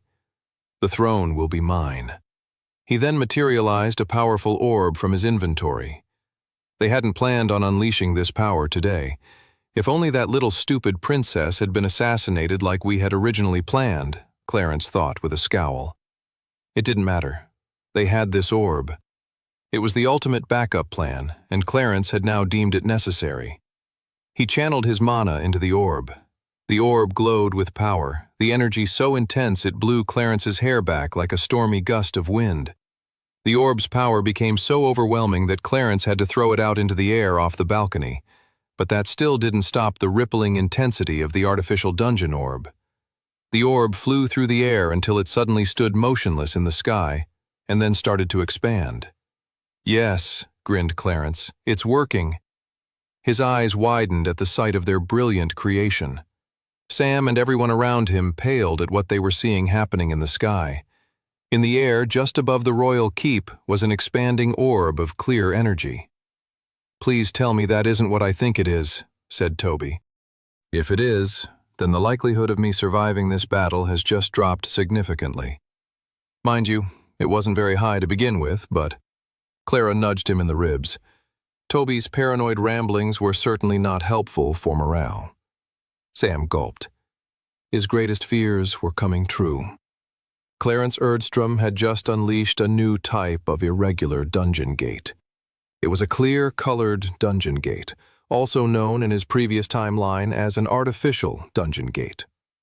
Dungeon gate scientists, like the one Sam had found in Creekdale, had figured out a way of creating a portal to a dungeon world on their own, reverse engineering the process of the dungeon gate's random appearances. In Sam's previous timeline, when Clarence ruled over Resfall, he forced his enemies into different artificial gates as a form of torture and execution. Sam bristled at the memory. He then explained to his allies what they were all currently witnessing. "What's the big deal?" said Olivia. "We destroy Clarence and the Archbishop, and then we clear the dungeon. Easy peasy." "I wish it was so simple," Sam explained. "If the artificial dungeon was like a standard dungeon gate, we would have enough time to do as you explained. But the clear dungeon gate is unique, in that it only takes an hour for the dungeon break to occur." Everyone gaped at Sam's words. "The likelihood of my survival just decreased by—" Clara nudged Toby to shut it. But the paranoid young wizard traveler was not wrong in his assessment. They now only had an hour to stop Clarence, the Archbishop, and the deadly dungeon gate hovering above them in the sky. 101. Chaos swirled around them. Everyone was looking at Sam for directions, even the guildmaster. "Okay," said Sam. "We need to split in—" "You should never split the party," gasped Toby. "Everybody knows that." "In this case we have to," Sam explained. "Clarence and the Archbishop are both channeling their mana into the dungeon orb. This all works in our favor. You see, artificial dungeons have one major weakness. The mana coursing through the original orb relies on a large amount of mana from others, so if you destroy the people whose mana are powering the artificial dungeon, the dungeon gate will be destroyed." "All right, that settles it then," said Edgar. "We need to split up." "Here's what I propose," said Sam. "Edgar and I will take on Clarence, while you three take on the Archbishop." Olivia and Clara nodded with determination. Toby gave more of an exasperated, "I guess I'll go off and die if you say so," esque shrug. The three of them then hurried off in the direction of the spectral church's grand cathedral. Edgar and Sam hurried in the direction of the royal keep. When Olivia and her squad were out of sight, Edgar looked to Sam. "You kept our part of the plan secret, huh?" said the guildmaster. "I didn't want to worry them," said Sam. Sam and Edgar had discussed a variation of this scenario in their planning and preparation in the lead-up to the spring festival. From his knowledge in his previous timeline, Sam knew that Clarence had a very powerful shadow shield ability. It would take a lot of time and a high level of magic affinity to break through, a level of mana control Sam had yet to achieve, though Edgar had it in spades. While Edgar focused on breaking the shield, Sam could help sway the tide of both this battle and history itself, before reconvening with him to take down Clarence together. "Go on ahead," said Sam. "I'll meet you there." "Sounds good to me," said Edgar. "I hope I'll get to destroy him before you even arrive." Edgar then jumped in the air and hovered above Sam. This was the awesome power unlocked with Master Tier mana manipulation. Flight. Edgar waved and said, "See you in a bit," before zooming off through the air towards the royal keep. Olivia strode forward with the two young novice tier travelers behind her.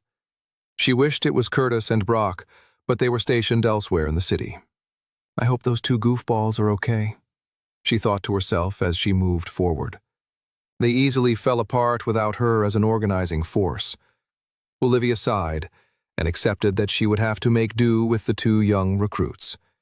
It was just a bit nerve-wracking, was all.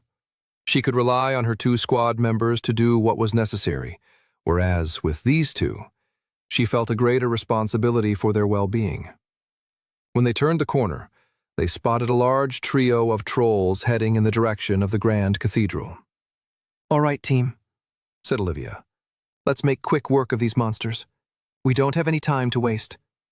She triggered the level 1 version of her Paladin class's novice tier ability, Divine Inspiration. The ability added an exuberance and courageousness to all nearby allies, which resulted in greater damage from their attacks. She quickly glanced to both Clara and Toby, and could see the new feeling of greater power and excitement filling inside them. "Let's go!" she yelled. Olivia charged forward, drawing her sword. She slashed two of the trolls at their legs, toppling them over. The one still standing swung its club at Clara, only for it to collapse backwards as Clara unleashed a powerful warrior-class attack burst with her spear, right into the monster's stomach. Behind her, Toby threw out an extra powerful water blast right into one of the other trolls, so it knocked into the other, completely disorienting them. It was enough for Olivia to reorient herself and finish them off. The three trolls disintegrated into mana stones, and she turned to the two young travelers behind her. She was impressed. "You're giving Brock and Curtis a run for their money," she grinned. "Now come on, let's go." They hurried forward towards their destination. They had 55 minutes left before the dungeon gate in the sky unleashed another wave of monsters upon the city. Edgar flew above the rooftops of the city. He witnessed the battles of monsters, travelers, and traveler priests. He wished he could go down and help all his allies and guild members. But they each had their own part to play, and he knew what his role was. He landed on the balcony of the castle, only to find he couldn't move any further into the palace. A shadow shield was blocking him, just as Sam had predicted. "Do you really think you can hide behind this, Clarence?" Edgar stretched out his arms and began channeling his spirit druid mana into the shadow shield. "Hide all you want, Clarence," shouted Edgar as he pummeled more of his master tier mana into the shadow shield. "I'm coming for you." Across the city, Brock was doing what he loved most, fighting and destroying monsters with his big and heavy warhammer. A small regiment of goblins rushed towards him and he obliterated them with a single smash of his hammer. Nothing remained but green goblin blood staining the cobblestone streets before disintegrating into mana stones. "Piece of cake," laughed Brock as he rushed forward at a new enemy that had emerged. His instructions from Olivia at the start of the day had been simple. Protect the innocent and destroy any threats to the well-being of Resfall. Brock was certainly succeeding at the latter. In fact, he knew no better way to protect the innocent than killing anything that threatened them. A group of boulder golems emerged, and Brock quickly headed towards them. Even before getting close to them, he swung his hammer on the ground and unleashed special apprentice-tier warrior ability, specific for hammer specialists. The ability was known as Shockwave. A ripple of energy shot forward from his blast and knocked the boulder golems on either side.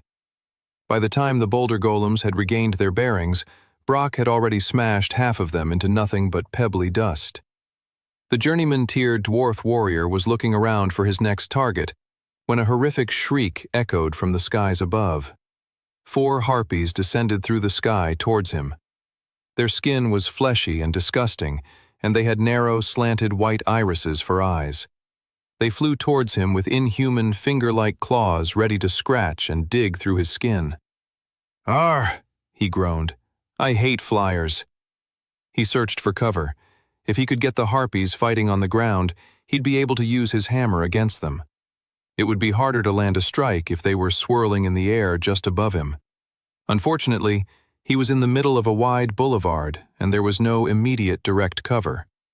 Retreating would only result in his death. He then took in his surroundings and came up with a new plan. He moved a few yards away, and as the harpies came closer towards him, he lifted his warhammer with both his hands and smashed it into the ground, unleashing his shockwave ability again.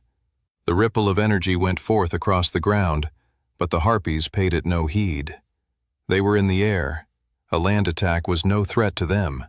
Except Brock had been clever in the way he'd smashed his hammer. The shockwave he created had managed to pick up a piece of debris and shoot it forward across the formerly broken ground Brock had already created in his previous fight with the rock golems. In so doing, Brock had created a powerful projectile rock that smashed right into one of the harpies, leaving a gaping hole in its chest. Blood and guts splattered everywhere as the harpy plunged to the ground dead. "Bullseye!" cheered Brock.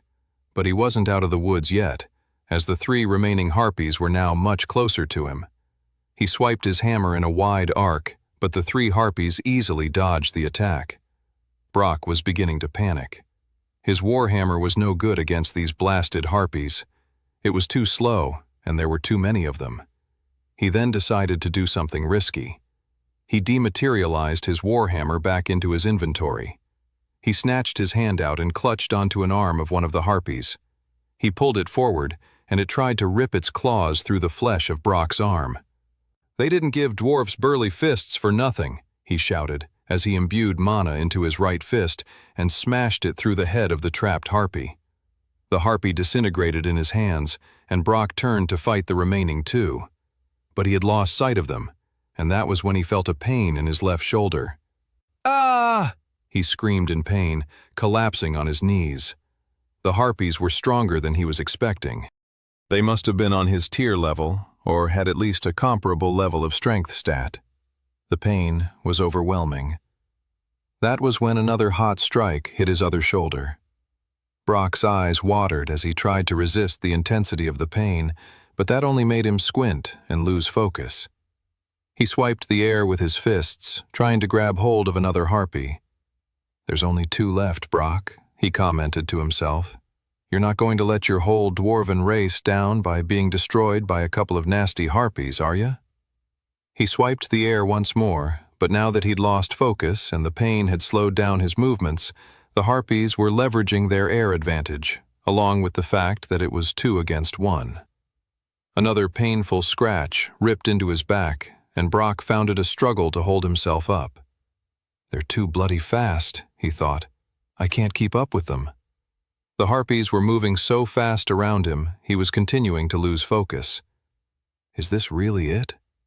Just as Brock was about to pass out, a sound of crackling electricity filled the air. One of the harpies screamed out as a burst of lightning magic shot through its chest. It was bright purple and blue lightning magic in the shape of powerful interlocking chains with a massive hook at the end of it. The lightning hook first emerged through the front of one of the harpy's stomach. Its eyes bulged as it took in the newly formed hole in its stomach and then coughed out blood. Then, the lightning chain hook pulled back and flung the harpy into a nearby building, destroying it instantly upon impact. What? Brock couldn't believe his eyes. Across the street was his colleague Curtis, wielding his special lightning chain ability, spinning it in the air before throwing out the hook with such precision that it wrapped around the final harpy's neck. In milliseconds, the harpy was vibrating from the intense shock of electricity, and milliseconds later, the vibrating electric hook had cleanly removed the harpy's head from its neck. Curtis ran over and materialized a healing potion and poured it into Brock's mouth. As soon as the healing potion cleared up Brock's wounds, the dwarf got up and shoved Curtis away. "Thank you, Curtis," he spat the words, hating his own gratitude to his colleague. "You're welcome," smirked the wizard-class traveler. "Oh, don't look at me so smugly, elf." 103. The royal handmaiden Mildred held on to the princess's wrist tightly as she led the two of them through the dangerous, battle-torn streets of Resfall.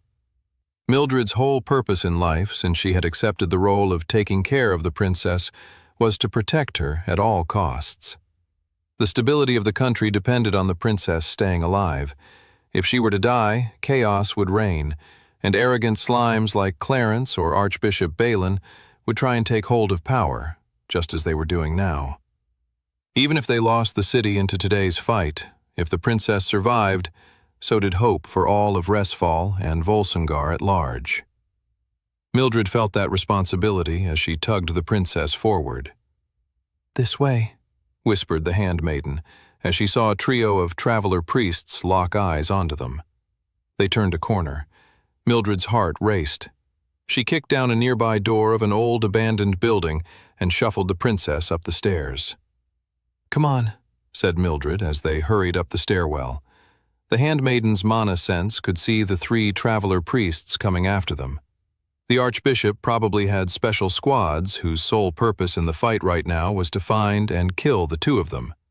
The three traveler priests were not going to let them go, not without a fight at the very least. Mildred and Alice were on the top floor.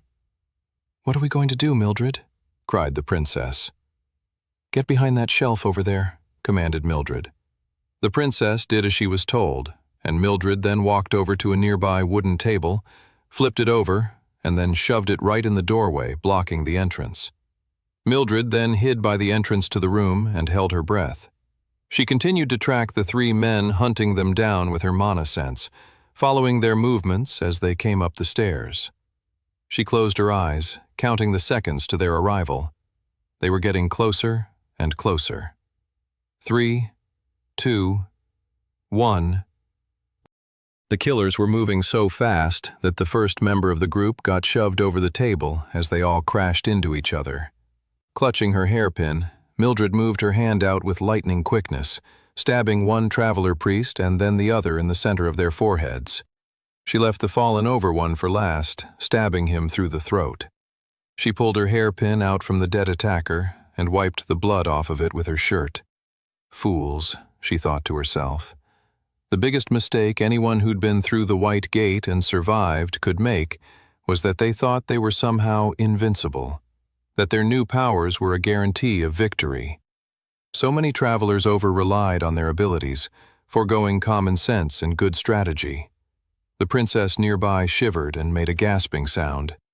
You killed them with such ease," shivered she. "That is my job, Your Grace," said Mildred, whose eyes darted to the nearby window. "Duck!"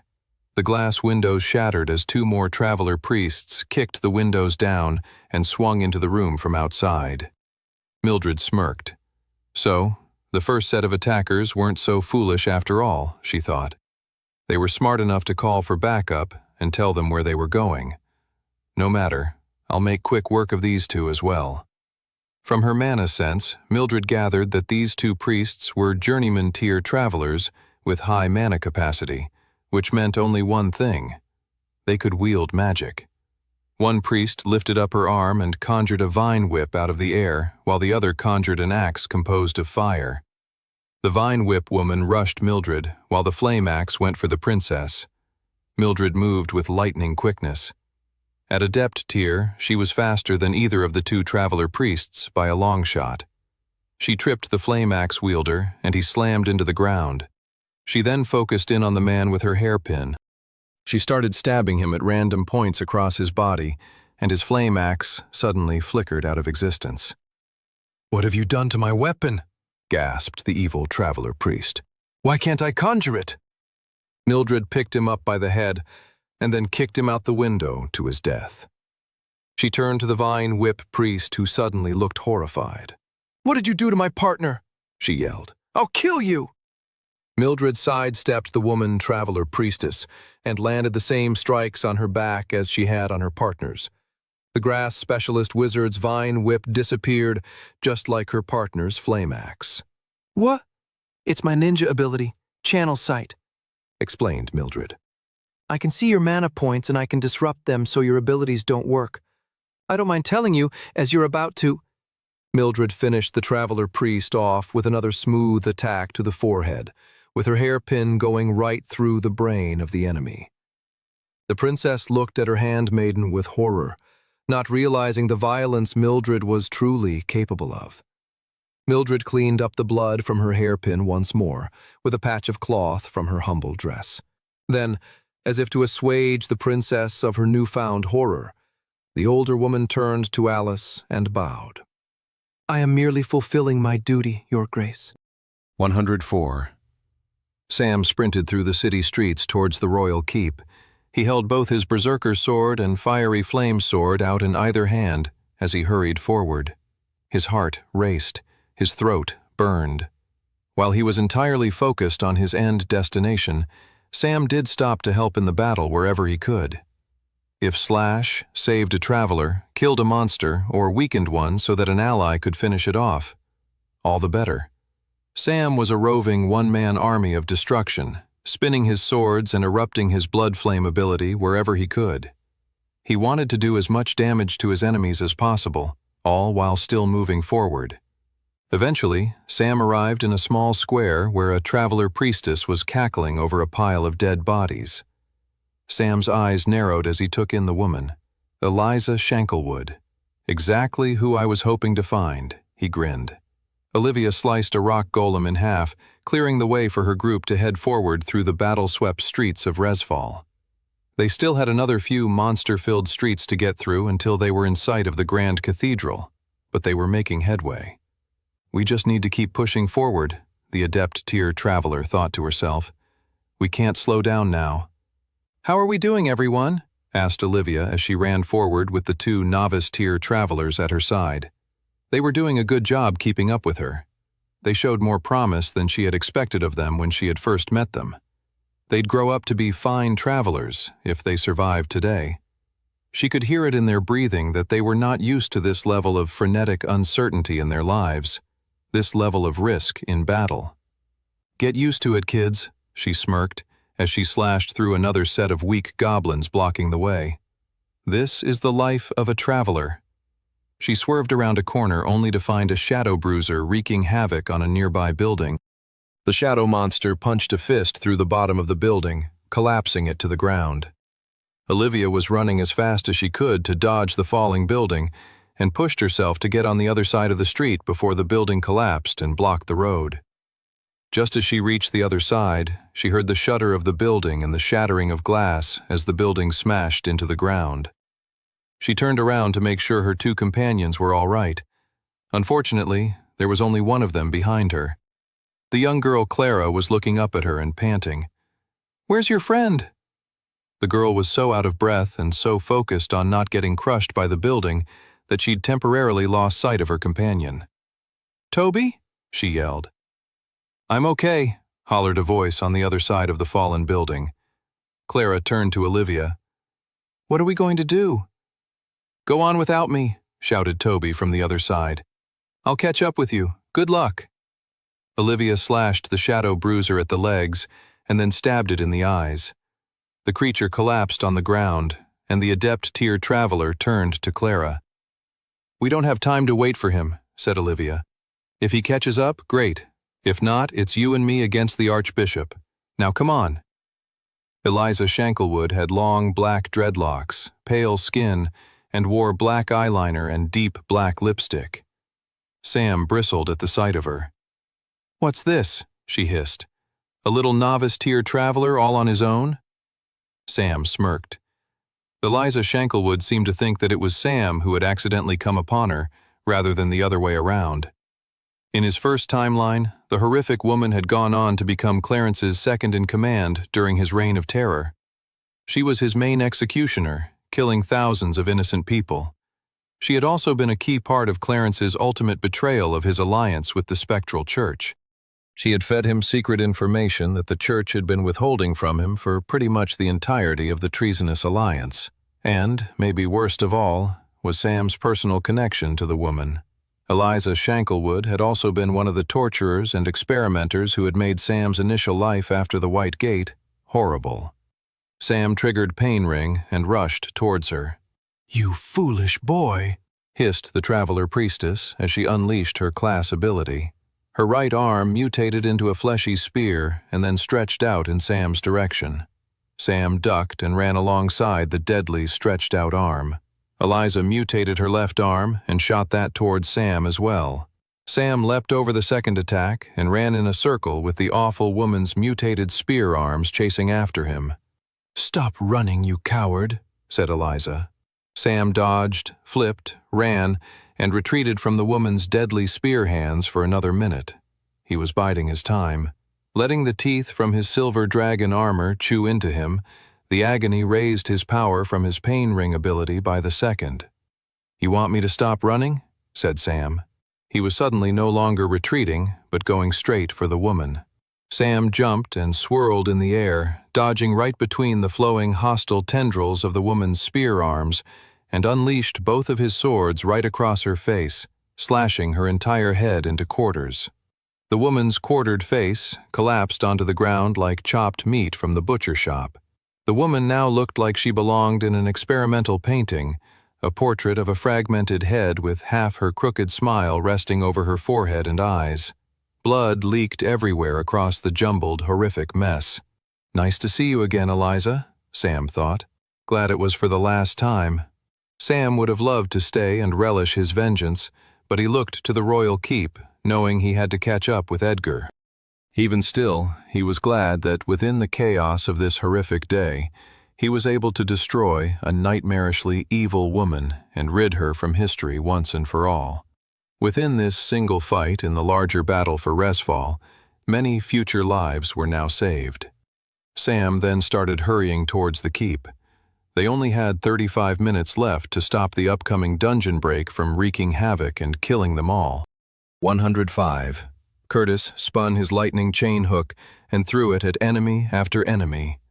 Be it monster or traveler priest, he was happy to destroy any enemy of Resfall. He was running a tally in his head against Brock of how many monsters he'd slain, so that when they saw Olivia at the end of this, she'd recognize him as the superior suitor to Brock and confess her undying love for him and utter disgust for the dwarf, Brock. The daydream was incredibly motivating for Curtis as he swung his lightning chain hook of destruction all over the streets, slaying monsters and rescuing others with ease. Out of nowhere came a gang of 5 green, lizard-skin Naga spearmen. They hissed and rushed towards him. Curtis flung out his lightning chain hook and swiped it in the wide arc. The Naga all leaped high in the air, dodging the slash of Curtis's lightning hook. "Crap," Curtis thought. "They're gaining on me. I won't be able to deal with them all if they get too close." With his free left hand, he clawed the air and triggered his apprentice-tier wizard ability. One of the most incredible things about the wizard class was, despite its common rarity, it had a powerful amount of customization. At journeyman tier, a wizard unlocked a powerful elemental weapon conjuring ability, as displayed by Curtis's lightning chain hook. But the customization happened even before hitting the middle traveler tier. At apprentice tier, a wizard class user developed a unique elemental ability, and it was the unique elemental ability that was about to save Curtis's butt. His left hand sparkled with blue and purple electricity, and then Curtis threw out a ball of lightning at one of the incoming Naga spearmen. except the lightning ball was no ordinary lightning ball. Before it collided with the Naga, it expanded and transformed into a cage with powerful bars made of lightning. Suddenly, the cage had captured the central Naga spearman. The lizard man's body trembled spasmodically as paralyzing lightning coursed through it from inside Curtis's lightning cage. The other Naga were still heading for him though, so no time to waste. Curtis then used the level 2 evolution of the ability, slamming the cage up and down, creating lightning bursts across the whole area. The attack managed to stun and trip the other Naga. "I got you now," Curtis grinned. He then triggered the level 3 evolution of his lightning cage ability. The cage that held the central Naga spearman suddenly shattered into a countless number of glass-like shards of lightning that went in every direction. The lightning shards rained down on the squad of Naga spearmen, slicing and cutting them to death. Within seconds, the 5 of them were nothing but mana stones on the ground. Curtis wiped the sweat off his forehead. Glad that's over with. He then turned to find Brock, but amid all the fighting, the dwarf had disappeared. "I better go find him before he gets nearly killed by harpies again," Curtis thought. Curtis figured Brock couldn't have gone far, except when he decided to turn around and search for his dwarf companion, he came face to face with a rock ogre. It was a large ogre monster, but instead of normal green or grayish skin, the monster's body was composed of stone. Curtis grimaced at the sight of the horrific creature. He wasted no time spinning his lightning hook and then shooting it out towards the monster. The rock ogre grabbed hold of the hook and shattered it. "What?" Curtis was shocked. The creature was immune to lightning magic. Now that's a big problem, Curtis thought. He still had a few options at his disposal as he conjured raw mana and threw out a blast of basic mana. The rock ogre swiped it away as if Curtis's magic was nothing more than an annoying bug. The monster stepped forward, towering over Curtis. Curtis started creeping backwards. "What do I do?" he thought. It's completely immune to all magical attacks. As the rock ogre got closer and closer, Curtis looked around for his companion, Brock. He sure could use the dwarf's physical fighting prowess right now. It was at that exact moment that he heard a voice from above. "The horror show will be over soon, Curtis," said a voice. "Just say dwarves are superior to elves." "I would never say such a thing, you foolish numbskull," hissed Curtis. "Are you really going to hold my opinion hostage as my life is on the line?" "You tell me," said Brock. "Are you willing to risk your life on it?" "This is ridiculous," said Brock. "Fine. Dwarves are better than elves. Are you happy, you immature—" "I thought so," yelled the dwarf. The dwarf then unleashed level 2 of his journeyman tier warrior ability. The simply titled, yet incredibly powerful move known as forward charge. At this level, the ability allowed a warrior to thrust himself forward with incredible speed and unleash a devastating attack with their weapon. At level 2, the forward charge could become a forward leap for even greater destruction.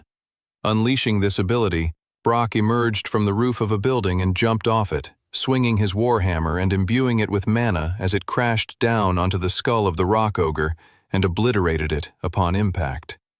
The dwarf's hammer attack then smashed into the ground, leaving a small crater.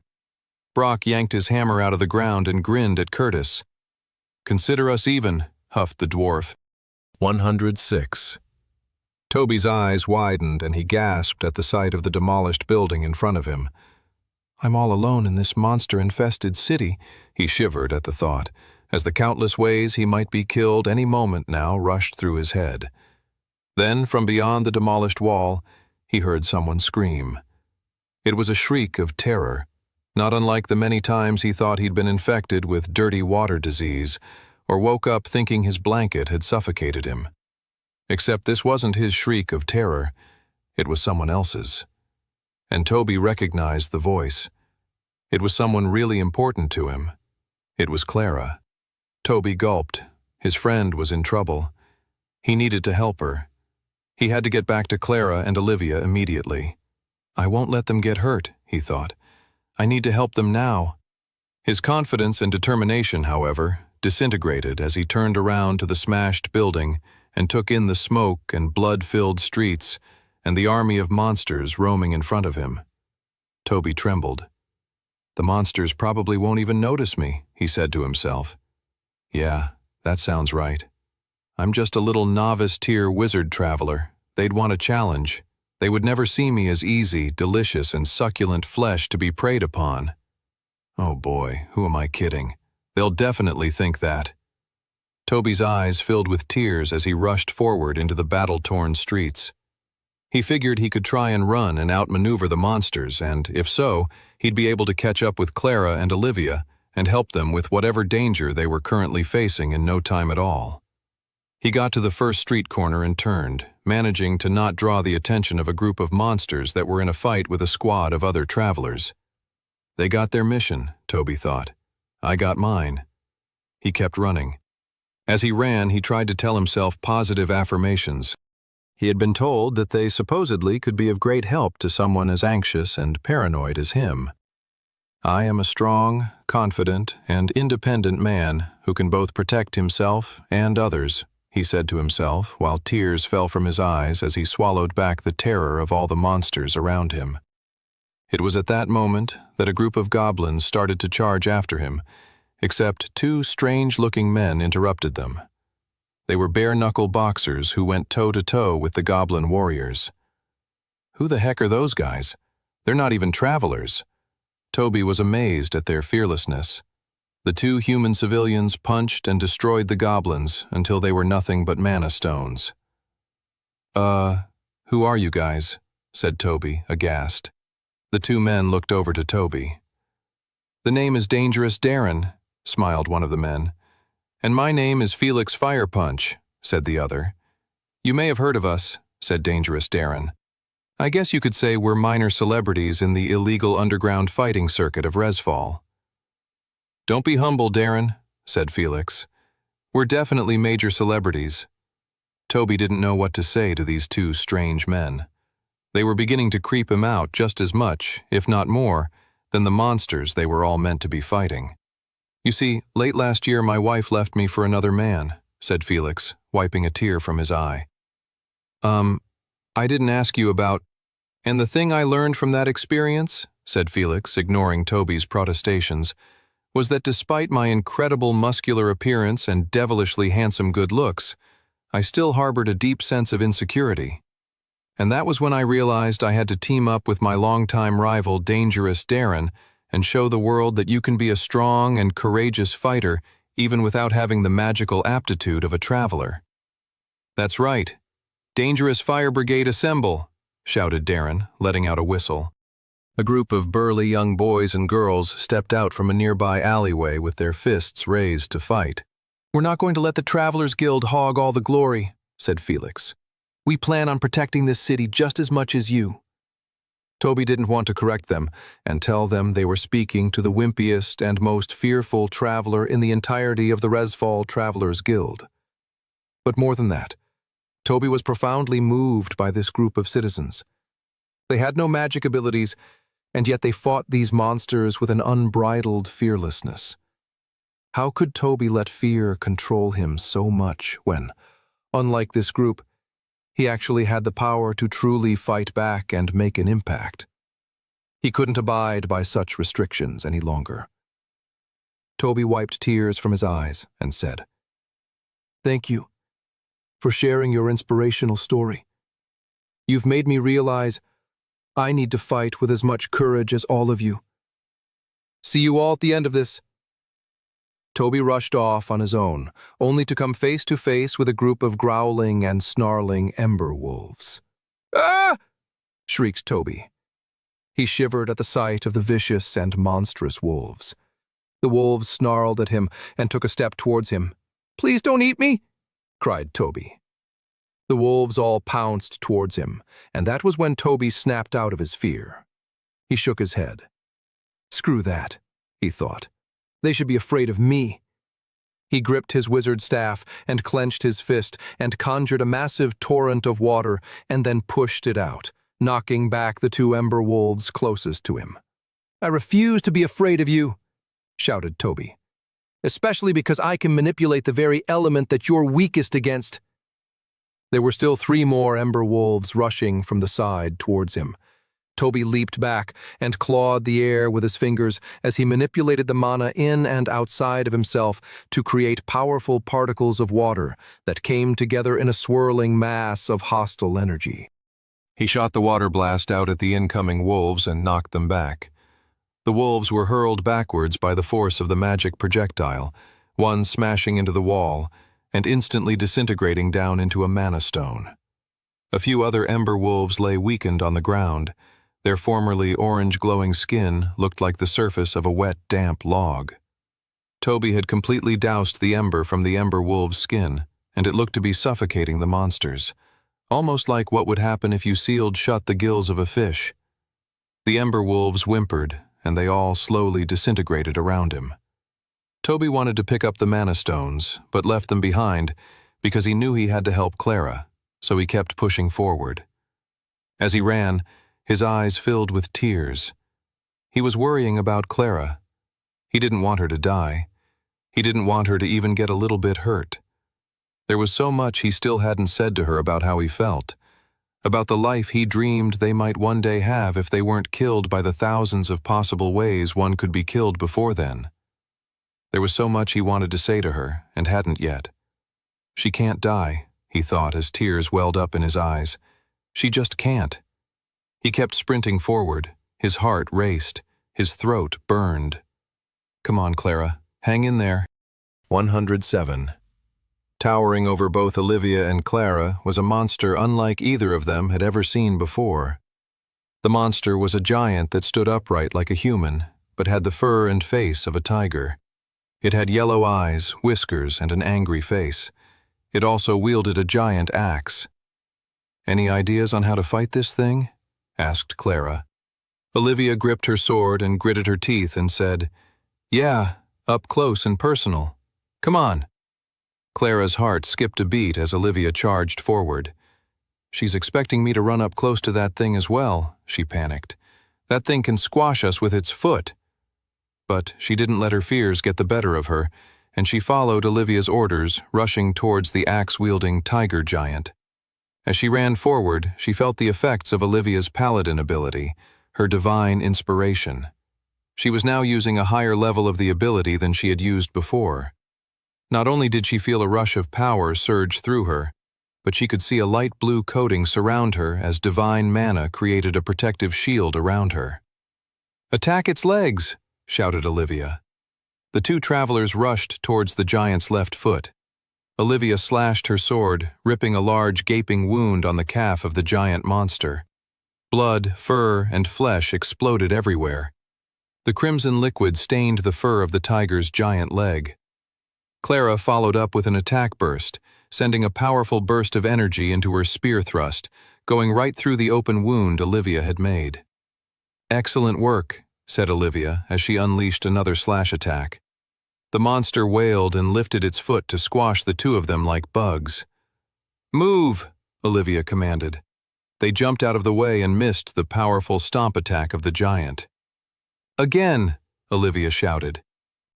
They moved back in again towards the giant's legs, and Olivia thrust her blade into the open wound and jerked the blade inside, ripping through the flesh and bone until the giant could no longer keep balance on both feet and collapsed on his knees. "We almost have this," shouted Olivia.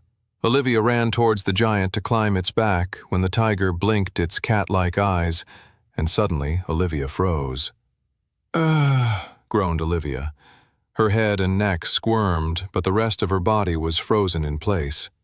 "That monster's blink is a paralyzing ability. Don't look it in the eye, Clara."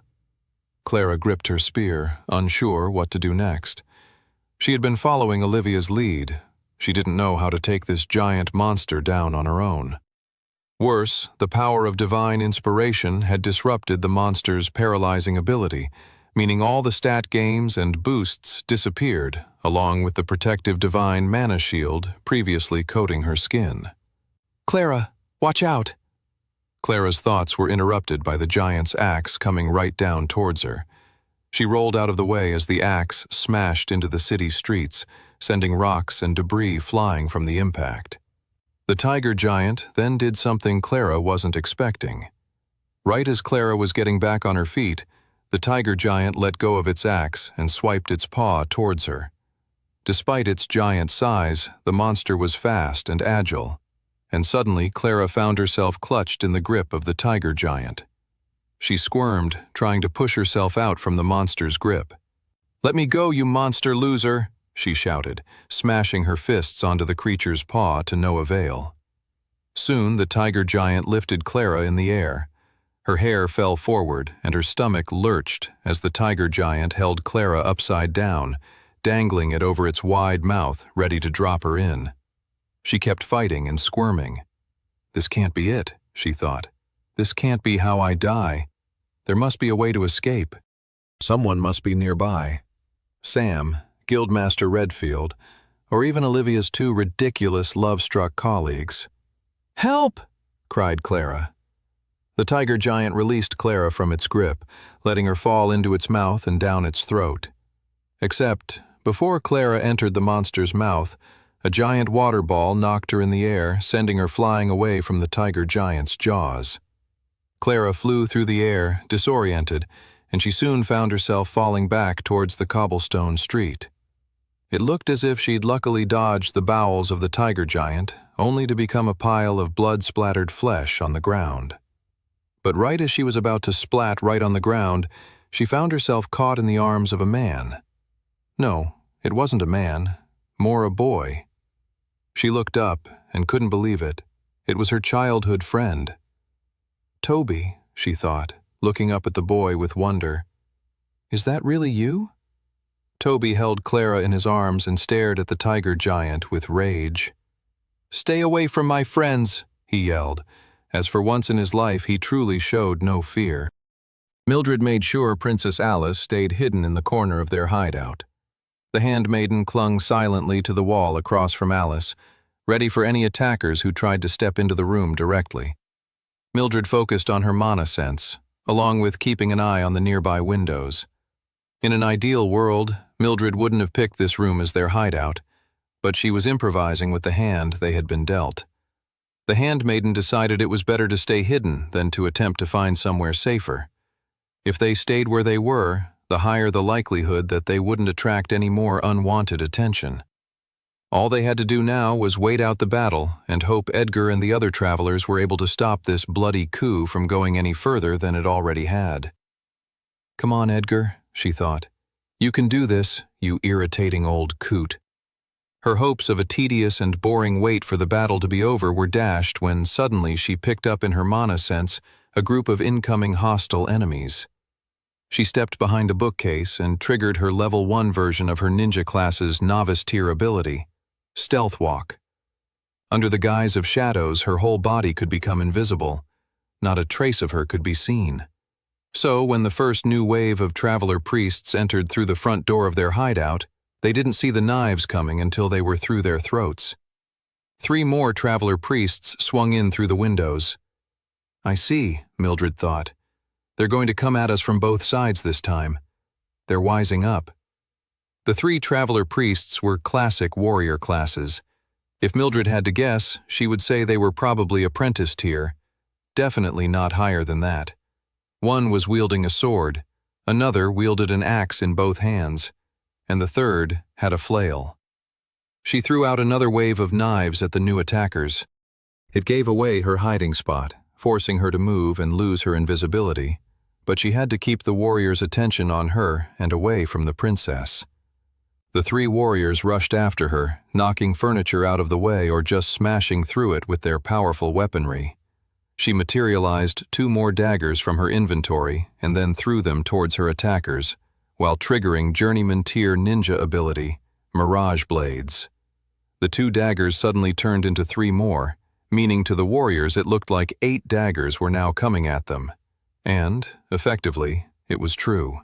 Even though the majority of the daggers were mirages, these were illusionary projectiles that were deadlier than the real thing. The blades smashed through the warriors' armor and flesh, causing the warriors to trip and stumble. Mildred smirked. One rule about facing a ninja, lads, Mildred thought to herself: never stumble. In a second, Mildred was behind them, shoving her hairpin in the back of their heads with the speed of a manic orchestra conductor. Mildred assumed that was all of them, until another wave appeared. Damn, word must have gotten out somehow that the princess is here, Mildred thought. Otherwise, why were so many enemies descending upon them? Mildred rolled up her sleeves and readied herself to keep fighting. She could take on low-tier goons all day. It was at that exact moment when an orb came flying in from the front hall. Mildred's eyes widened. Uh-oh. The orb exploded into a massive ray of light, blinding Mildred. Even with her eyes closed and using her mana sense, the disorienting flash grenade had done its damage on her. She'd been temporarily crippled. By the time she could see and would have been able to move properly again, 2 warriors were holding her on the ground. A man nearby snickered. "You like my little trinket, huh?" Mildred grimaced. The man clearly had the uncommon class known as engineer. The class allowed the user to create weird items of mana. She was great at fighting standard warriors or mages, but squirmy little tinkerers with the engineer class had always been tricky for her, especially if they caught her by surprise. 2 other warriors started to approach Princess Alice, who was cowering in the corner. The 2 warriors snickered. "Time to kill the weak little princess." Mildred squirmed, but she couldn't escape their grip. I can't fail the princess, Mildred thought. I must do something. Alice shivered in the corner as the 2 men approached her. The men laughed. "There's nothing you can do, can you? You're helpless." It was at that point that something triggered inside of Alice. She stopped shivering. Her shoulders straightened. Her face went red. Her skin began to take on a fiery hue. Even the princess's normally blonde hair suddenly went a deep crimson red. Oh boy, Mildred thought as she watched what was about to happen. The former king, Alice's father, hadn't just hired Mildred to be a handmaiden to protect Alice from potential enemies, but it was to protect the girl from herself. Alice had been given a powerful mythic class from a class stone with some very unique properties. The class had a latency period to it that made it uncontrollable and existed deep and far away from one's conscious mind. The special stone had given the girl a powerful mythic rarity class known simply as Phoenix. As fire began to swirl around Princess Alice Grace, the girl screamed, "I am not helpless!"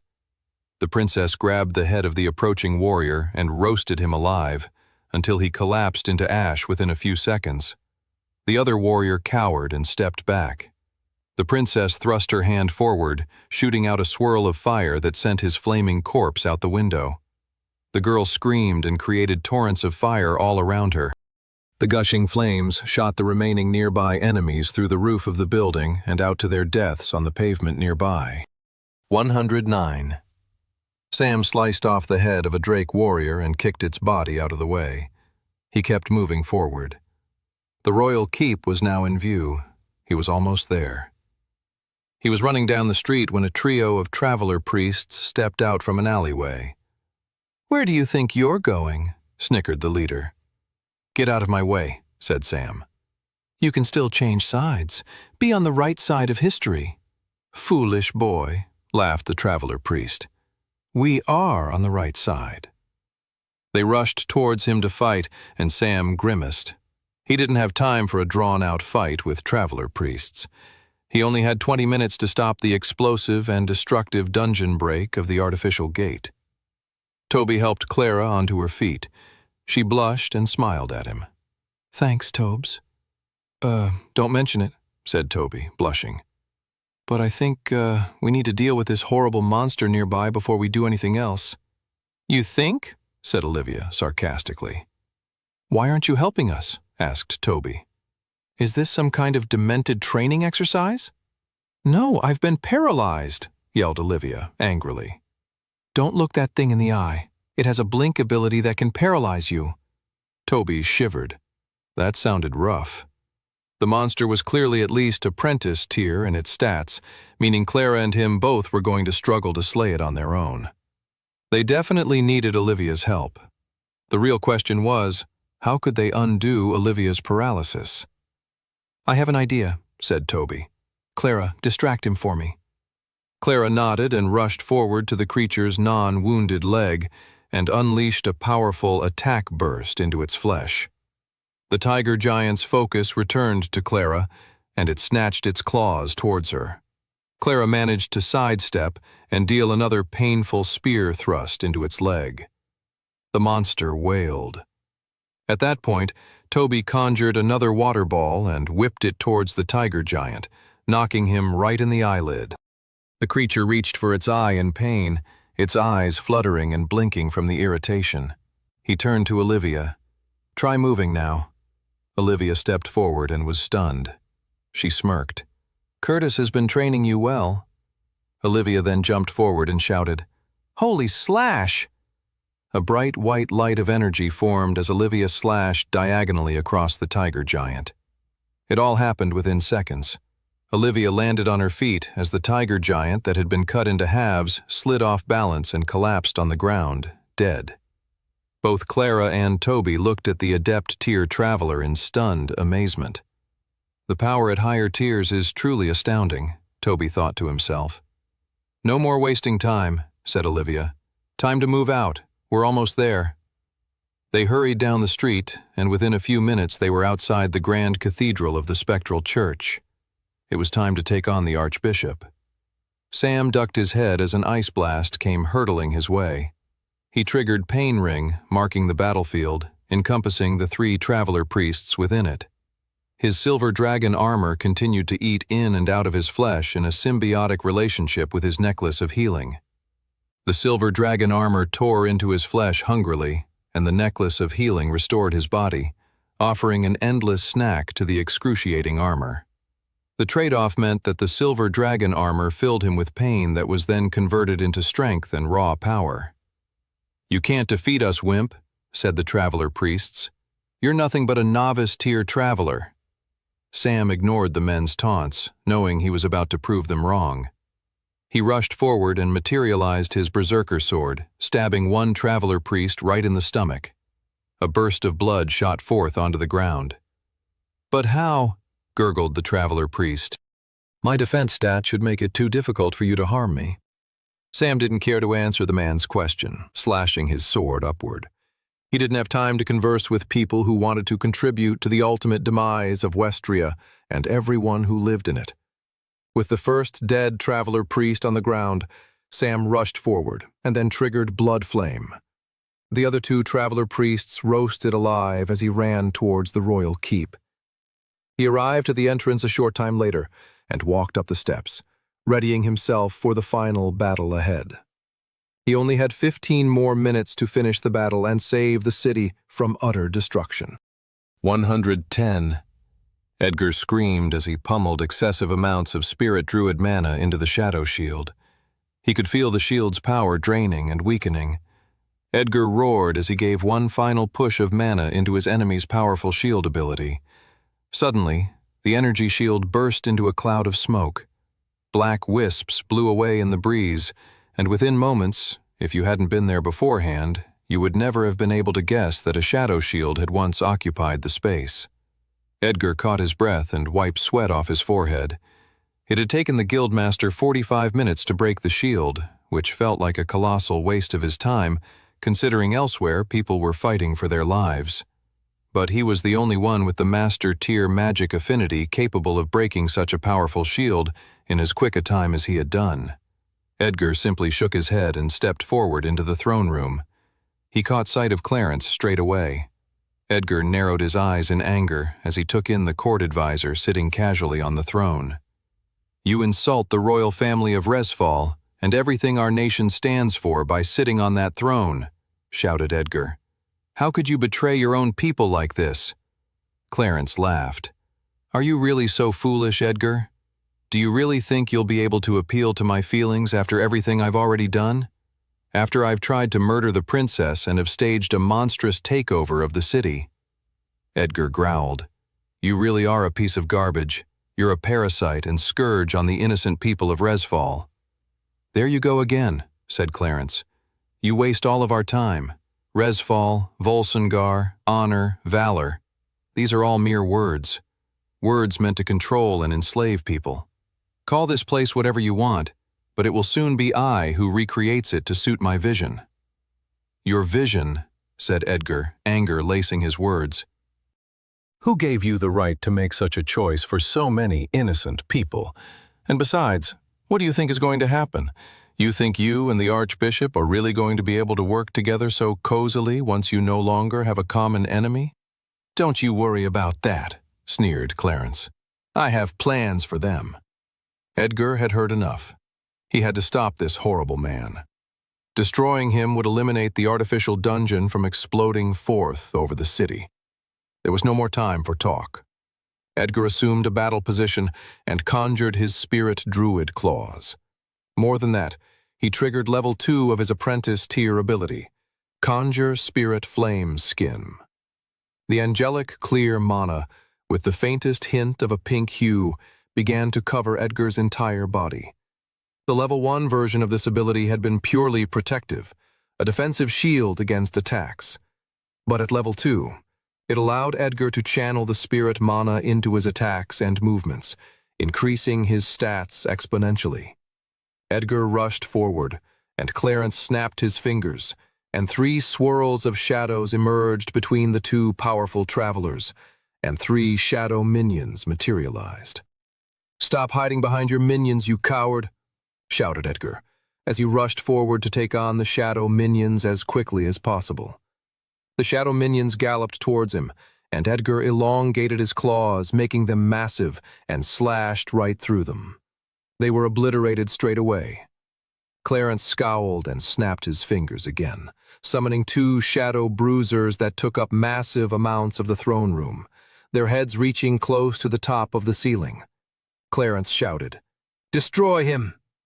One shadow bruiser threw a punch right where Edgar was standing, but the Master Tier Traveler dodged it with ease, just as he anticipated the second shadow bruiser punching where they thought he was going to go. The punches were powerful and created massive shaking tremors across the entire throne hall. The blasts of the attacks created large, crater-like holes in the floor. Edgar jumped and flew up to meet the shadow bruisers face to face. They threw out their large, wispy black hands, trying to snatch him within their dark, evil tendrils and grip, but Edgar moved with a speed that confounded them.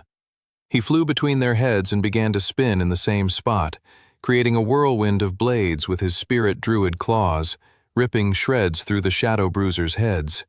They burst into dust and crumpled onto the floor. Edgar looked down at the sneering Clarence. "You won't be able to hide from me forever," shouted Edgar as he soared down to meet Clarence head-on, pulling back one of his clawed fists, ready to strike and stab him right through his smug, evil face.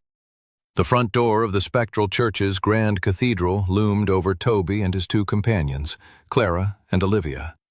Toby gulped, just looking at the entrance to the horrible building. "I can't believe we're actually back here," he thought. "I can't believe we've returned here voluntarily." Toby bristled just thinking about the memory. He could feel the sneers and laughter of the malicious traveler priests who took them there against their will, who shoved them through the nightmarish portal of the White Gate. "Toby!" Toby snapped out of his dark memory to see Clara looking at him sternly. "Come on," she said. "We don't have any time to waste." Toby nodded and tried to shake the traumatic memory away as they took a step into the large, grandiose building. Olivia led the way into the Spectral Church's Grand Cathedral. She was slightly perplexed that there had been no guards stationed at the entrance. Were all the traveler priests out fighting and causing havoc in the rest of the city? But if their leader had come here to hide out and orchestrate things from the sidelines, wouldn't it make sense to have a few guards on deck? It was at that moment that she noticed a pale foot poking out from one of the nearby pews. It wasn't any type of foot. It was the foot of a corpse. Suddenly the corpse lifted itself up, followed by other seemingly dead people. "Don't tell me," said Toby, shaking his head with tears in his eyes. "Are those zombies?" A horde of them rushed towards them. Olivia lifted her sword and triggered her apprentice-tier paladin ability, Divine Blade. The silver sword gripped in her hand suddenly took on a bright blue hue of divine energy. Olivia slashed her sword at the first incoming zombie, chopping its head straight off. She triggered allies' abilities as well. Divine inspiration, boosting her. "Come on, we need to fight through this horde as quickly as possible," said Olivia, stabbing the zombie right through the center of its forehead with her divine blade. Just as she slashed another incoming horde of vicious zombies, she felt the young girl Clara right beside her, gripping her spear. She thrust her spear upward towards the zombies' brains with grace and precision, obliterating them before they could get close enough to harm her. Over their shoulders, Toby threw out water blasts, knocking the zombie hordes back and keeping them at bay. But even as the three of them got into a rhythm of ultimate zombie destruction, the Archbishop had clearly left the whole church filled with undead monsters, and the horde appeared to be unabating. Worse, flying down from the ceiling were more than just undead zombies, but zombie hawks. The deadly and vicious birds had black feathers and glowing green eyes. "Incoming!" screamed Toby, as he hurled powerful blasts of water at the birds to keep them back. Clara roared as she triggered her attack burst spell, sending an explosion of powerful energy forward in the direction of the incoming zombie hawks. But there were too many of them. The zombie hawks began to descend towards them and surround them in a huge flock. This is getting annoying, Olivia thought. She triggered the level 3 evolution of her divine blade and thrust it forward to the sky. Multiple bright blue swords of divine energy surrounded the adept tier traveler and shot upward in the sky. The sharp, deadly projectiles flew upwards, cutting through the undead flesh of the birds. The divine blades ended up killing many of the nightmarish birds, stabbing them right through their small heads and brains. For those who weren't killed by the multiple divine blades, their bodies were deformed enough, with a wing being cut off, sending them hurtling to the ground where Clara finished them off with an executing plunge of her spear. "This is taking too long," thought Olivia. She spun on her feet, manipulating her divine blades to do so in a destructive whirlwind. Within seconds, the zombie horde was nothing but destroyed flesh rendered into obliterated dust. Finished with her attack, Olivia took in Clara and Toby, who were both staring at her aghast. "I've never wanted to be adept tier so badly," said Clara. "Me too," replied Toby. Olivia grinned. "Come on," said the adept tier traveler. "The Archbishop must be hiding in the rooftop pavilion." A few minutes and another few zombie hordes later, Toby and his allies had fought their way to the top of the Grand Cathedral. They stood in front of a large doorway. It was the entrance to the Archbishop's chambers. Toby was still in shock and awe that this was really happening. Only 6 months had gone by since he'd officially become a novice tier traveler, and now he was preparing to fight one of the strongest travelers in the city. "This is madness," Toby thought. "Get ready, you two," said Olivia, taking a step forward towards the doors. "Prepare yourselves for the most difficult traveler battle you've ever encountered." 112. Archbishop Balin stood at the far end of his chambers, grinning to himself. He was looking out his window to the chaos that he had helped orchestrate. "It's beautiful," he thought. He stared out to the artificial dungeon gate growing in the sky, looming over the city. It was growing with his and Clarence's combined mana. Only 10 more minutes now, and the city would truly be under their control. He then heard the doors to his chambers open behind him. What annoyance is this? He turned around and scowled at the sight of 3 measly travelers, interrupting his moment of rejoicing. "How dare you intrude upon me?" he said, conjuring nightmarishly green lightning from the palms of his hands. "Let me take care of these meddlesome flies." Olivia gripped the blade of her sword, readying for the battle against the Archbishop. Her eyes narrowed at the sight of the sinister man. She felt anger swell up inside of her as she thought of all the pain and suffering the Archbishop had caused so many of her loved ones, along with countless other innocent people. "This man is a menace," Olivia thought. "It's time we remove this parasite from our city." Nightmarish green lightning emanated from the palms of each of the Archbishop's hands, and he whipped the lightning towards them. Olivia's eyes narrowed. She could actually stop the Archbishop from summoning more undead monsters. She snapped out her left arm and hand and triggered her paladin's level 3 journeyman tier ability, Spell Cancel. An explosive burst erupted around the Archbishop's palm. The ghoulish green magic had taken on a blue hue before exploding into deadly shards of divine magic. The old man scowled in pain as he shook his hand, removing the painful divine shards. Olivia's spell cancel ability was best used to stop deadly area of effect spells like Meteor Storm or Lightning Strike. It was outside of the ability's current parameters to cancel any spell that was considered a conditional spell rather than a hostile spell. Such conditional spells would be anything like stun, paralysis, or poison-based abilities. Olivia hadn't been sure if the ability would have worked to stop a summoning attack before it even happened, but it looks like it could.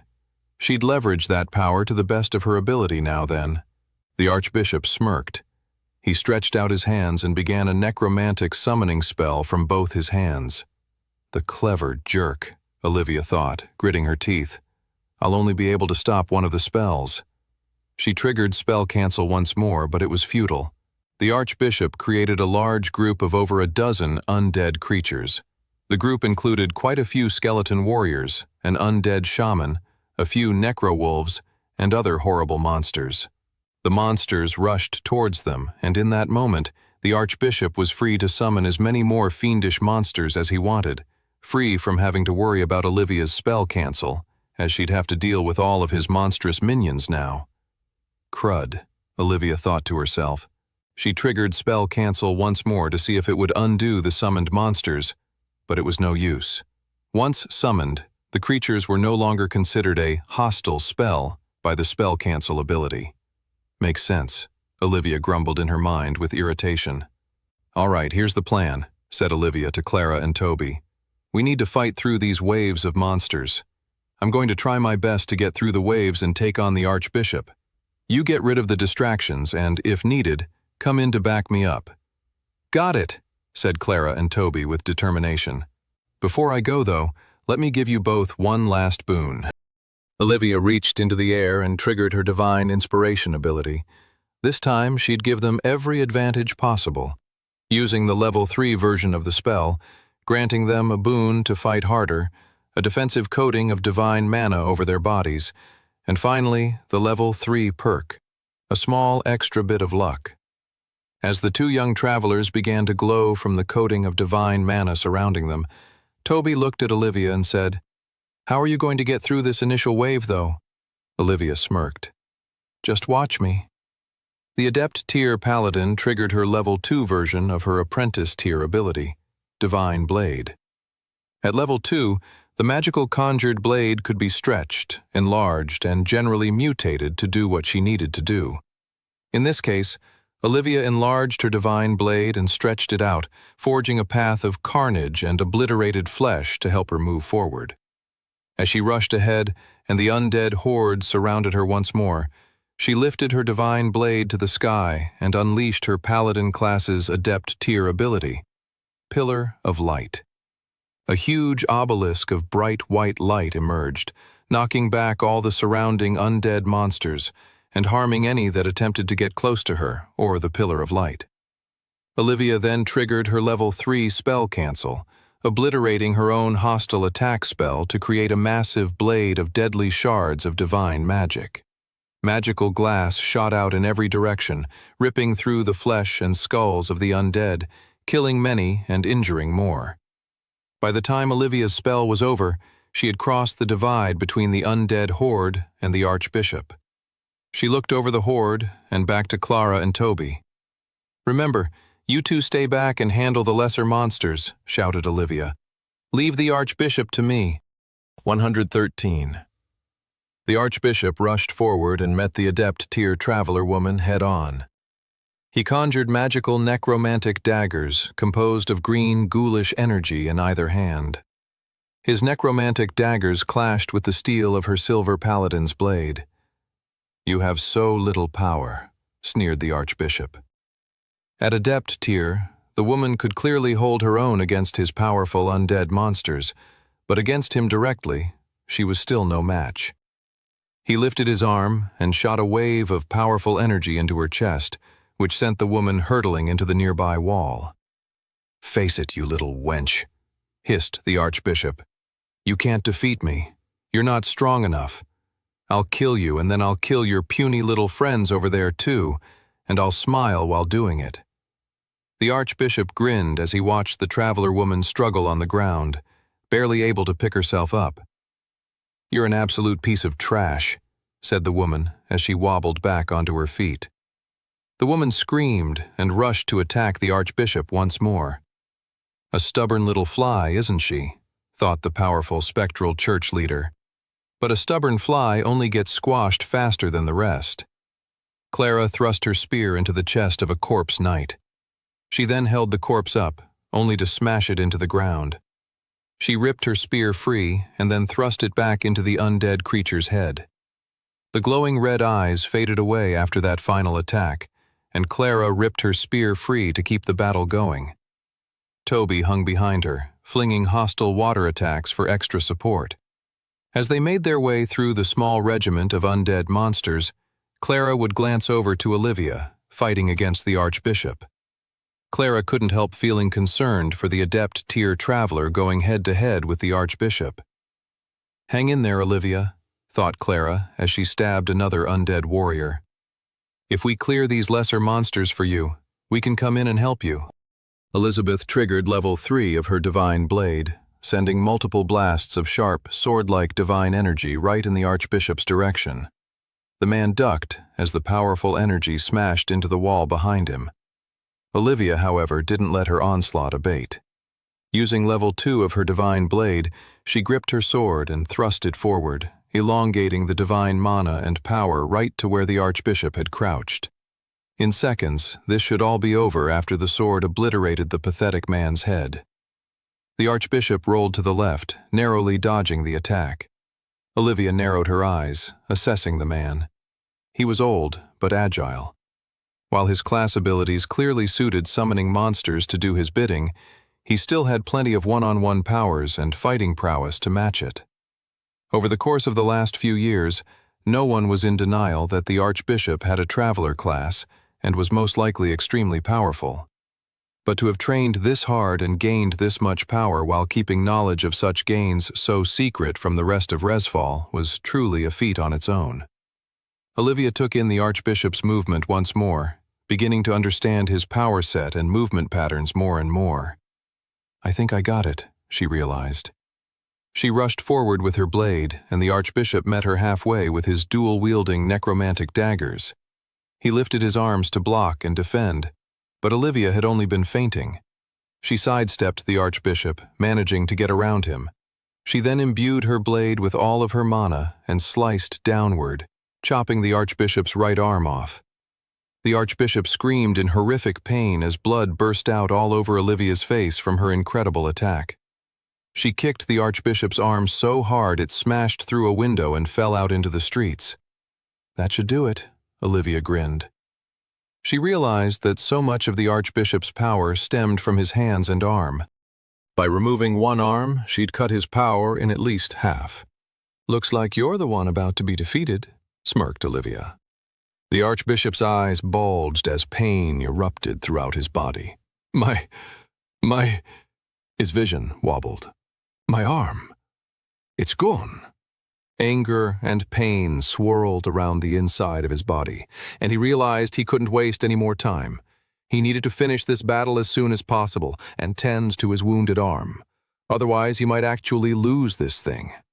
"You stupid little fly," hissed the Archbishop as he thrust his arm forward, sending a powerful burst of green, nightmarish, necromantic energy right into Olivia's body.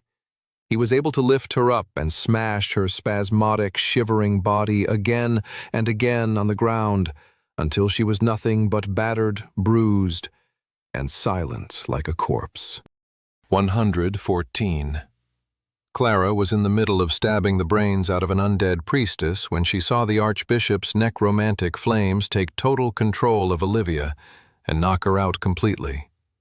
The adept tier traveler lay pale and unconscious on the ground. "Olivia!" Clara cried. She looked over to Toby, whose face was now going white with shock. "Clara, said Toby. What the heck are we going to do? Olivia was our trump card, our saving grace, our ticket out of here, our only guarantee of survival, our only hope in this entire— Now is not the time to spiral, Tobes, said Clara. The young novice-tier traveler with the warrior class quickly dispatched with the final zombie warrior, leaving the archbishop as the only remaining enemy to fight. Even with his arm bleeding profusely, the archbishop managed to laugh at the sight of Clara and Toby. "What are you going to do?" he laughed. "Your only hope of defeating me is dead on the floor over there. You're just two novice-tier travelers. There's no way you'll be able to beat me. Face it, you've lost." "Shut up," said Clara. She quickly turned to Toby. "Come on, Tobes, we got this. Follow my lead." Toby blinked as Clara sprinted forward with her spear at the ready to confront the archbishop. His heart pounded. His eyes widened with fear. "Is Clara freaking crazy?" he panicked. "She's going to get herself killed fighting so boldly." He took a deep breath. "I have to protect her," he thought. "I'd rather be dead than live in a world without her." Over the course of their battle with the zombie horde, Toby had leveled up his novice-tier water manipulation ability. It was time to test out the new evolution of the skill. Toby conjured all the mana in his body and created a powerful gushing force of water from his two palms. "Tsunami blast!" he screamed as he unleashed the wickedly powerful magical attack on the archbishop. The old master-tier traveler snickered as the attack hit him head-on. The archbishop wobbled on his feet and had to take a step back as the hostile water pounded against him. With his free hand, the archbishop sent out a flicker of ghoulish lightning that smashed into Toby and flung him against the nearby wall. The boy slumped over. He wasn't getting up. Clara's eyes welled up. "Toby!" Her friend couldn't be dead. Not yet. They still had so much to do, so much to see, so many things to experience. She pushed forward, despite a huge part of her trying to make her stop. A small, anxious voice in her head that she tried to ignore day in and day out finally gnawed inside of her, hissing, "If everyone is dead, who are you going to protect? You failed everyone. Sam, Olivia, Toby, and all the kids at Orphanage H. You weren't strong enough to save them, to help them. They're now all dead because of you. There's no need to keep pretending that you're so tough and strong anymore. No one to perform your fake courage around. Face it. Give up. Admit it. You're scared, weak, and alone and can't save anyone." Clara shook her head violently, still rushing at the archbishop. "No," she thought to herself. "I'm not giving up. I'm never giving up." Clara gripped her spear tight as she sprinted forward. If she was going to survive this fight, if she was going to have any semblance of saving Toby and Olivia and defeating the horrible man in front of her, it all came down to one powerful hit. That was all she could hope to manage to do before the archbishop crushed her, like he'd crushed everyone else in this fight. Under normal circumstances, there was no way a novice-tier traveler could have the hopes of penetrating through the defenses of a master-tier traveler. But Olivia had left her an opening. Clara charged and then unleashed a powerful attack burst from her spear. The spear went head-on towards the archbishop. "Pah! Such a puny attack won't hurt me head-on, you fool."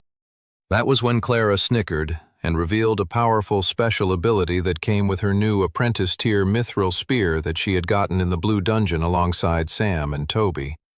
"Twist!" she yelled, and the energy of her ranged attack burst suddenly swerved and then swerved again, no longer heading directly at the archbishop, but at an angle. Her attack burst blasted right through the hole in the archbishop's arm, chest, bone, heart, and out the other side. The archbishop coughed up blood as his eyes bulged in shock. Clara screamed as she dug the spear attack in even further. "That's for the crap childhood, you piece of garbage." 115. Across the city, at the royal keep, Edgar rushed forward to attack Clarence. The plan was simple: to rip the court advisor to shreds with the guildmaster's powerful spirit druid claws. "Die!" screamed Edgar, slashing forward. Clarence jumped backwards, dodging the attack. "He's fast and slippery," Edgar noted. Edgar realized he needed to step it up a notch. He had mainly been using his novice tier and apprentice tier and a portion of his journeyman tier spirit druid abilities, but it was time to stop holding back. When Edgar had first started his journey as a traveler, he'd been disappointed with his first two abilities. He didn't understand the point of them. What he didn't realize was that the power to imbue spirit mana and to conjure spirit F lame skin were all preparing him for his journeyman tier ability, Run in spirit werewolf transformation. For the majority of the battle, he'd already been using the level 4 version of the ability, which was to mutate and use isolated aspects of the spirit werewolf transformation. But Edgar realized if he was going to take down Clarence, he was going to need to unleash the level 5 version of the skill, Total Transformation Mastery. He triggered the ability and felt the angelic spirit mana spiral around him, integrating with his skin and body. He grew in height, his muscles bulged, and his whole face snarled, shifting into a growling, angry wolf with narrow eyes and even sharper teeth. With hugely enhanced speed and power, Edgar rushed forward. He was in front of Clarence in less than a second. The court advisor had no time to escape. Clarence smirked right as the spirit druid claws ripped through his flesh. Except blood and guts did not burst from the open wounds, but rather black, shadowy wisps as the man disappeared into smoke in front of Edgar. Looking for someone? Edgar spun around to see the court advisor behind him, coming in with a shadow magic pincer attack of his own. Edgar leaped forward and gritted his teeth. Clarence has some kind of shadow blink ability then, Edgar mused. That's a problem. But how long can he keep such a cowardly strategy up for? Edgar rushed at Clarence with even greater speed. He slashed, and Clarence would shadow blink in retreat. Except, now that Edgar knew that Clarence could shadow blink, Edgar's years of fighting prowess meant he knew where to attack next. He could anticipate Clarence's moves. Clarence shadow blinked again and again until he finally teleported to the other end of the throne room and conjured 2 new elite shadow warriors in front of him and rushed towards Edgar. The guildmaster galloped towards the 4 shadow warriors. He slashed one to death, sending it hurtling right towards a window, shattering the glass and sending it out into the sky. He grabbed another by the neck and ripped its head off with his spirit werewolf mouth and spat it out on the ground. "Enough of your tricks," shouted the guildmaster. I need to finish this, Edgar thought. He morphed out of his spirit werewolf form. He then breathed out a whistle, triggering his master tier ability. The air from his mouth took on the same angelic mana that formed around his fists, and slowly a large griffin appeared, composed entirely of spirit mana. Edgar quickly jumped onto his new summon and charged at Clarence with so much speed, the court advisor did not have the opportunity to shadow blink. Edgar gripped the man's neck and then spiraled high into the air with his spirit griffin, blasting through the roof of the palace and high into the sky. They went so high, and then the griffin swerved heading back down to the throne room. "You won't survive the impact when we land, you fool," said Edgar. "It was nice knowing you." The griffin dove straight back down through the air with Clarence positioned to take all the impact. The 3 of them slammed back into the throne room, creating a massive crater of marble and concrete. Edgar's spirit griffin flickered away, and he stood up to take in his defeated enemy. The smoke began to clear, and Edgar took in the court advisor's body. Clarence's teeth were coated in crimson blood, and he smiled and laughed at Edgar. The man began to flicker into smoke. No, Edgar thought, not another doppelganger. Before Edgar had time to react, a powerful master-tier shadow spear went right through his stomach. 116 Edgar eyes bulged as he stared down to the shadow spear that had just ripped through his stomach. Blood began to leak and drip from the hole the shadow spear had created. "You conniving little scoundrel," hissed Edgar as his body filled with pain. The court advisor had always been a canny strategist and tactician, and he had outsmarted Edgar in this fight. Edgar had to accept that. More than that, he needed to lessen the extent of Clarence's victory. He had to turn this man's victory into a sacrifice, a trade-off, a compromise that will leave him weakened for his next battle. That was the only way to salvage any kind of victory from the jaws of defeat. Edgar reached down and clutched the shadow spear wedged into his body and held it tightly, creating large, bloody gashes in his palm as he did so. "So long as you hold this attack inside me," said Edgar, "you can't move, and I know where the real you is." With Edgar's other hand, he then reached out behind him and stretched out his spirit druid claws and slashed the area in front of him. The court advisor screamed in agony as Edgar finally hit the real version of the scumbag traitor. Clarence squirmed, trying to escape the guildmaster's attack. But escape was futile so long as the guildmaster kept clutching onto Clarence's deadly shadow spear. Edgar Redfield truly is a madman, Clarence thought. How much pain and damage is he enduring by clutching onto that shadow spear to hold me in place? The man's spirit claws slashed through his robes and created 4 large gashes in the court advisor's body. They looked like large crimson tracks running across his chest. The pain was unbelievable. The guildmaster's strength was undeniable. Clarence had no doubt that the man's title as the leader of the Travelers' Guild was truly deserved. The court advisor then sensed that Edgar's power was waning, and he felt the man's hold on his shadow spear loosen. Clarence wasted no time, ripping it free and leaving the gaping hole in Edgar's stomach. The guildmaster coughed out blood and collapsed onto the floor. The man would be dead in a few more seconds. Clarence grinned, knowing that his final plans were coming to fruition. Only a few more minutes now and the artificial dungeon would break, and there would truly be no hope for Resfall after that. Then, suddenly Clarence heard footsteps. Someone else was coming. Who's this? Clarence scowled to himself. Edgar felt the blood draining from his body. His cheek lay hard against the stone floor. He was struggling to keep his eyes open. Is this really the end for me? Even at his age, Edgar couldn't help but think that there was still so much he'd like to do. There were so many at the guild who he cared for that still needed his guidance and training. Olivia, Curtis, Brock, Toby, Clara, the young, talented orphan traveler prodigy Sam. And then there was Mildred. So much between them still remained unsaid. There was only one positive to death, Edgar thought, and that would be the freedom from his chronic back pain. Maybe, just maybe, that will make dying worth it, he grumbled to himself as his vision began to fade around him. Then, in the distance, he made out a figure of someone stepping into the throne room. A black-haired boy with crimson-red eyes. Sam, he thought. You made it. Edgar grinned. He was happy to know he could die with a little bit of hope still left in the world. Clarence's attention was fully on the newest intruder. The boy had shaggy black hair and strange red eyes. He wore rare and powerful-looking silver armor. He'd seen this kid before. He'd thwarted his first assassination attempt of the princess back at the winter ball. "Do you really think you can defeat me after your precious guildmaster failed to?" sneered Clarence. The insolent young man had the audacity to smirk at him. "Let's find out," he said. With the entire fate of the city of Resfall on the line, the final fight truly began. 117, Sam materialized his berserker's sword, readying himself for his upcoming battle with the deadly Master-tier Shadowmancer. The court advisor stood across the throne hall from him, waiting for Sam to make the first move. Makes sense, Sam figured. He has no incentive to defeat me immediately.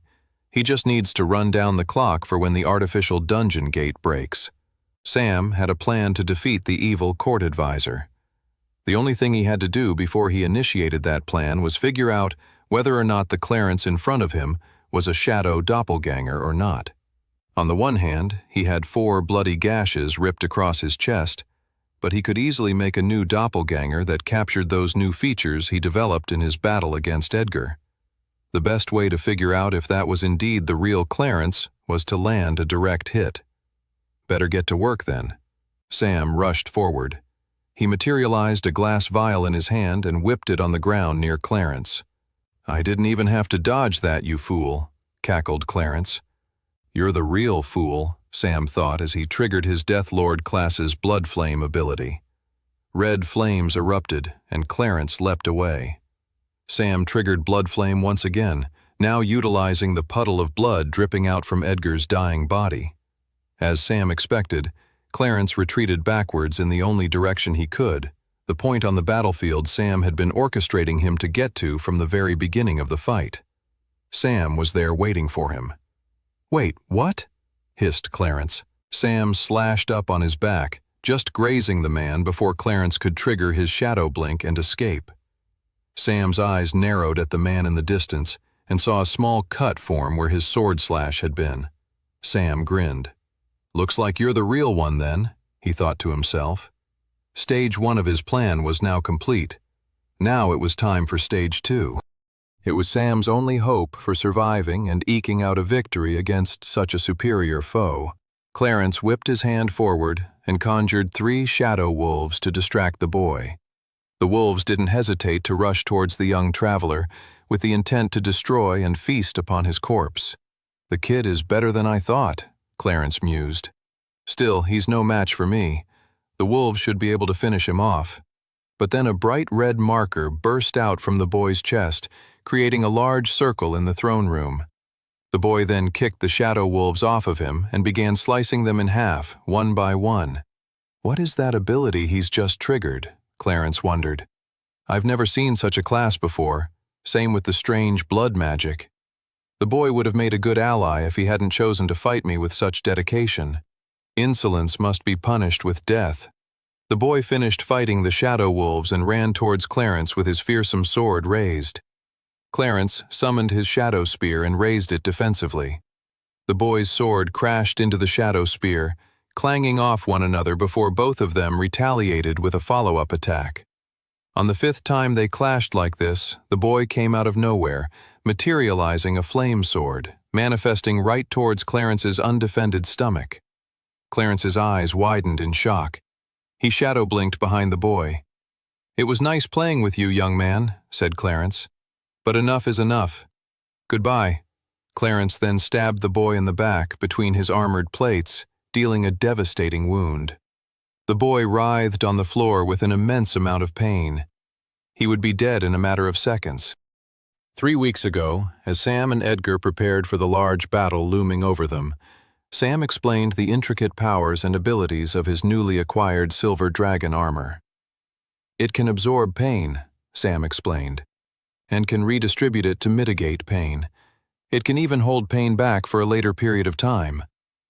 After that, Sam explained how he wanted Edgar to help him. In a private training room, Sam and Edgar faced each other. "You want me to do what now?" balked the guildmaster. "I want you to cause me the most amount of pain possible," explained Sam. "The pain can bring me to the brink of death, but it must not kill me." The guildmaster looked at Sam as if the boy was crazy, but understanding the special abilities of the silver dragon armor, he could understand what Sam was trying to do. "Okay, I can send hostile mana into your body, causing mana overload.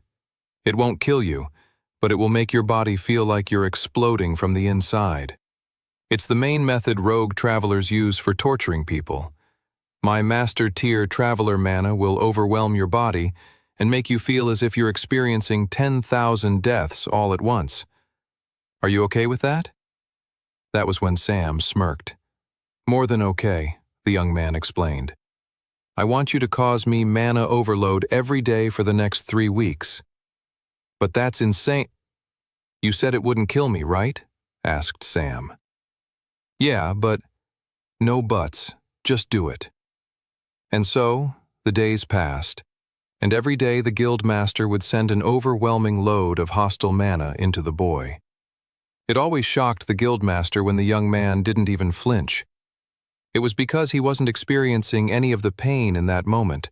It was all going into reserves for later.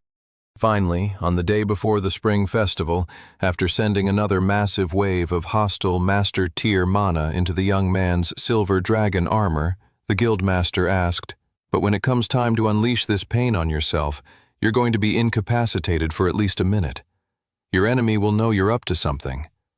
Sam smiled. "Not unless I make my enemy think he caused the damage himself," said Sam.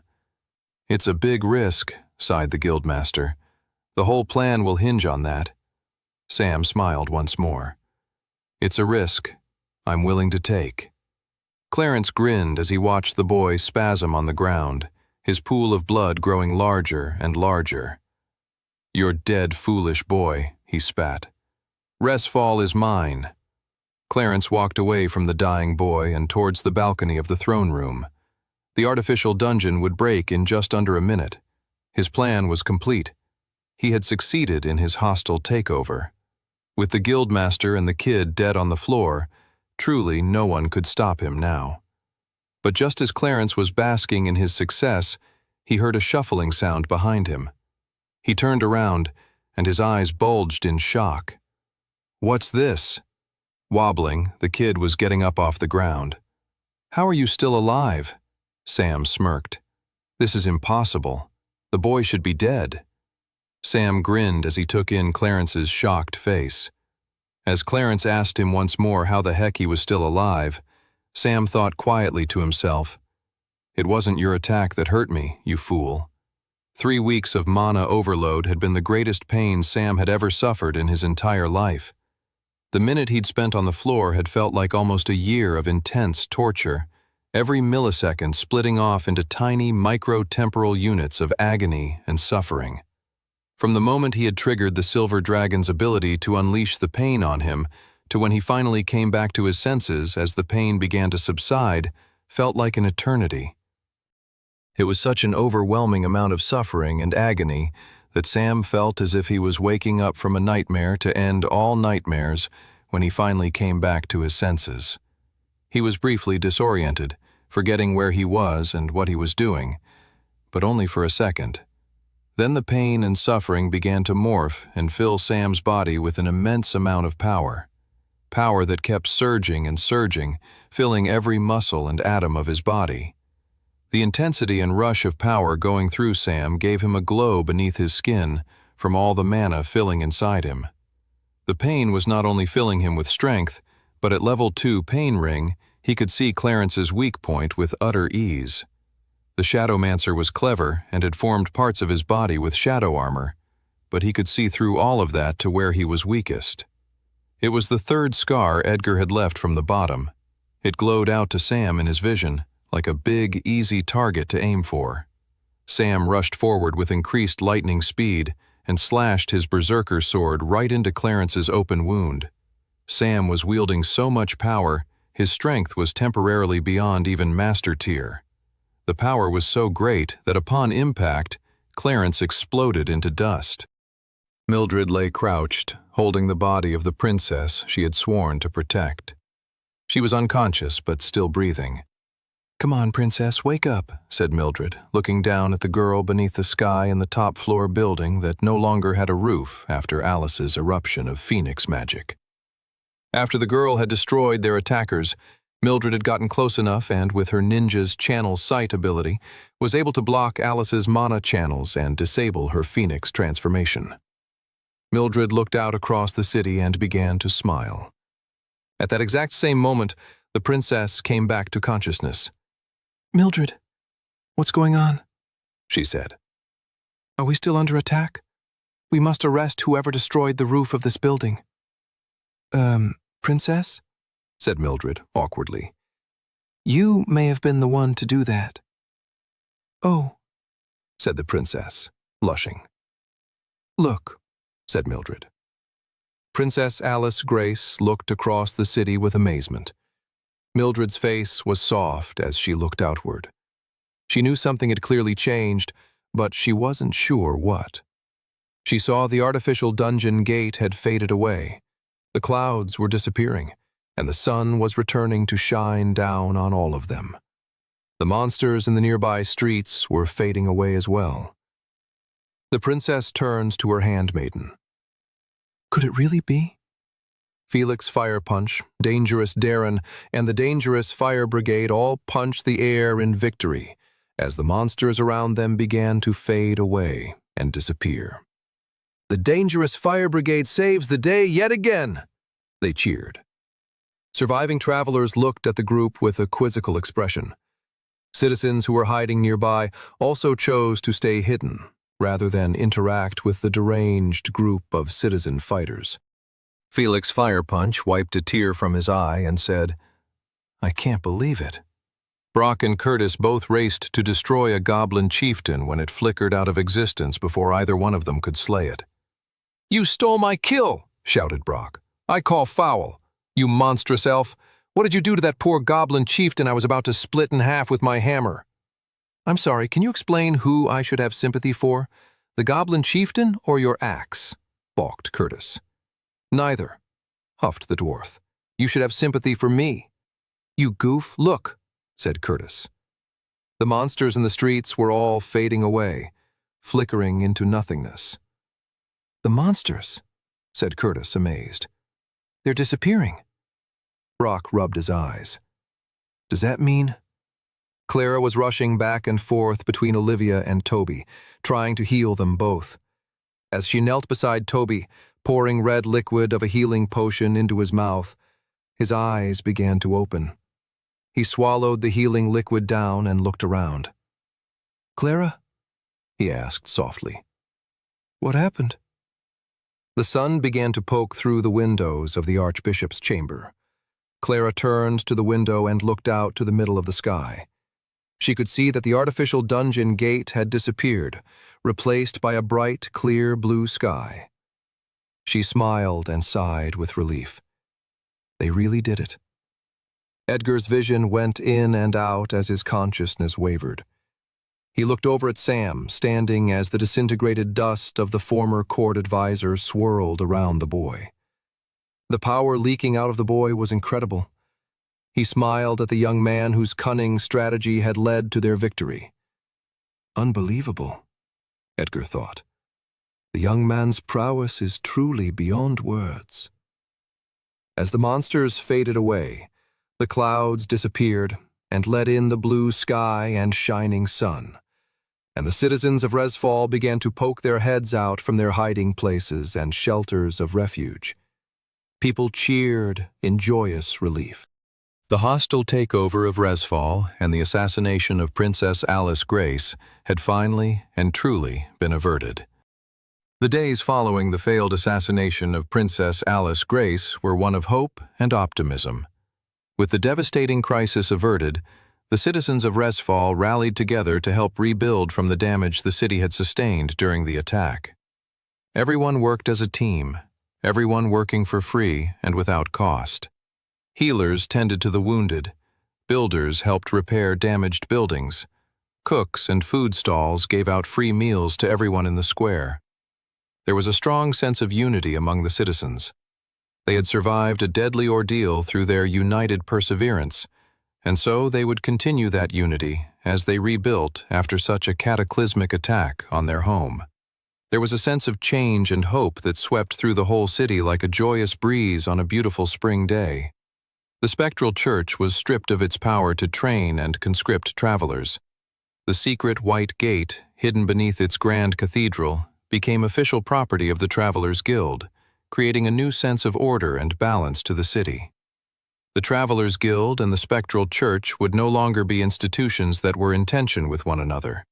They were now set up to work harmoniously together. Remaining Traveler priests were rounded up and arrested, while those who were part of the church but not involved in the violence were promoted into new positions of power. The Spectral Church would return to its original duties that it had always been known for, and what had helped it garner such a great reputation in the past. It would take up its work as a charitable organization for social good. As the city rebuilt and reconceptualized how it functioned and worked together, an even greater cause for hope came in the form of Princess Alice Grace's upcoming coronation. "It's official," said the princess as she paced across her bedroom. "I'm freaking out, Mildred." The handmaiden strode over to the princess and grabbed her by the shoulder. "Take a deep breath, princess. Inhale, exhale." The princess inhaled and then somehow started choking on the air and having a coughing fit. "See, Mildred?" cried Alice. "I can't even breathe without messing it up. How will I ever be queen?" Alice had been getting more and more stressed and panicky about her coronation as the big day got closer and closer. It was going to happen any minute now, and she felt like she was going to throw up. Then even the thought of throwing up made her freak out about getting puke all over her dress. It was a vicious cycle. "There is no denying you have a certain habit of messing things up," said the princess. "Just say it, Mildred. I know that's what you were going to say." "Yes, of messing things up," said the handmaiden. "But everyone makes mistakes. The true mark of a great queen is how they step up to the occasion when they do mess up, and showing empathy and restraint when others make mistakes around you." "So it's okay for a queen to make mistakes?" asked Alice, as she wiped a tear from her eye.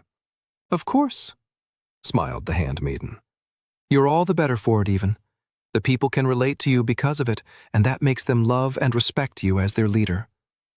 "Thanks, Mildred," said Alice. "You really know just what to say." "I'm only saying what your grandmother would have told you had she still been alive to see you now," smiled the handmaiden. "I know she would have been so proud of you. All of your family would have. Your mom, your dad. Now come on. It's time that you follow in their footsteps. The ceremony is about to begin." Mildred took Alice's hand and escorted her down through the palace from her chambers to the throne hall, where the entire nobility, merchants, and guild leaders were standing at attention, waiting for her to enter.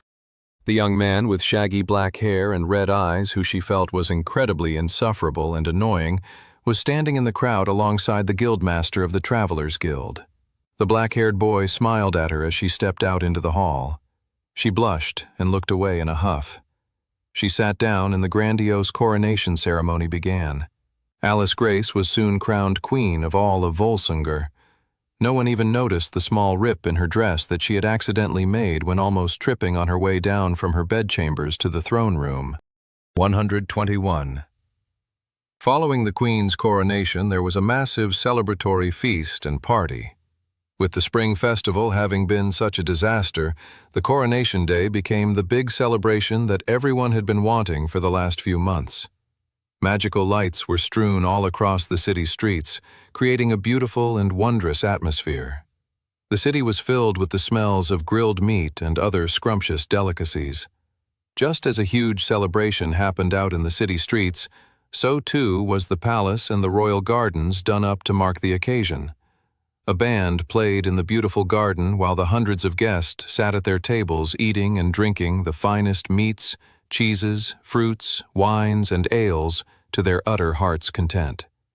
Without a doubt, the members of the Travelers' Guild, the group with the least amount of people trained in the art of table manners, ate the most shamelessly. A constant regiment of waitstaff cleared the plates away as the group of magical fighters gobbled up the tasty food like they were enjoying the last meal they were ever going to have and wanted to make it count. Nobles and merchants at neighboring tables first looked on with fascination and then slight repulsion, before smiling with inspiration and ordering a second helping for themselves. After dinner came dessert. Out came a quadruple-decker white cake with glistening strawberries and fluffy vanilla icing, followed by a large chocolate cake dripping with salted caramel glaze. "Are they trying to kill us?" gasped Toby as he dug into his 2 slices of cake. "They keep serving us delicious food. I don't have the room for all of this." He almost fainted when the waitstaff brought out apple pies and an assortment of different ice cream flavors. "I must eat all of that," sighed Toby. "Even if I don't survive, I must eat that ice cream and pie." With dessert over, the band kicked it up a notch, and the different groups of people started dancing. On top of that, with the eating portion of the evening over, the drinking portion started in earnest. As Brock went up to pour himself another glass of ale, he accidentally knocked shoulders with a priest of the spectral church. "Aye, watch where you're going," barked Brock. The priest sneered at Brock and said, "I'd say the same to you." Everyone nearby suddenly froze. A simmering tension could be felt across the party. Would the newfound peace and order between the rival institutions crumble so quickly? Was the strife that had plagued the city for years not truly gone? Then Brock smirked. "You know, there's a dwarfish saying," said Brock, "that if you bump into someone on your way to get a drink, you buy the person you bumped into a drink as well. So what are you having?" The priest blinked and then smiled. "An ale, please." Good man, that's what I'm having too, said Brock. And then everyone laughed and cheered. For the first time in many years, the different institutions of power in Resfall were truly in harmony. 40 minutes later, Brock approached Curtis and threw down 2 shots of dwarven whiskey. We never settled our bet out on the battlefield, said Brock, meaning we must settle it here. Honor will be decided by who can drink the most amount of whiskey shots. That's the most ridiculous thing I've ever heard, said Curtis, before cracking a grin. You're on. Everyone at the nearby table gasped. But dwarven whiskey is known to be extra powerful. It's been used to put raging giants to sleep. I'm not afraid, glared Brock. Are you, elf? Just line up the shots already, said Curtis. I'm looking forward to defeating you once and for all. And so began the epic dwarven whiskey shot debacle. After the first 3 shots, the competition got even fiercer. Both Curtis and Brock's cheeks were flushed red, but neither one looked as if they had had enough. 10 shots later, their bodies were both shaking. Another, they both declared. The waitstaff shivered. That was our only bottle of dwarven whiskey. We ran out. Both Brock and Curtis stared venomously at the waiter. Then Brock turned to his elf companion. I guess we'll have to keep calling it a tie for now. That's fine by me, said Curtis, who looked like he might fall off the table. Brock put his hand on Curtis's shoulder and said, You know, Curtis, I don't say this enough, but I want you to know, I love and respect you, elf. Tears formed in Curtis's eyes, and he swatted the dwarf's hand away before giving him a big hug. No, I love and respect you, said Curtis back. With tears in his eyes, Brock said, Why can't we say this to each other more often? I don't know, said Curtis. We're foolish, so foolish. You're my best friend. I want everyone to know. You're my best friend too, sobbed the dwarf. As the 2 pals admitted to each other their undying platonic love for one another, their captain Olivia Reeves walked by in a beautiful red dress.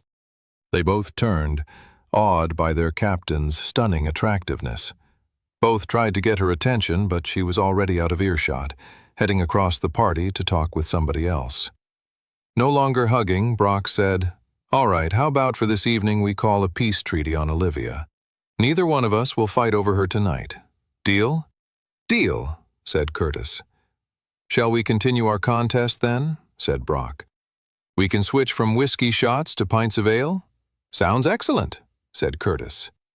The new contest began, and the 2 friends started chugging down beers, each with their own secret plan to ask their captain Olivia to dance as soon as the other passed out from drinking too much.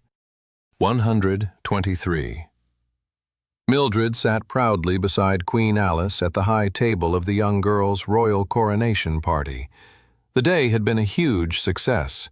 Alice was now queen, and with the celebrations of her royal coronation underway, the most recent horrors that had engulfed the city could be replaced with now fonder, happier memories. How are you feeling, my lady? Asked Mildred, sipping a cup of tea. Wonderful, said Alice. The former princess was beaming. She looked radiant and composed. The 2 women looked out to the group of people dancing in front of the live minstrel band. Do you plan to dance with anyone tonight? Mildred asked. The queen shook her head. I am queen now. I must be diplomatic with who I show my affections to. Certainly, said Mildred. So I'm guessing you won't dance even with a young, shaggy, black-haired boy who saved you and the city? Queen Alice's face went a deep red, and she shook her head vehemently. I have rewarded him with the privilege of our counsel should he ever seek it in future times of great danger. At best, we are colleagues, nothing more. Mildred gave the young girl a knowing look. Your words say one thing, while your face says another, said Mildred. The new queen crossed her arms and said, I have no idea what you are talking about. Besides, I think someone is after your hand to dance, Mildred. Approaching their table was Guildmaster Redfield. He's coming, whispered the queen gleefully. What will you say if he asks you to dance? "I will politely decline," said Mildred. "I don't believe that for a second," giggled Alice. "You spent every day beside him while he was at the healer's wing after the Battle of Resfall." "Quiet," said the handmaiden, just before the guildmaster was standing beside them. "He doesn't know that. He was unconscious the entire time." Edgar smiled at Mildred and bowed. "Beautiful Mildred, can I have the pleasure of a dance?" Mildred, who was very good at not showing any emotion, for the first time in many years, blushed. Edgar took Mildred's hand and walked her out to the dance floor. The handmaiden wrapped her arms around the older man's neck as he placed his hands on her waist, and they danced slowly to the music. There was a comfortable familiarity in the way they held each other, mixed with a sense of melancholy. It was both familiar and yet distant, like a fading memory. Edgar smiled at Mildred, whose cheeks didn't stop blushing. "Don't get any ideas," said Mildred. "I wasn't." "I know you," said Mildred. "You definitely were. You always have ideas." "After seeing the light that awaits one at the brink of death, I have learned to cherish being in the present rather than chase the promise of the future." "Nice little speech," grinned Mildred, "but I don't buy it for a second." "Seriously, Mildred," said Edgar, "we haven't been like this in so long. I'm like a man in the desert dying from dehydration, and so I can cherish even the tiniest morsel of water." "Well, if you keep it up with such romantic metaphors, who knows where the night will take us," said Mildred. Edgar smiled wistfully, and then his mind turned to other things. "The dungeon gates, I don't know what they mean for us, for the world," said Edgar. "I fear dark times are coming our way."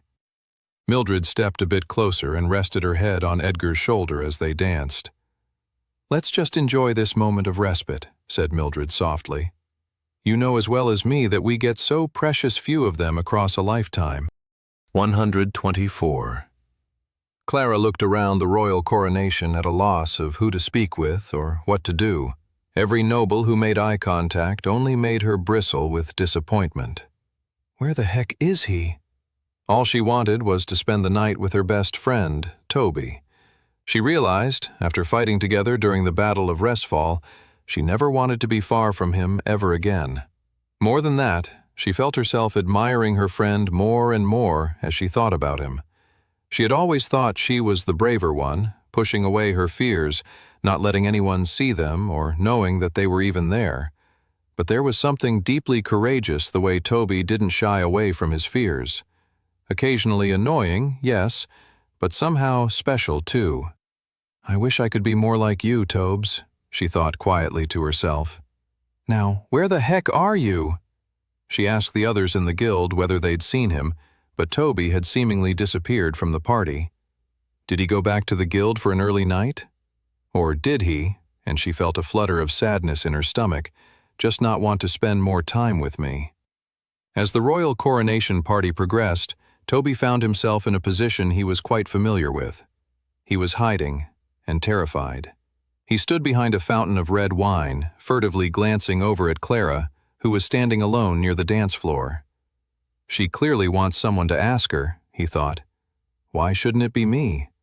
The question seemed simple enough, but Toby's brain was good at cataloging potential disaster. He could ask her and she'd beat him up for ever considering the idea of them dancing together. He could ask her and she could tell him that she was actually waiting for one of the noble guys who was attending to ask her, and then Toby would subsequently die from the most severe form of heartache ever witnessed in all of Westria. He could ask her, and the universe recognizing that it was such an absurd idea that someone like him could ever dance with someone as amazing as her, that he would accidentally rip open the space-time continuum and cause the entire universe to implode on itself. All of those things might happen, he thought.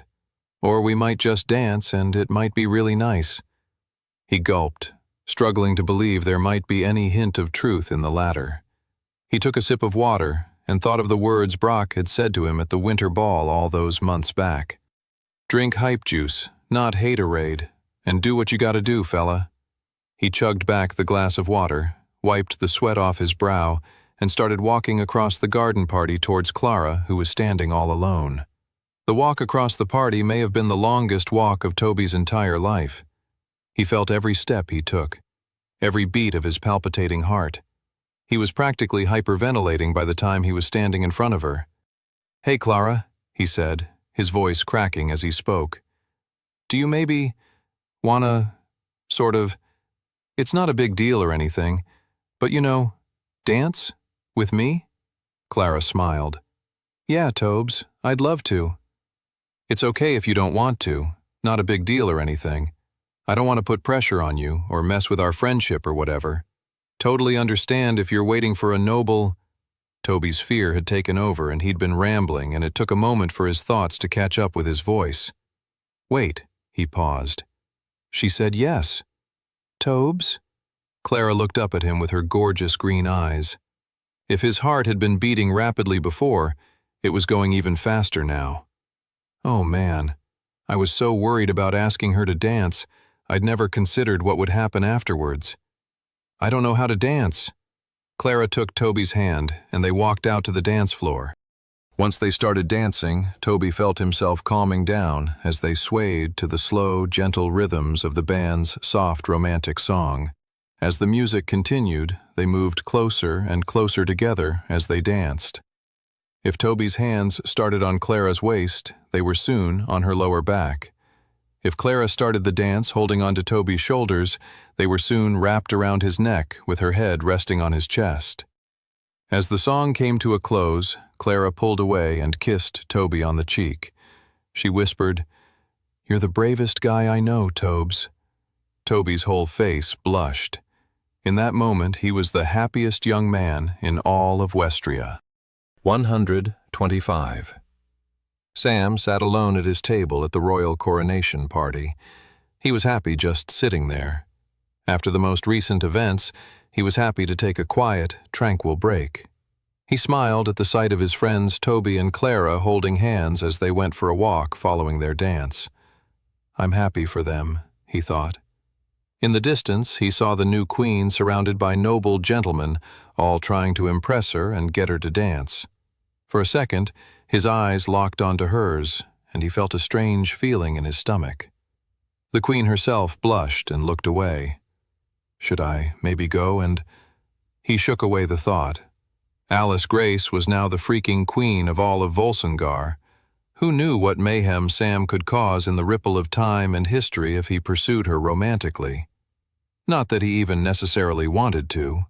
For one thing, he was a few years older than her, though only by a few. And then there was the fact that she was incredibly annoying. Sam had forgotten about that for a second.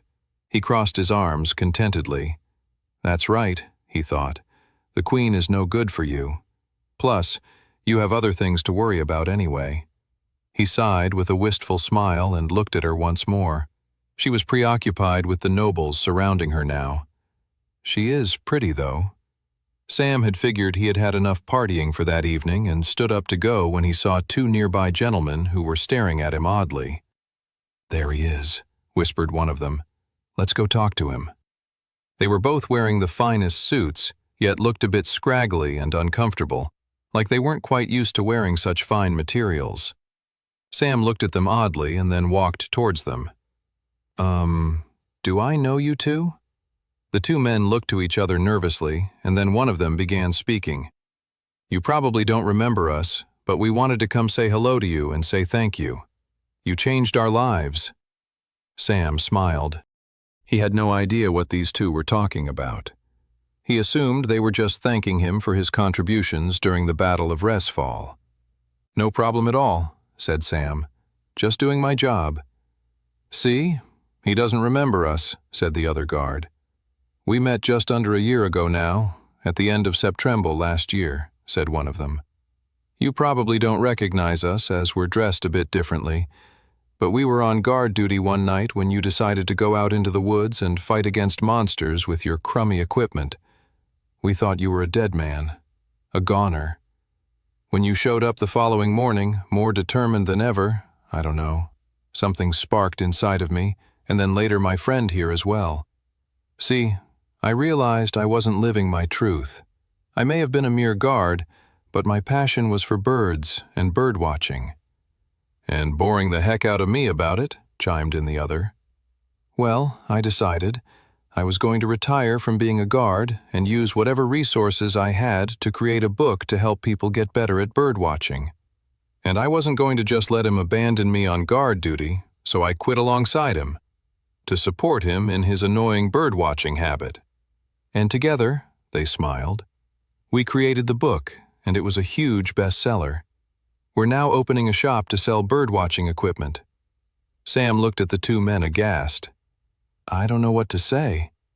Don't say anything, said one of the former guards. We just wanted to let you know how much you changed our lives. Thanks again. The two men then walked away, and Sam stood there, stunned. Since being sent back to this new timeline, Sam had been so focused on stopping the big events from his past that he hadn't really considered some of the smaller details. The threads of time were truly rich, complicated, and mysterious. He was realizing, as much as he could influence some of the bigger dominoes of fate, there would still be a ripple effect that would expand outward and influence so many different people beyond Sam's own ultimate goals. It wasn't just the major differences in the timelines that could alter people's lives, but the small changes as well. Watching the two former guards walk away into the garden, presumably to look at more birds, Sam couldn't help but smile. The following day, the entire Travelers Guild was in shambles. Brock and Curtis had fallen asleep in the front hallway. Food was strewn all about from the late-night snacking provided by the dining hall. Some travelers were even sitting around still drinking, having stayed awake the whole night, never making it to bed. Even Roxy the Unicow was snoring louder than usual in her stable, having stayed up late at the celebrations as well. The only person bright-eyed and awake was Sam. He got up first thing, had a quick bite to eat in the dining hall along with a large cup of coffee, and then stepping over Curtis and Brock's drunken, sleeping bodies, he moseyed over to the mission board.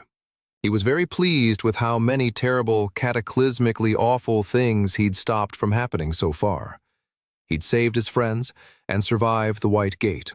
He'd stopped the assassination of Alice Grace and the hostile takeover of Resfall. Not to mention all the more smaller, benevolent changes as well. Sam was pleased, but he also knew his job was far from done. In just under 3 more months, he'll have been back in time for a year now, meaning they had just barely over 4 more years to prepare for the apocalypse brimming on the horizon. And before that, there was still the Dwarven cataclysm and the Elven genocide to worry about. He went to the mission board, picked up an assignment, and headed out of the guild towards the city gates. He had a lot more work to do. Edgar Redfield had fallen asleep at his desk and had been woken up by the sound of movement in the guild hall below. "Who's causing that ruckus?" he grumbled out loud as he rubbed his eyes to wake up. He heard the guild hall door slam shut, and then walked over to his window to see who was causing so much noise at such an early hour, after such a big celebration the night before. He smiled as he saw the shaggy, black-haired boy run off towards the city gates on a new assignment. Why am I not surprised? The kid was something else. He was pure potential. It was like he knew what was going to happen a second before it actually happened. Maybe whatever dark things were still approaching on the horizon, this kid might be their one and only hope. Meanwhile, a similar sentiment to Edgar Redfield's was being composed in a deep, forgotten, and obscure basement of Resfall's ancient libraries. A forgotten historian was writing upon a scroll the events that had just passed. He wrote about a young man with black hair and crimson-red eyes, a hero of incredible potential, a traveler who seemed to be writing history with his own blade, a savior who fought as if he could actually see the future. The historian dipped his feather into its pot of ink and finished the end of the scroll, writing the words, "And so concludes merely the beginning of this chronicle, this history of the second chance swordsman." Sam awoke to the early morning sun flickering through the window of his dorm room in the Travelers Guild. He blinked and rubbed his eyes and pulled himself up so that his back was leaning against the wall at the front of his bed. He turned his head over to see his friends and fellow travelers still asleep on their bunk beds. First to rise again, Sam thought to himself cheerfully. He picked himself up, got dressed, and headed down to the Travelers Guild dining hall. All the windows were open in the guild hall in an attempt to keep the building as cool as possible. It was currently the month of June, and the hot summer days were beginning to take their toll on everyone. The heat wave meant that no one in the guild was currently getting a great night's sleep, and so everyone was constantly agitated and barking at each other.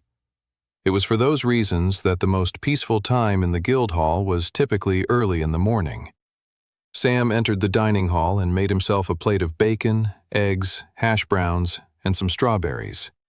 He also poured himself a big, hot mug of black coffee. As he ate breakfast, he contemplated the next steps of his mission. It had been almost 10 months ago now since Sam had mysteriously woken up 5 years in the past.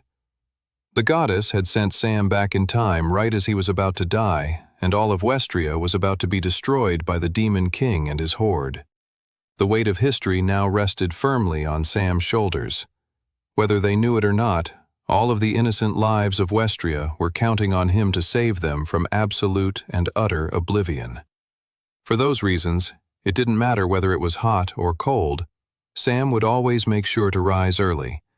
There was still so much to be done. He finished the food on his plate and downed his coffee and stood up. He put his food tray away and headed towards the guild hall's stables. On his way to the stables, he walked right past the bulletin board where missions were on offer. Today, he didn't need an official mission assignment, because nothing to precipitate there actually being a mission had even happened yet. It's just one of the few perks of having knowledge of the future, Sam thought to himself. He signed out a horse in the stable and then handed a note to the stable hand. "Do you mind passing this on to the guildmaster?" Sam asked. "It's just a note saying I'll be gone for a few days, an entire week probably." His friends and colleagues were used to him disappearing for days at a time, but if he could do anything to lessen their worries, he'd try his best to do so. He led the horse out of the courtyard and left the Travelers Guild, entering the public streets of the city of Resfall, the capital of the great Volsungar nation. The sky above was clear and blue, and the streets were already brightly lit by the hot baking sun. As Sam walked through the streets, he watched with happiness as he saw kids coming out to play games and kick a ball around, shopkeepers opening their doors and sweeping the pavement, and birds chirping and resting on the chimneys and rooftops. For everyone else, it was just another hot, boring day of Resfall in the summertime, but for Sam, it was a sight to behold. In Sam's previous timeline, at this exact moment, the stench of blood and death had wafted through the streets. People had hidden inside behind locked doors and shut windows. The new ruler of Resfall had his goons patrolling the streets, ending the lives of anyone deemed traitorous to the new regime. It had been a dark and awful time in the history of Resfall, a period of time from Sam's perspective that the nation had never truly ever recovered from. But thanks to Sam, that horrific historical outcome in this new timeline had been averted. It had been over a week now since the assassination of Princess Alice Grace had been thwarted, and Sam felt the differences the most acutely. He felt it on every smile he passed and every echo of laughter he heard in the distance. Sam had achieved a lot in his first 9 or so months of being sent back in time. He had saved his best friends, Toby and Clara, from dying in the White Gate, and he had saved both Princess Alice Grace and all of Resfall from the terrible hostile takeover. Yet, despite all of Sam's accomplishments so far, nothing would stop the threads of history from moving forward, and they all still led to the destruction of Westria by the Demon King and his monstrous demon horde coming out from the black dungeon gates and wiping out all of existence. Sam shook his head as the grim end to his previous timeline flashed through his mind. He stepped through the western city gate and then got up onto his horse and started galloping off into the distance. There's still time, he thought to himself as he considered the impending apocalypse of all of Westria that would occur in roughly just over 4 years' time if Sam didn't do what was necessary to stop it. Before the final battle against the Demon King, however, there were much closer historical catastrophes on the horizon. Most notably was the upcoming dwarven cataclysm in roughly a year's time. The tragedy that befell the dwarves resulted in the utter obliteration of the dwarven race, an ally whose help humanity desperately needed in Sam's previous timeline against the Demon King. A year was enough time for Sam to train and prepare, which was easier said than done, as there were two other upcoming events that would need to be dealt with prior to then. First, there was the Crystal Sea Mermaid crisis, and then there was the Secret Gate affair. The situation was growing even more challenging now, as Sam had changed history significantly now. He had no doubt that bad things were still on the horizon. Very bad people still existed both near and far away, and they were definitely up to no good. What troubled Sam was that he didn't know how his alterations to his previous timeline's history would now affect those upcoming events.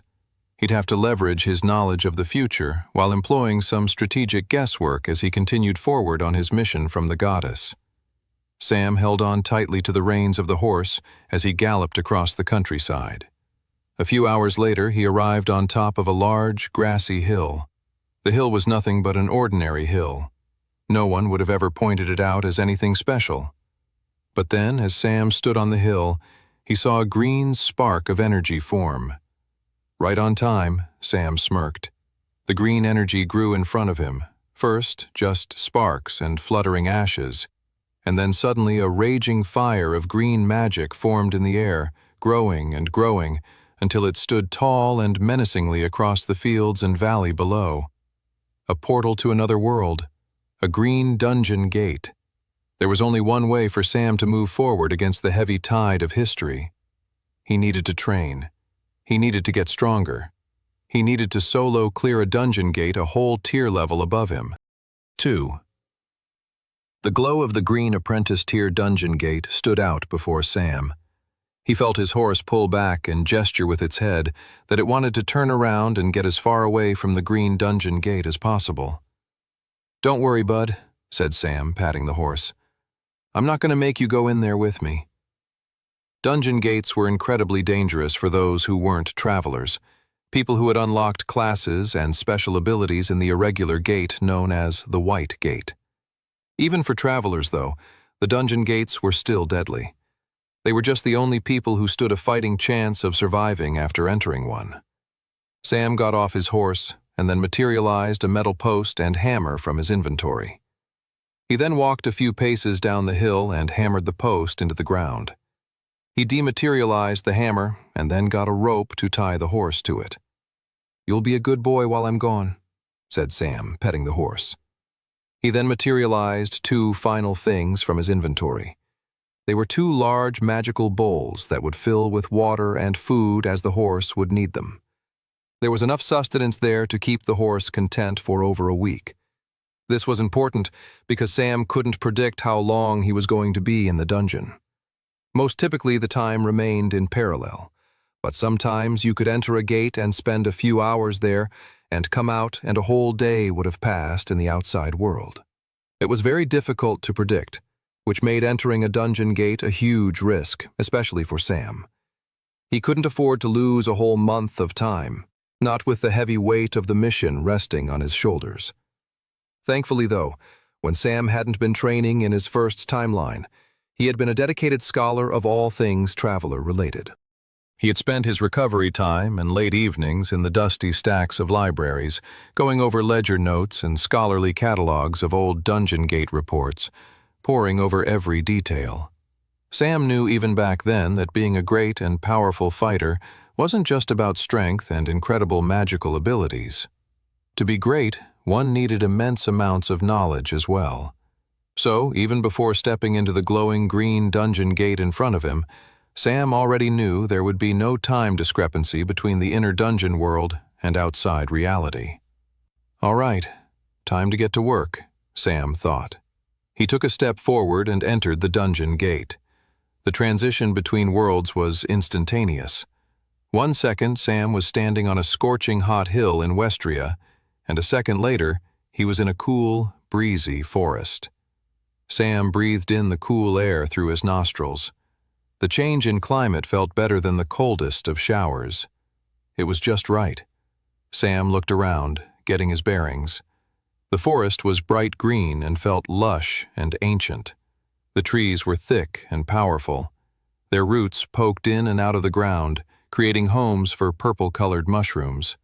Sun flickered through the leaves. The environment reminded Sam of the forests where the elves lived. Sam took a deep breath. He had come to this particular landscape to train, and with no immediate threat in his vicinity, he took a moment to go over his stats and see where he was and where he needed to get to. He called up his profile. Sam class, Blood Knight, super rare, rank, novice tier. Ability, Pain Ring, novice tier, level 2. Mark part of the battlefield as yours. Within that circle, the more you are hurt, the more powerful your attacks. Battle awareness also now increases as you take more damage. Class, Death Lord, legendary. Rank, novice tier. Ability, Blood Flame, novice tier, level 2. Morph all spilled blood in a nearby radius into a powerful magical fire. Can also create blood flame projectiles in hand from spilled blood. Strength, 24.2. Agility, 23.4. Endurance, 22.2. Magic Affinity, 25.6. Skill Quests. Pain Ring, level 3. Destroy 3,000 monsters with the aid of battle awareness. 400/3000. Blood Flame, level 3. Seek the enlightenment of the blood flame, 2/10. He grinned at his profile. It hadn't changed since the last time he looked at it, but he couldn't help smiling at all the potential. He was the only traveler in all of Westria with 2 classes. More than that, as far as he knew, he was the only traveler with a legendary class as well. He'd come to this dungeon gate, however, with the specific intention to train his Blood Knight class. He knew that when he went from novice tier to apprentice tier, he'd access a new ability in his Blood Knight class that would be extremely useful for him in the upcoming Crystal Sea Mermaid crisis. To reach apprentice tier in his Blood Knight class, he would need to get his strength and endurance stats up to 31 each.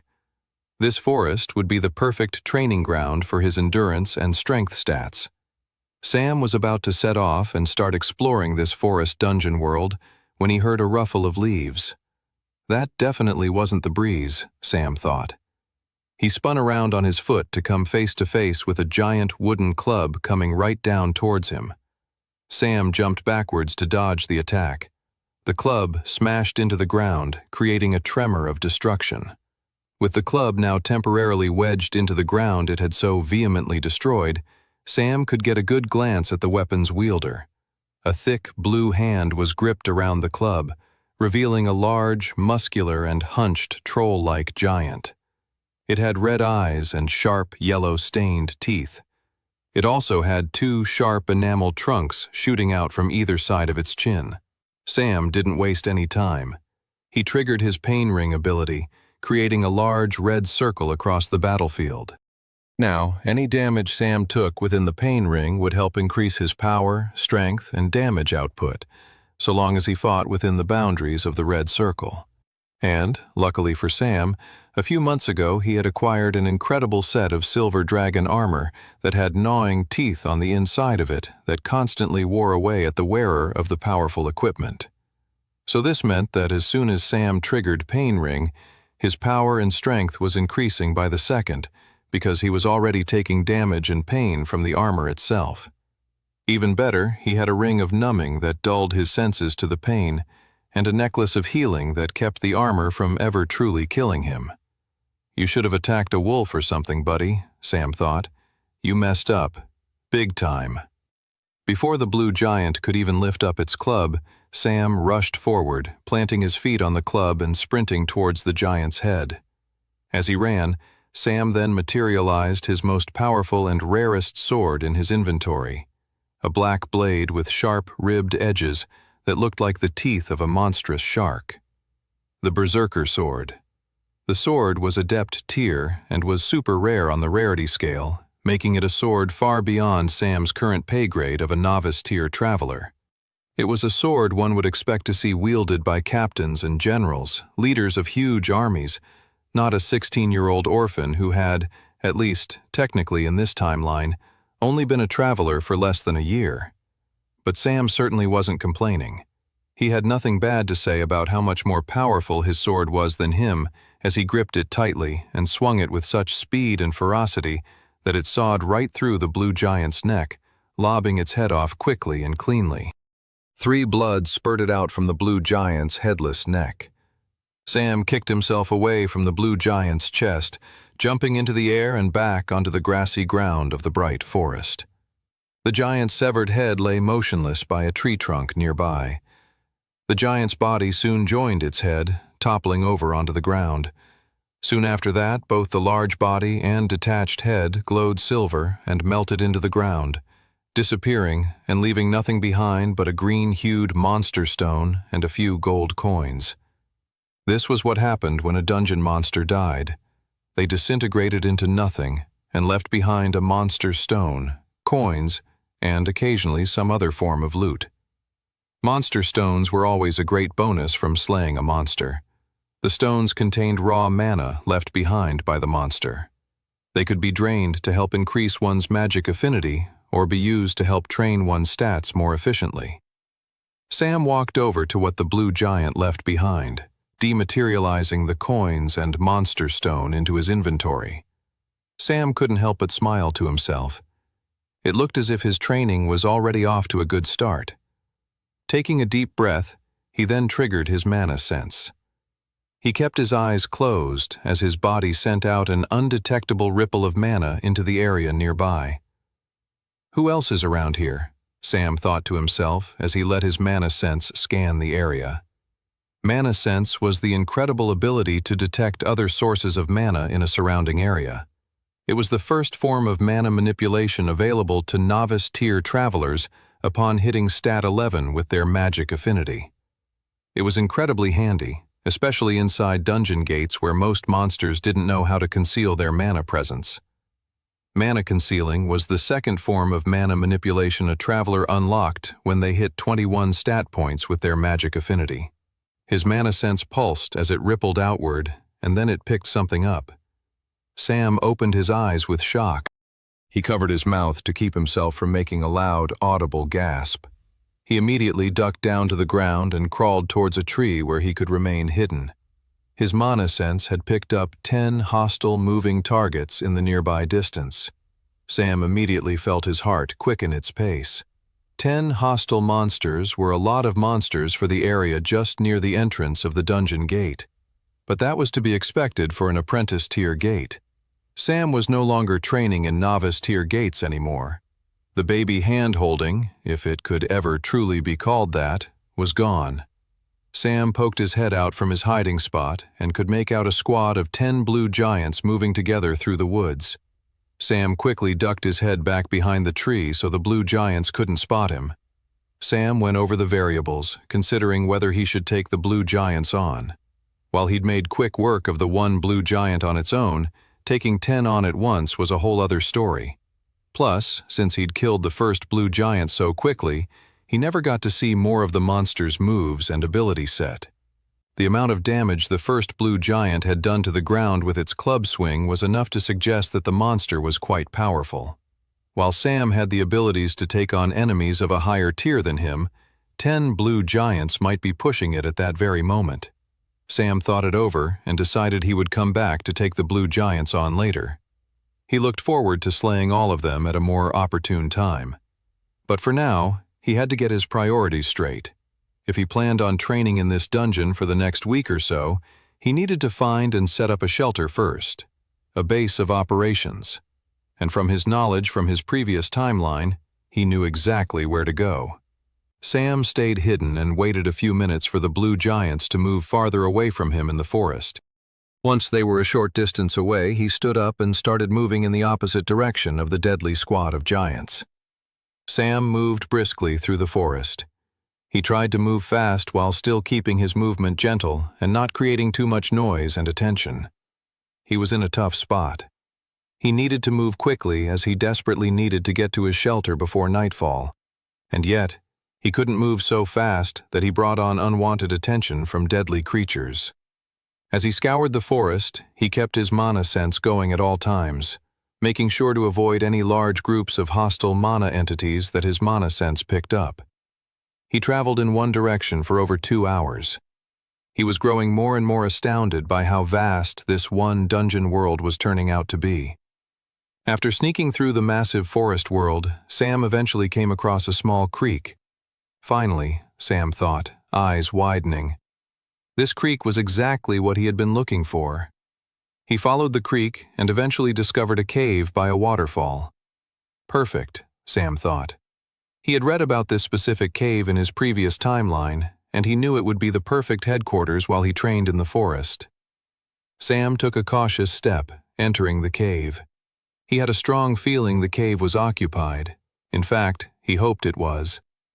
He triggered his mana sense and could see a pulse of mana coming from the back of the cave.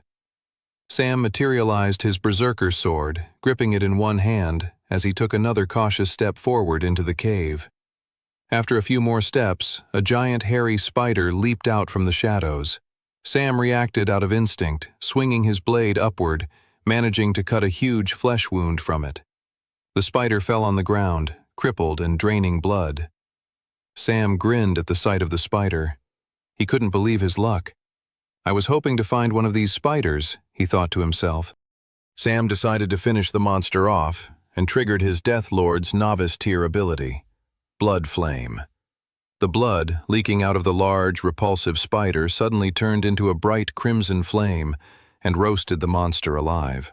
Before the spider turned into a monster stone and some coins, Sam was also able to collect a vial of the spider's blood that hadn't erupted into a blood flame.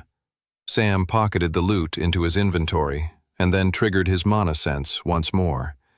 Sam sighed with relief when his mana sense picked up that there were no more nearby hostiles.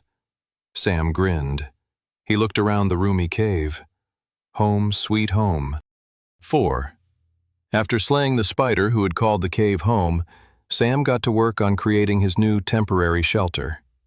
He swept the floor of the cave and then materialized a large mat to sit on.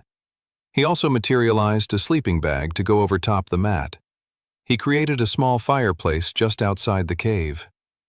Knowing that the smoke of the fire might bring unwanted attention, Sam set up traps all around the surrounding area. There was no way any blue giants or any other pesky type of monster would be able to penetrate the perimeter of his base without him knowing it. By the time he was done setting up his shelter, the sun was setting over the forest dungeon world. Sam yawned and returned to his fireplace. He materialized from his inventory a grill, a pan, and a piece of steak he'd brought with him. As he listened to the sizzle of his steak on the pan over the fire, he smiled at the sheer utility of the inventory ability. Having an inventory just allowed for such great levels of preparation. After cooking his steak, Sam found himself munching on it very slowly as he ate his food. Part of him was savoring the well-cooked meal, but another part of him knew that he was procrastinating, killing time. The fact that he'd found and killed the orange hairy spider in the cave meant he could move on to the next step of his training. Sam knew, however, that he wasn't going to like it. He dematerialized his food plates and then dematerialized the silver dragon armor he was wearing. He normally never removed it from his person, but he needed to do so for what he was about to do next. He removed all clothing from his upper and lower body and sat back in front of the fire in just his underwear. He felt the cool chill of the breeze against his shoulders. The sensation was then interrupted by the warmth of the fire. The hot and cold sensations went back and forth as he sat there. The temperature and weather was in conversation, using his body as the table for their debate. While he normally took off the silver dragon armor set before he went to bed, he was used to keeping it on for long periods of time. He'd grown used to wearing the deadly armor that was constantly trying to kill him with its gnawing teeth. He certainly wasn't used to not wearing it in the context of a dungeon world. Next, Sam materialized the vial of spider blood he'd gathered earlier that day. Here it goes, he thought, grimacing. He then poured the spider blood into the fire pit. As soon as the spider blood made contact with the flames, the fire made a loud hiss, and the flames suddenly changed into a strange pink color. A thick cloud of smoke began to emanate from the fire, much thicker than it had been before. Great tufts of clouds flowed up towards the starry night sky. After less than a minute, Sam began to hear buzzing in the distance. Here they come, Sam thought. He grimaced, but he was happy. He kept reminding himself that he wanted this to happen. The buzzing got louder and louder, until large locusts with glowing red eyes flew out from the shadows of the trees. They soon were coming from all directions, pouring in from the surrounding forest as well as above from the night sky. The bugs were known as vampire locusts. They were known to be incredibly venomous and poisonous. A single bite would kill someone within a few days. Multiple bites would lower that time by a lot. In Sam's previous timeline, all the travelers who had cleared this exact dungeon had died a few days after exiting it. The only thing that connected them were the small, mosquito-like bites they all had on the back of their neck. After a similar occurrence happened in other dungeons, scholars were able to piece things together and eventually discovered an antidote. But many had needlessly died before the discovery had been made. And now Sam was actively welcoming them, baiting him with the orange, hairy spider blood. In the research process, scholars had figured out the vampire locusts, when not hunting humans, craved orange, hairy spider blood. It was almost like an addictive, sugary substance for them. Hundreds of locusts surrounded Sam now. The countless amount of bugs descended towards him and the fire he had used to bait them. The buzzing filled Sam's ears. He could hear nothing else. Sam's eyes twitched as he considered the fact that just one bite would have enough venom to eventually kill him. But soon enough, the excruciating wait came to an end, and a vampire locust bit into his neck. The pain was sharp and immediate. His neck throbbed excruciatingly, sending a ripple of discomfort and pain throughout his entire body. That was only the first bite. Soon, the locusts were crawling all over Sam, biting and tearing into his flesh. The vampire locust's venom flowed through his body and veins as hundreds of locusts continued to feast upon him.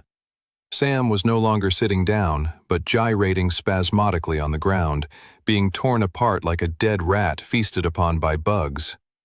After taking hundreds of bites, Sam's vision began to wobble, and he knew he was at a breaking point. He'd be dead in less than a minute unless he started the next part of his plan. Summoning the strength, he materialized another vial in his hand. He'd brought this vial with him before entering the green apprentice-tier dungeon gate. It was one of 2 vials he brought with him, the 2 of which were the only thing that guaranteed his survival from his impending death by locusts. He couldn't even see the vial he was gripping tightly in his hands, for there were too many vampire locusts now crawling all over him, and beyond that, his vision was blurring as his consciousness was slipping away from him. Still, he knew what he had to do. With the last bit of strength he had, he gripped the vial and smashed it on the ground near the fire. The vial oozed smoke and ripped through the sea of locusts like a plague, killing them all rapidly. The hundreds of locusts began to fall to the ground, dead from the suffocating smoke Sam had unleashed upon them. It was raw mana smoke, and it was extremely toxic and deadly to the vampire locusts. The buzzing quickly disappeared as the last locust collapsed to the ground. The crackle of the fire nearby returned to Sam's ears, as did the calm tranquility of the night. It would have all been well and good now that the hundreds of locusts were dead, except Sam still had their venom coursing through his entire body.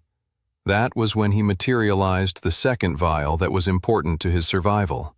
It was the specific antidote that he'd prepared for himself the day before. His vision was blurring, and he could barely move the arm he was holding the vial in to the tips of his lips. If he couldn't ingest the antidote, he'd die there in the dungeon within seconds. Westria would then fall to its tragic fate against the Demon King, and everything Sam had achieved so far would be for naught. Trembling, he got the vial to his lips and poured it into his mouth, taking a sip. He sipped enough of the antidote so that he wouldn't die, but then he left it at that. He wanted his body to fight off the poison mainly on its own with just a little bit of help from the antidote. Suffering had always been part of the plan. Minutes passed, and Sam continued to writhe on the floor, his body in a life-and-death struggle with the vampire locust venom trying to rip him apart from the insides. Minutes turned to hours, and Sam continued to shake and tremble throughout the entire course of the night. He didn't fall asleep for a second, enraptured by the never-ending excruciating pain he had inflicted on his body. He tossed and turned, his muscles and limbs jerking and twitching in strange, uncontrollable ways all throughout the night. Only as the sun rose over the lush green forest did the poison begin to dissipate within Sam. Suddenly, he could breathe normally again. He could control his movements without twitching and trembling. He kept expecting his body to twitch, which led him to jerk or shiver, but he soon realized his body had returned to normal. Even though his body was no longer fighting off poison, he'd just experienced the worst night of his life and was incredibly sleep-deprived. He felt terrible all over. He crawled over to the cave and leaned his head against the wall of his shelter. He materialized a bottle of water and took a long chug of it. It's time to see if it was all worth it, Sam thought. He opened up the profile in his eyes and quickly looked it over. Sam class, Blood Knight, super rare. Rank, novice tier. Ability, Pain Ring, novice tier, level 2. Mark part of the battlefield as yours. Within that circle, the more you are hurt, the more powerful your attacks. Battle awareness also now increases as you take more damage. Class, Deathlord, legendary. Rank, novice tier. Ability, Blood Flame, novice tier, level 2. Morph all spilled blood in a nearby radius into a powerful magical fire. Can also create blood flame projectiles in hand from spilled blood. Strength, 24.2. Agility, 23.4. Endurance, 31.1. Magic, Affinity, 25.6. Skill quests, Pain Ring, level 3. Destroy 3,000 monsters with the aid of battle awareness. 700/3000. Blood Flame, level 3. Seek the enlightenment of the blood flame. 2/10. Sam grinned. His plan had worked. After the excruciating night with the vampire locusts, he'd managed to push his endurance stat up to 31. He was now halfway towards hitting the next tier for his Blood Knight class. 5. As much as Sam hated taking days off when training, he had to accept that the day after the vampire locusts had to be a recovery day. His whole body ached. He felt nauseous and sick. Being completely sleep-deprived didn't help either. He materialized some comfy clothes from his inventory and then remade the fire and cooked himself a big breakfast of bacon and eggs. He also materialized a kettle to make coffee. Even before the coffee was ready, the smoky, warm smell of it had Sam's mouth salivating. When he took his first sip of the black coffee he'd made, he couldn't help but think it was the best coffee he had ever had. After breakfast, he cleaned up all the monster stones left behind by the vampire locusts. They were blue novice-tier stones, so even though there were hundreds of them, they actually weren't going to be super worthwhile in helping him reach apprentice tier with his magic affinity. Still, he could sell them, or give them to some of the beginner traveler recruits in the Travelers Guild. After cleaning up, he took a swim in the creek by the waterfall. The cool water felt like a salve against his battered body from the night before. Swimming beneath the surface, he felt an incredible feeling of being refreshed. As he swam, he spotted a yummy fish and managed to skewer it with his mithril blade. That's lunch, Sam thought. And so the day passed quite leisurely as Sam rested and recovered from the excruciating evening from the night before. He went to bed early that night. He materialized a sleeping bag and pillow and made himself comfy in the cave. Rest came upon him easily. A good night's sleep would do him good. He needed to recover so that he could start training his strength stat the next day. As he drifted off to sleep, he was excited to continue progressing. Sam woke up to the sounds of a cry and a twig snapping. Sam's eyes shot wide open, instantly awake and alert. My trap. His trap going off meant clearly one thing: intruders and incoming danger. Sam got to his feet and triggered his mana sense. He detected 4 moving pulses of mana coming towards his base. They were all bunched together, going through the cleared passage made by the first trap that had gone off. He heard another snap go off as they walked into another one of his traps. Sam checked his mana sense and saw that 3 of the hostiles were moving forward, clearly leaving their trapped brethren behind. Sam quickly re-equipped himself, materializing his silver dragon armor set, followed by his berserker sword in one hand. He crept to the end of his cave, and from the shadows, he could make out his attackers. 4 large blue giants, each carrying their own massive clubs, moved forward in the direction of his cave. Sam clung to the shadows. The hostile enemies had clearly not spotted him yet. Sam materialized a vial of his own blood. He'd grown used to carrying a bunch around with him in his inventory, as both of his Blood Knight and Death Lord abilities had blood-based prerequisites. He gripped the vial and arched his arm back. He then whipped the vial across the shadows of the night, right in the direction of one blue giant. The glass vial of blood smashed against the giant chest. Crimson-red blood dripped down the giant's blue skin. Perfect, Sam thought. He triggered his Death Lord ability, Blood Flame. A bright flame of unnatural red color burst forth from the blue giant's chest, quickly setting the monster's whole body on fire. The giant flailed around, heading towards the creek. But Sam met the giant halfway, cutting a huge gash in its back with his berserker sword. The blue giant's dead, flaming body fell into the creek. A second later, a monster stone bobbed up to the surface of the water. Sam turned his attention to the remaining 2 blue giants. They both grunted and rushed towards him with their clubs raised. Sam waited a moment for them to get into range, and then triggered Pain Ring. A big circle of red energy shot forth from Sam, marking the battlefield. Sam's strength and power was now building by the second, thanks to the gnawing teeth on the inside of the silver dragon armor set. One blue giant swung its club at Sam's head. Sam ducked, dodging the blow, feeling the rush of wind at his neck from the swift attack. The second giant then swung its club right towards Sam, attempting to squash him like a bug. Rather than retreat, Sam rolled forward. The club came down at such an angle that if you rolled into the attack far enough, you could actually enter the attack's blind spot, putting your enemy in an incredibly vulnerable position.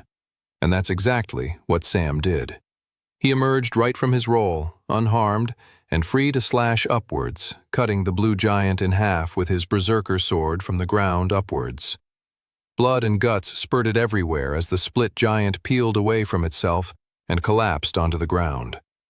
The remaining blue giant screamed and attacked Sam with a rage.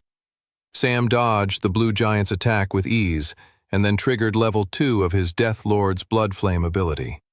The spilled blood from the recently slain blue giant flew off the ground and toward Sam's palm, gathering into a ball of powerful blood flame in his hand. He whipped the blood flame ball at the blue giant's head. The blast knocked the giant backwards and had it stumbling and confused. Sam then rushed forward with his sword. He'd gained so much extra power from the Pain Ring and Silver Dragon armor set combo by that point that his berserker sword punctured the giant's chest with ease and obliterated the monster's heart within a millisecond. 6. Sam pulled his blade back from the punctured chest of the blue giant. The monster's eyes widened as it coughed up blood as the shock of death overtook it. The monster collapsed in front of Sam and materialized into a monster stone. Sam gathered the fallen stones and wiped the sweat off his forehead. I guess that concludes my restful night's sleep, Sam thought. The hint of orange sun could be seen in the distance. Sam figured it was almost morning anyway. He made himself a quick breakfast and a cup of coffee and then stood up and looked at the forest. Those foolish blue giants tried to attack my base, he thought. He cracked his neck and started walking into the forest. He needed to train his strength stat now. It was time to go on the offensive. Over the next few days, Sam scoured the area of the Green Forest dungeon world. He ran through the bushes and woods with only one thing going through his mind: slay blue giants. He used his mana sense as much as possible, finding the blue giants and getting into fights with them. He didn't even try and kill them rapidly. Instead, he drew out the fights, clashing his sword with their clubs, all with the intention of raising and improving his strength stat.